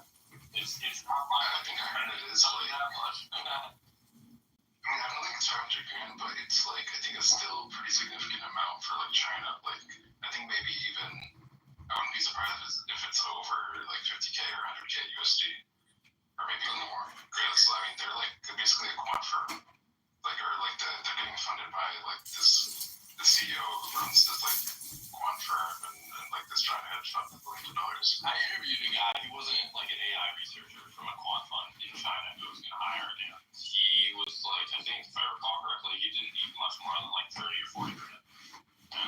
Like he was like, he had like a decent pedigree. So just one data point, but there you go. Yeah, I mean, it like in some circumstances it makes sense if like the person is literally somebody who already had a successful career. Maybe they already have like a good cushion of like investment savings that they're on, and they're like they just kind of care about like the passion of working on some cool new thing and don't really care that much about the salary. Maybe You get that Elon discount. Yo, I get to work for Elon. So if it's 500, whether it's 500K or $10 billion, like what's the typical breakdown on like salary versus stock in that, or is it just like too hard to say because it depends on valuation and all that stuff? salary on the 500K. Sorry, salary. Yeah, go ahead. The revenue is the salary goes up 50, 300K. So like no matter how much it's making, I see 200, 300K salary. Depends on the company, but yeah. Yeah, I would generally agree with that. Yeah. Like Netflix, for example, gives you the option to like literally take your salary and whatever the fuck you want. You want all cash, you can take it all cash. Yeah, what I've heard is something like 350K with 200K stock. Like that's what I've heard is like somewhat. And always the same thing where it's like 4 years, 1 year cliff. I forget how to say it, but like Depends on the company. Depends on the company. Yeah, like vetting over time. Like investing over time. Yeah, you don't get it all like immediately over exactly. 4 years is not one of the most common, but it's not that common. Yeah. Amazon. Yeah, I think with like these. I know Amazon. Yeah, sorry. I know Amazon does like 5% upfront first year. So you get 5% of your stock first year, and then every other year it's kind of like insignificant after that. Yeah, for like certain poaching deals, they might even do like some type of sign-on bonus, but in the form of like stock. So like your immediate investment is like significantly more than maybe it would otherwise be if you weren't being poached.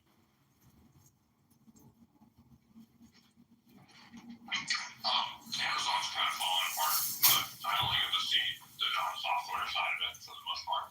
See the retail side. What does Rexona do? John. CLB.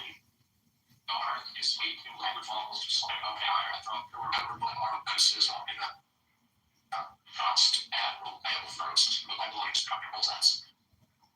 So if you ever use like AI structured templates, or you've like used a neural language model and tried to actually use the structured data or anything like that, basically do that. Our structure systems are about 9 times faster, so you can really have overhead for that, and then also You're cutting out pretty badly. How many words can you? Every other word like comes in. Every other word comes in. Well, take a look at my profile. I have a video that covers it pretty well. Basically, what we're doing with our brains here is we're doing the same thing that NVIDIA is doing with our video games and the frames that are being skipped. That's what's happening. Yeah, deal with it. We can kind of understand what you're talking about. It's just very difficult to piece together. That's a good analogy. Yeah. So why? Now it's working. Everything's working well. And then back. wins the air race, the consistent winner is Jensen Wong. Yes, and TSMC. That's why we need to protect TSMC. Don't send the money to Ukraine. Send it to Taiwan. So, Jesus. Well, why not bring Taiwan to the US? What do you mean? Make it a U.S. state? No, we could dig out the land surrounding Taiwan and actually transport it across 10 different aircraft carriers, bring it next to Florida. Boom. Exactly. I'm sure China would be cool with that. We need to call in the monkey god from Indian mythology. He's gonna lift the island up and bring it straight here. That's a real thing, by the way. Go look it up. Thinking God, or do you mean Wukong? The Wukong guy? I'm not sure of the name, but it's definitely not Wukong. So, do you know what I'm saying? Do you want to talk about what's the name of that mythical thing? It's called Hanuman, but I'm not a Hindu myself, so I don't have expertise in the subject. Okay, I just needed to know the name because you went, I don't know. Yeah, it is Hanuman, yeah. Yeah, so we're gonna have to Hanuman fucking Taiwan, just take the whole island and ship it to US, put it right there next to, put it into the Gulf of America. Yeah, it really does belong there. We just gotta make sure that the depth is right, otherwise the whole thing's gonna be underwater and we'll have Atlantis V2. We don't want that. But, yeah, sure. It would be an epic battle. Like the monkey god from India shows up to move Taiwan, and then the monkey king from China is like, not so fast. And the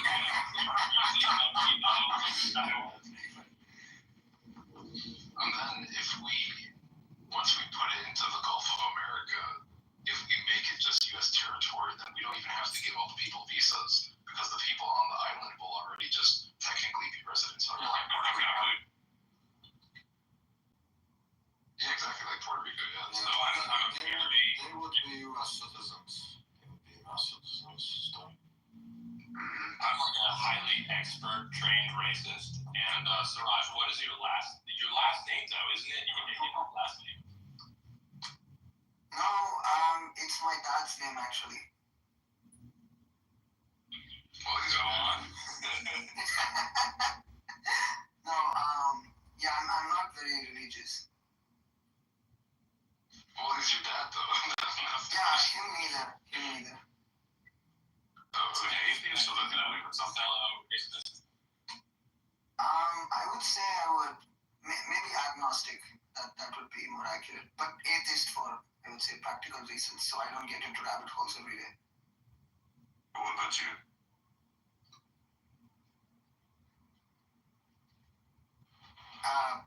Who is he? Siraj, what about you? What's your thing? Oh yeah, same. Agnostic, yeah. Fair enough. Elite, what about you? What do you believe in?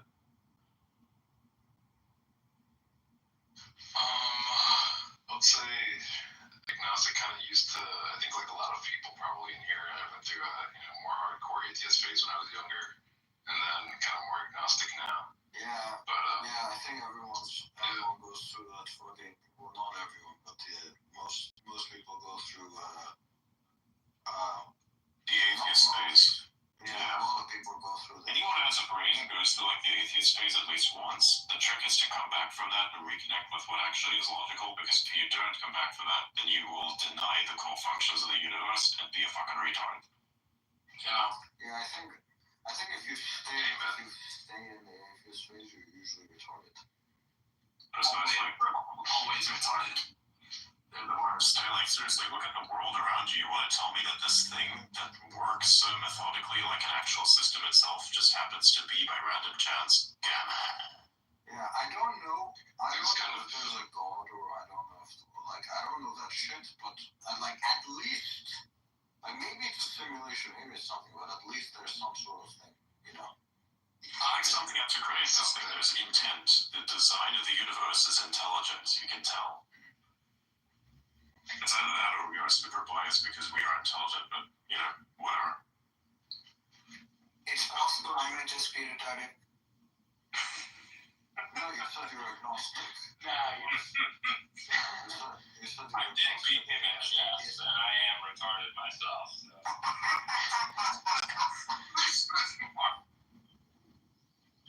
I mean, what's interesting is like around like SF Silicon Valley, there's kind of like a bit of a growing like Catholic mysticism vibe. I think John, you might know kind of what I mean, but yeah.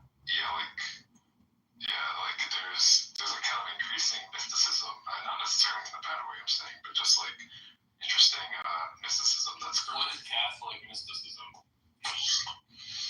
I guess just if you kind of I'm gonna butcher this, but like the general vibes of like, I don't know if you're familiar with like Rosicrucianism or Gnosticism and like things relating to that, or like when it comes to things like the very original abstract interpretations of angels amongst the original kind of biblical and tangential texts of the time.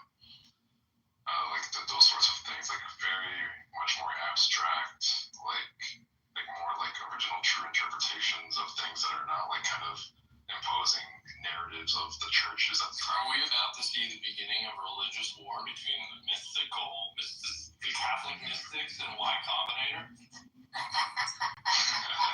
Or maybe I think a lot of the Y-Com people might already be maybe mystics. If you're in a line of work like that, you have to be praying a lot.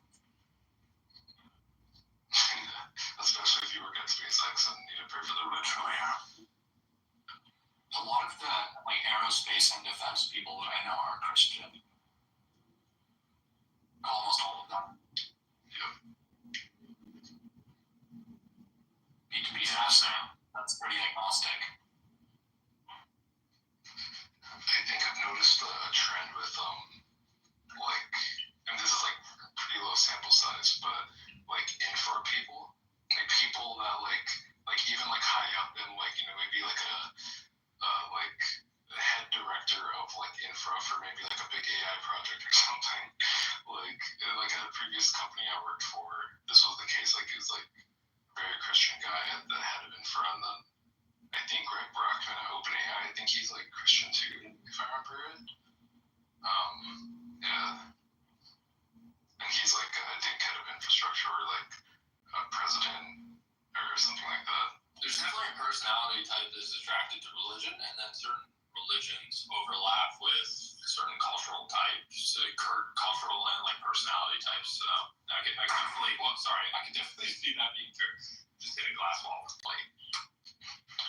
Yeah, maybe it has something to do with like the love and passion for systems and like systems and optimization problems and things like that, and kind of then that maybe causing me to reflect more about the universe and how that overall system is functioning, and kind of like going down this road. I'm not saying it's even necessarily bad. It's just like, you know, it's interesting pondering that it might implore you to do. So if I were to say into Jewish Kabbalah stuff, what would you think of me? Just hypothetical. So first you're like, so what are the topics that Paul Graham is wrong about that are controversial issues? Not a down account. Would you like to start talking about Judaism? I'm not taking that one. I don't know what Kabbalah is. I know a little bit about Orthodox Judaism and regular like Reformed. I don't really know what the Kabbalah thing is, and I do know that some people rock that bracelet. That's all I know. Someone else can talk about that. I just read through a lot of it. I think it's the cool shit, or I don't know. It's like there's a very specific element to it. It's like a lot of the mysticism that I normally read through. It's supposed to instill you with a kind of wisdom about how humans work. This stuff instills you with a kind of wisdom as to how the universe works in some way, like gigantic godlike forces. That's why I think it's really cool. Yeah, I think the Kabbalistic stuff is kind of tangential and similar in a lot of ways to like I guess you can call it neo-Catholic mysticism stuff that I was talking about. Like, I mean, even if you just go back to like it's kind of like a meme in tech and AI lately of like people talking about Neon Genesis Evangelion a lot. And if anybody has seen that or like is familiar with that while also being familiar with like Jewish mysticism, then like you'll see like Kabbalistic like visuals and Sephiroth and Elohim and like a lot of these Jewish terms and things in Judaism are commonly referenced in that. What's like the best thing to read? Like ideally a book, or I don't know. What's the best way to learn about Jewish Kabbalah? I think isn't there something like literally like I feel like there's like maybe like one or two main actual like texts like literally called like Kabbalah or something similar. I mean, maybe Adrian, you might you might know more. I kind of just am scatterbrained about it. I read a lot of studies. So there's like one guy who I know who has access to university libraries, so I'm pretty sure a lot of those works aren't even entirely public. So here I'm looking at is Kabbalah.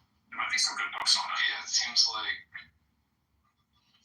there's a Wikipedia for primary texts of Kabbalah, and then those are like at least like the known ones that are preserved by current archival records. It seems like you can just kind of read some of those that have been translated to English, or just ask Claude or ChatGPT to like summarize some of those original texts. There's a site that's called the Center for it. There's a bunch of videos on it and shit. Pretty cool. Here, I can send it to you.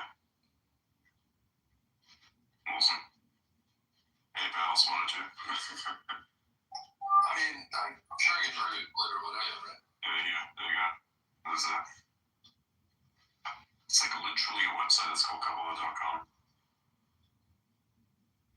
Adrian, are you agnostic? Me? I'm not sure if agnosticism necessarily reflects my view of the world. It might. I think by execution, yes. Yes.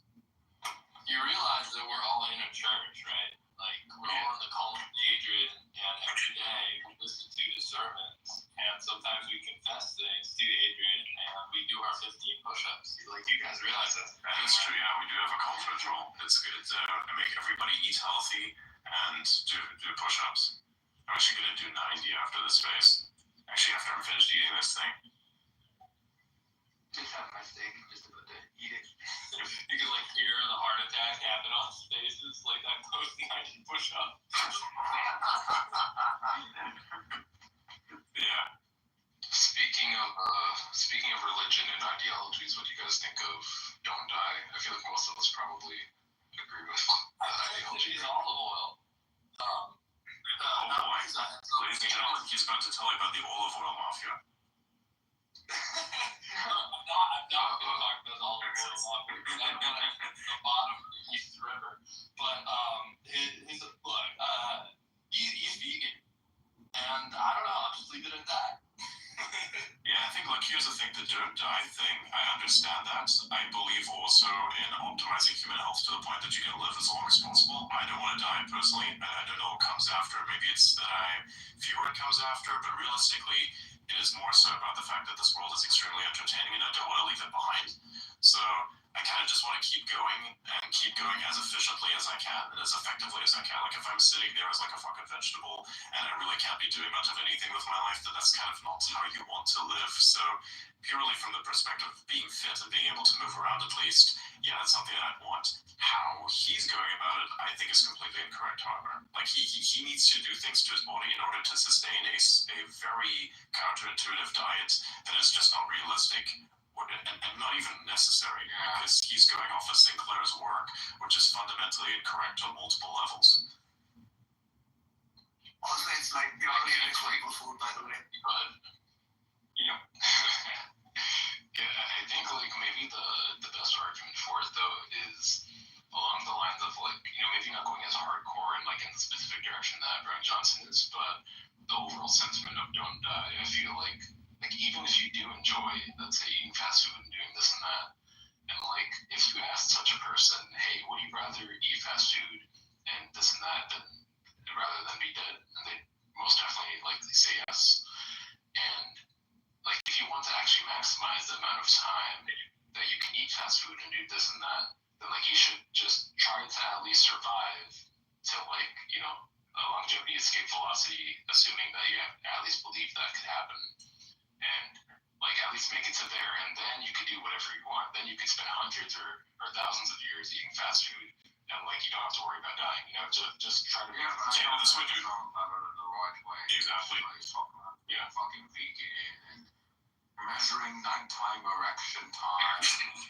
Bro, imagine you're like the Well, to be fair, Drinking fucking blood from his son. dude, imagine that your father fucking like doxes your nighttime erection data on the fucking internet in front of millions of people. What the fuck? I'm sorry, can we discuss that? I mean, okay, to be fair on the vegan point real quick, he has like emphasized a lot that he doesn't like encourage people to necessarily be vegan and stuff, and he just but if you like in a lot of brings in videos. bullshit okay, we have pretty clear evidence at this point that fucking seed oils are very bad for you. And he brings up he wrote like a whole thing that was completely incorrect about how seed oils are actually good for you. So I haven't taken talk about that a little bit because I think he wrote that right after I said that I was gonna test his olive oil. So I said, hey, I'll test 3 olive oils because I was worried that some of the olive oils I was eating was adulterated with seed oils, and a bunch of people that wasn't even on my radar. I don't care. A bunch of people were like, oh, test Brian Johnson's, and then like he got tagged over and over again, and then within a couple of days he wrote this like long thing about how seed oils aren't that bad. But then I did test his olive oil, and there's a post on my profile that you can read, and it is within the range of what the International Olive Oil Trade Organization considers to be extra virgin olive oil. So just wanted to put that out there. Does it have any seed oils or no? I wasn't actually able to figure it out. There's an extremely wide range of acceptable values for things like oleic acid, linoleic acid, and these things called sterols. And I could send you the data. So what happened is I didn't want to test it in Italy because I was worried that an Italian lab would not give me an honest result because I heard rumors that I don't know are true or not about like basically the Italian mafia running like a fake olive oil scam. And so one of the kind of like the reasons for this assertion is like, for example, this year, like olives had like I heard like a pretty bad harvest globally, but you won't necessarily see like a decline in olive oil supplies, stuff like that. So a lot of people think that olive oil is adulterated with seed oils, whatever. So I was like, okay, I want to test it in Italy. And so then I decided to test it in Germany because I couldn't really find any other lab outside of Italy that was willing to test olive oil. I tested the olive oil. I spent a lot of money, $5,000 actually, to test like 4 or 5 different olive oils. It goes to Germany. They're like, we're an accredited lab. We'll do it. It's not like a random lab. It's like a big European company that you have almost heard of. Almost definitely if you know testing. And then they delay the results, and then they give us the results, and then be like, hey, we subcontracted it to a non-accredited lab. We promised to tell you whether or not there were seed oils in the olive oil, but we're not going to do that. And so it just became really, really shady. And I think if I were to do it again, I would like either test it myself on my own equipment, or I'd test it like in some place like China, even though they said they couldn't do accredited testing. And that's something that was very important is I wouldn't test it with the packaging. I made a mistake of sending like big brands to a lab, and I think that might have been frowned upon. So I'll put the post in the conversation so you can like see some of the data. I read that yesterday and I was like, wow, that's something I didn't necessarily anticipate. Although one thing I find is very interesting. So I used to live for multiple years in Morocco, and we actually had our own olive oil made from our own olives there at the time. Whatever this European olive oil is, I don't know what's wrong with it, but it tastes fucking rancid. This stuff, you could actually almost drink if you wanted to. It was smooth. It was extremely fragrant. Like, fragrant to the point that if you were to put this on your skin, it would smell like perfume. And it tasted amazing. It was almost weird to put it into the food because of how well it smelled. It's like as if I took perfume and put it in the food. That's how it smelled. It was very intense. And it was very, very smooth. I remember that. I had that in my mind, and then we went back to Europe. I had a little bit of bread, and I put some olive oil on it, and I tried to eat it. It was fucking disgusting because even though the oil, which is supposed to be extra virgin olive oil, tastes rancid. Why does it do that? It's not supposed to be this way. So, I guess, who knows? Personally, I stay away from it entirely. Yeah, I just thought of commenting on the food stuff. Like, I mean, should we be miserable eating tablets every day if we go by what Brian Johnson is saying? And maybe we live for maybe 100, 120 years? No, we won't, because we're eating fucking vegan. Yeah. So again, like, just to clear it up, the idea of don't die, I think that's great. I think that's perfect. It's just the way of how to get there. This is what we disagree with, right? Because that's not the way to get there. You look at some of the most nutrient-dense foods that are on the planet, and he's avoiding exactly those things. So look at like a ruminant, for instance. So a lot of the stuff that a human would need, the human can't actually process directly from a plant. So you'll need a medium, and that medium is in fact something like a cow, or go to various other forms of animals, which are so happen to be ruminants, right? Because they have to actually take that grass, turn it into meat, and then you take that meat off because you're literally a biomechanical assimilation engine. So that's why I also eat a shit ton of meat, and I don't need to eat more than like once a day. I would also eat a few carbohydrates as well, and a shit ton of butter and some eggs. But ever since I did that, my energy is like all the way up. I have no more problems. I don't have weird acid reflux when I'm in bed. I don't have like the need to sleep as much, and genuinely, I feel as though my cognitive function has massively improved also.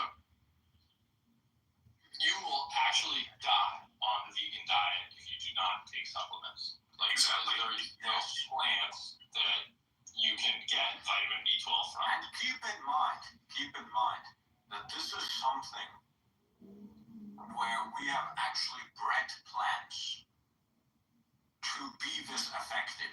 So even at their most effective, plants are still going to kill you if you don't take supplements. Think about humans in the past. They clearly did not live on this shit. Nope. And you can eat some plants. I do think that eating some plants is perfectly fine. Like, have a vertical diet where it's like 80% protein. You can eat whatever else you want on top of that. You can even eat the fast food. It doesn't do much damage to you, except for McDonald's. I recommend staying away from that. For some reason, when I ate like a Big Mac the last time, I felt as though I had a weird immune response. Very strange stuff. I'm not sure if anybody else has that, if they'd ever tried that after like a long period of taking in a high protein diet. There's something in there which really fucks with me. I'll say that too, yeah. That's true. Burger King doesn't seem as bad. I haven't had either in years, but still, yeah. Yeah. There's some local places that are kind of good. I know they're frying their shit in seed oils, but realistically, if you only have it's the sub 1% of what you can eat, so it's fine. Like you can splurge a little bit, you can eat the sweet stuff, it's fine. If you have a balanced diet like that, then you can do practically almost whatever. You can have the non-diet Coke, who cares? Doesn't matter. But you have to actually get to the point where your body is actually in top shape and top health, and then you can kind of manage that, because otherwise everything's going to fall apart. You know, apparently McDonald's actually used to fry their French fries in beef tallow. Yeah. And then it was like apparently when McDonald's was coming to India, then there was like this big protest, and no offense to Roger, when McDonald's came to India, there was some big protests around them using beef tallow to fry. That's not what happened. That's not what happened. Yeah, okay, do I have the story right? Somebody check. Basically, the story was there was this guy that had a heart attack. He was a rich guy, millionaire, and had a heart attack, and he believes the propaganda about it being basically fat. So he went around the country basically trying to force restaurants to switch from fucking animal fats to seed oils because he believed those animal fats were healthier. That's basically the story, yeah. Yeah, I recall that being the main story thing, yeah. From what I was talking about is I think something that preceded that made McDonald's more likely to make the switch. Well, unlikely, because that happened in the 80s, and I doubt that there were many McDonald's restaurants in India before the 80s. Either way, they made the switch after that. After that guy. Okay. After that guy. So.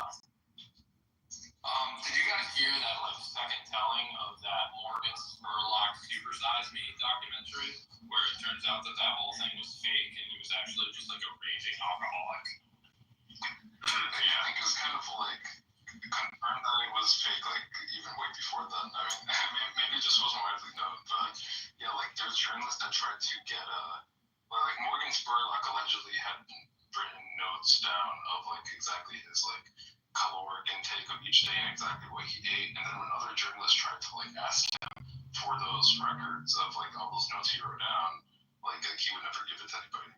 Wow. Me when I lie. But like all just the whole like in the documentary itself, like the methodology is just kind of like somewhat obviously flawed when you look at the fact that he like literally forced himself, like even if he wasn't hungry, he forced himself to have like at least this amount of stuff for each breakfast, lunch, and dinner, and like made sure to supersize me for each thing. And then he framed it in this way as if like the average American is gonna do exactly what he was doing in that documentary. It's like, yeah, like obviously if you eat just 2-3 times more calories than you're supposed to of literally anything, like you're gonna have a bad time.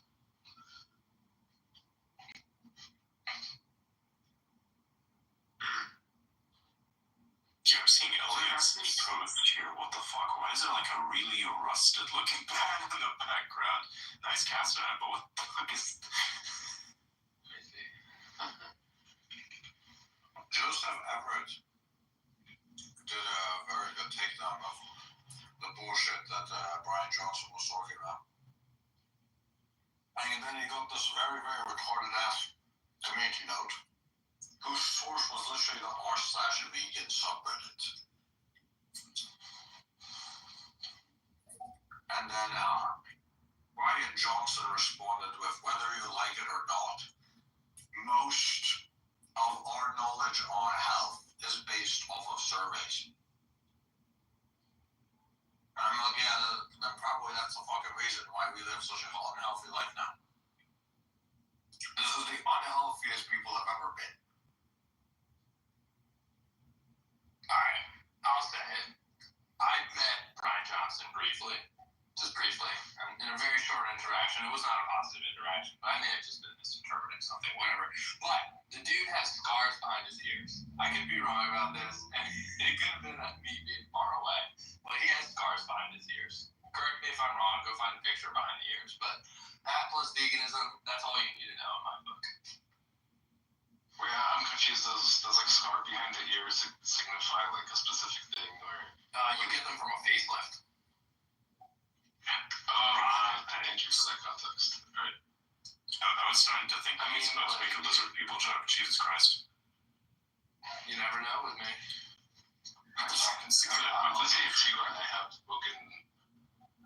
spoken to Brian Johnson on a couple occasions, like in spaces and stuff, and and I have some mutual friends with him, but he seems like a pretty cool guy, to me, but like, I don't know, like, yeah, like, I don't agree with the veganism thing, but the main things he tries to push is really like 90% of the stuff he says, don't die, get good sleep, like, and mostly basic stuff like that, which just most people don't take seriously enough, but they should. Yeah, I think, I'm sorry for interrupting you, but I totally agree. I think probably on balance is really great. He's bringing attention to health, and how you can have better habits. But as others said, it would just be nice if some of his scientific-oriented recommendations were better. You know, yeah, sure, yeah. So, also you mentioned that Brian Johnson is using a study from one of the professors that go to Stanford or something. I think somebody mentioned something about Sinclair. He is Sinclair. He doesn't go to Stanford. He's Harvard professor. I think it was maybe Adrian that said something about Brian Johnson and Sinclair. Yeah, he was using his science. He's using Brian Johnson is using David Sinclair's methodologies.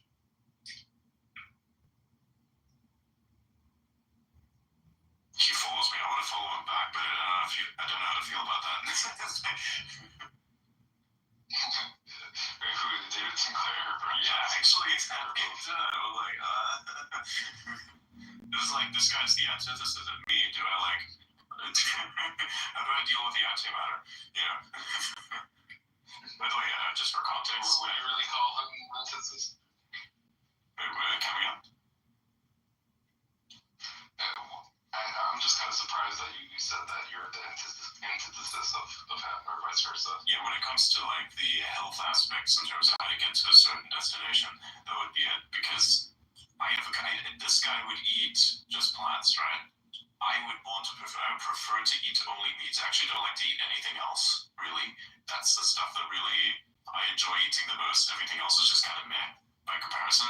If I could only eat meat, like that'd be the only thing that I have to eat for all of eternity, I would be totally fine with that. Yeah. I think Jordan Peterson's daughter does the same thing, right? Even Peterson himself did that for quite a while. I think Jordan Peterson. Yeah, exactly. I think he does it himself too. Yeah. I tried it out myself. Like I literally went something like 4 or 5 weeks, like only steaks. I think I maybe had like some beef liver supplements too. So like even though it wasn't like technically only steak, it was like still like cow. And yeah, like I didn't end up feeling bad or worse or anything, but I also didn't end up having like an amazing like. That makes sense. That makes sense though, because it takes 2 months at least for your gut microbiome to adjust. Your gut. So do you only get the benefits of carnivore once your gut microbiome adjusts? I did notice Until then,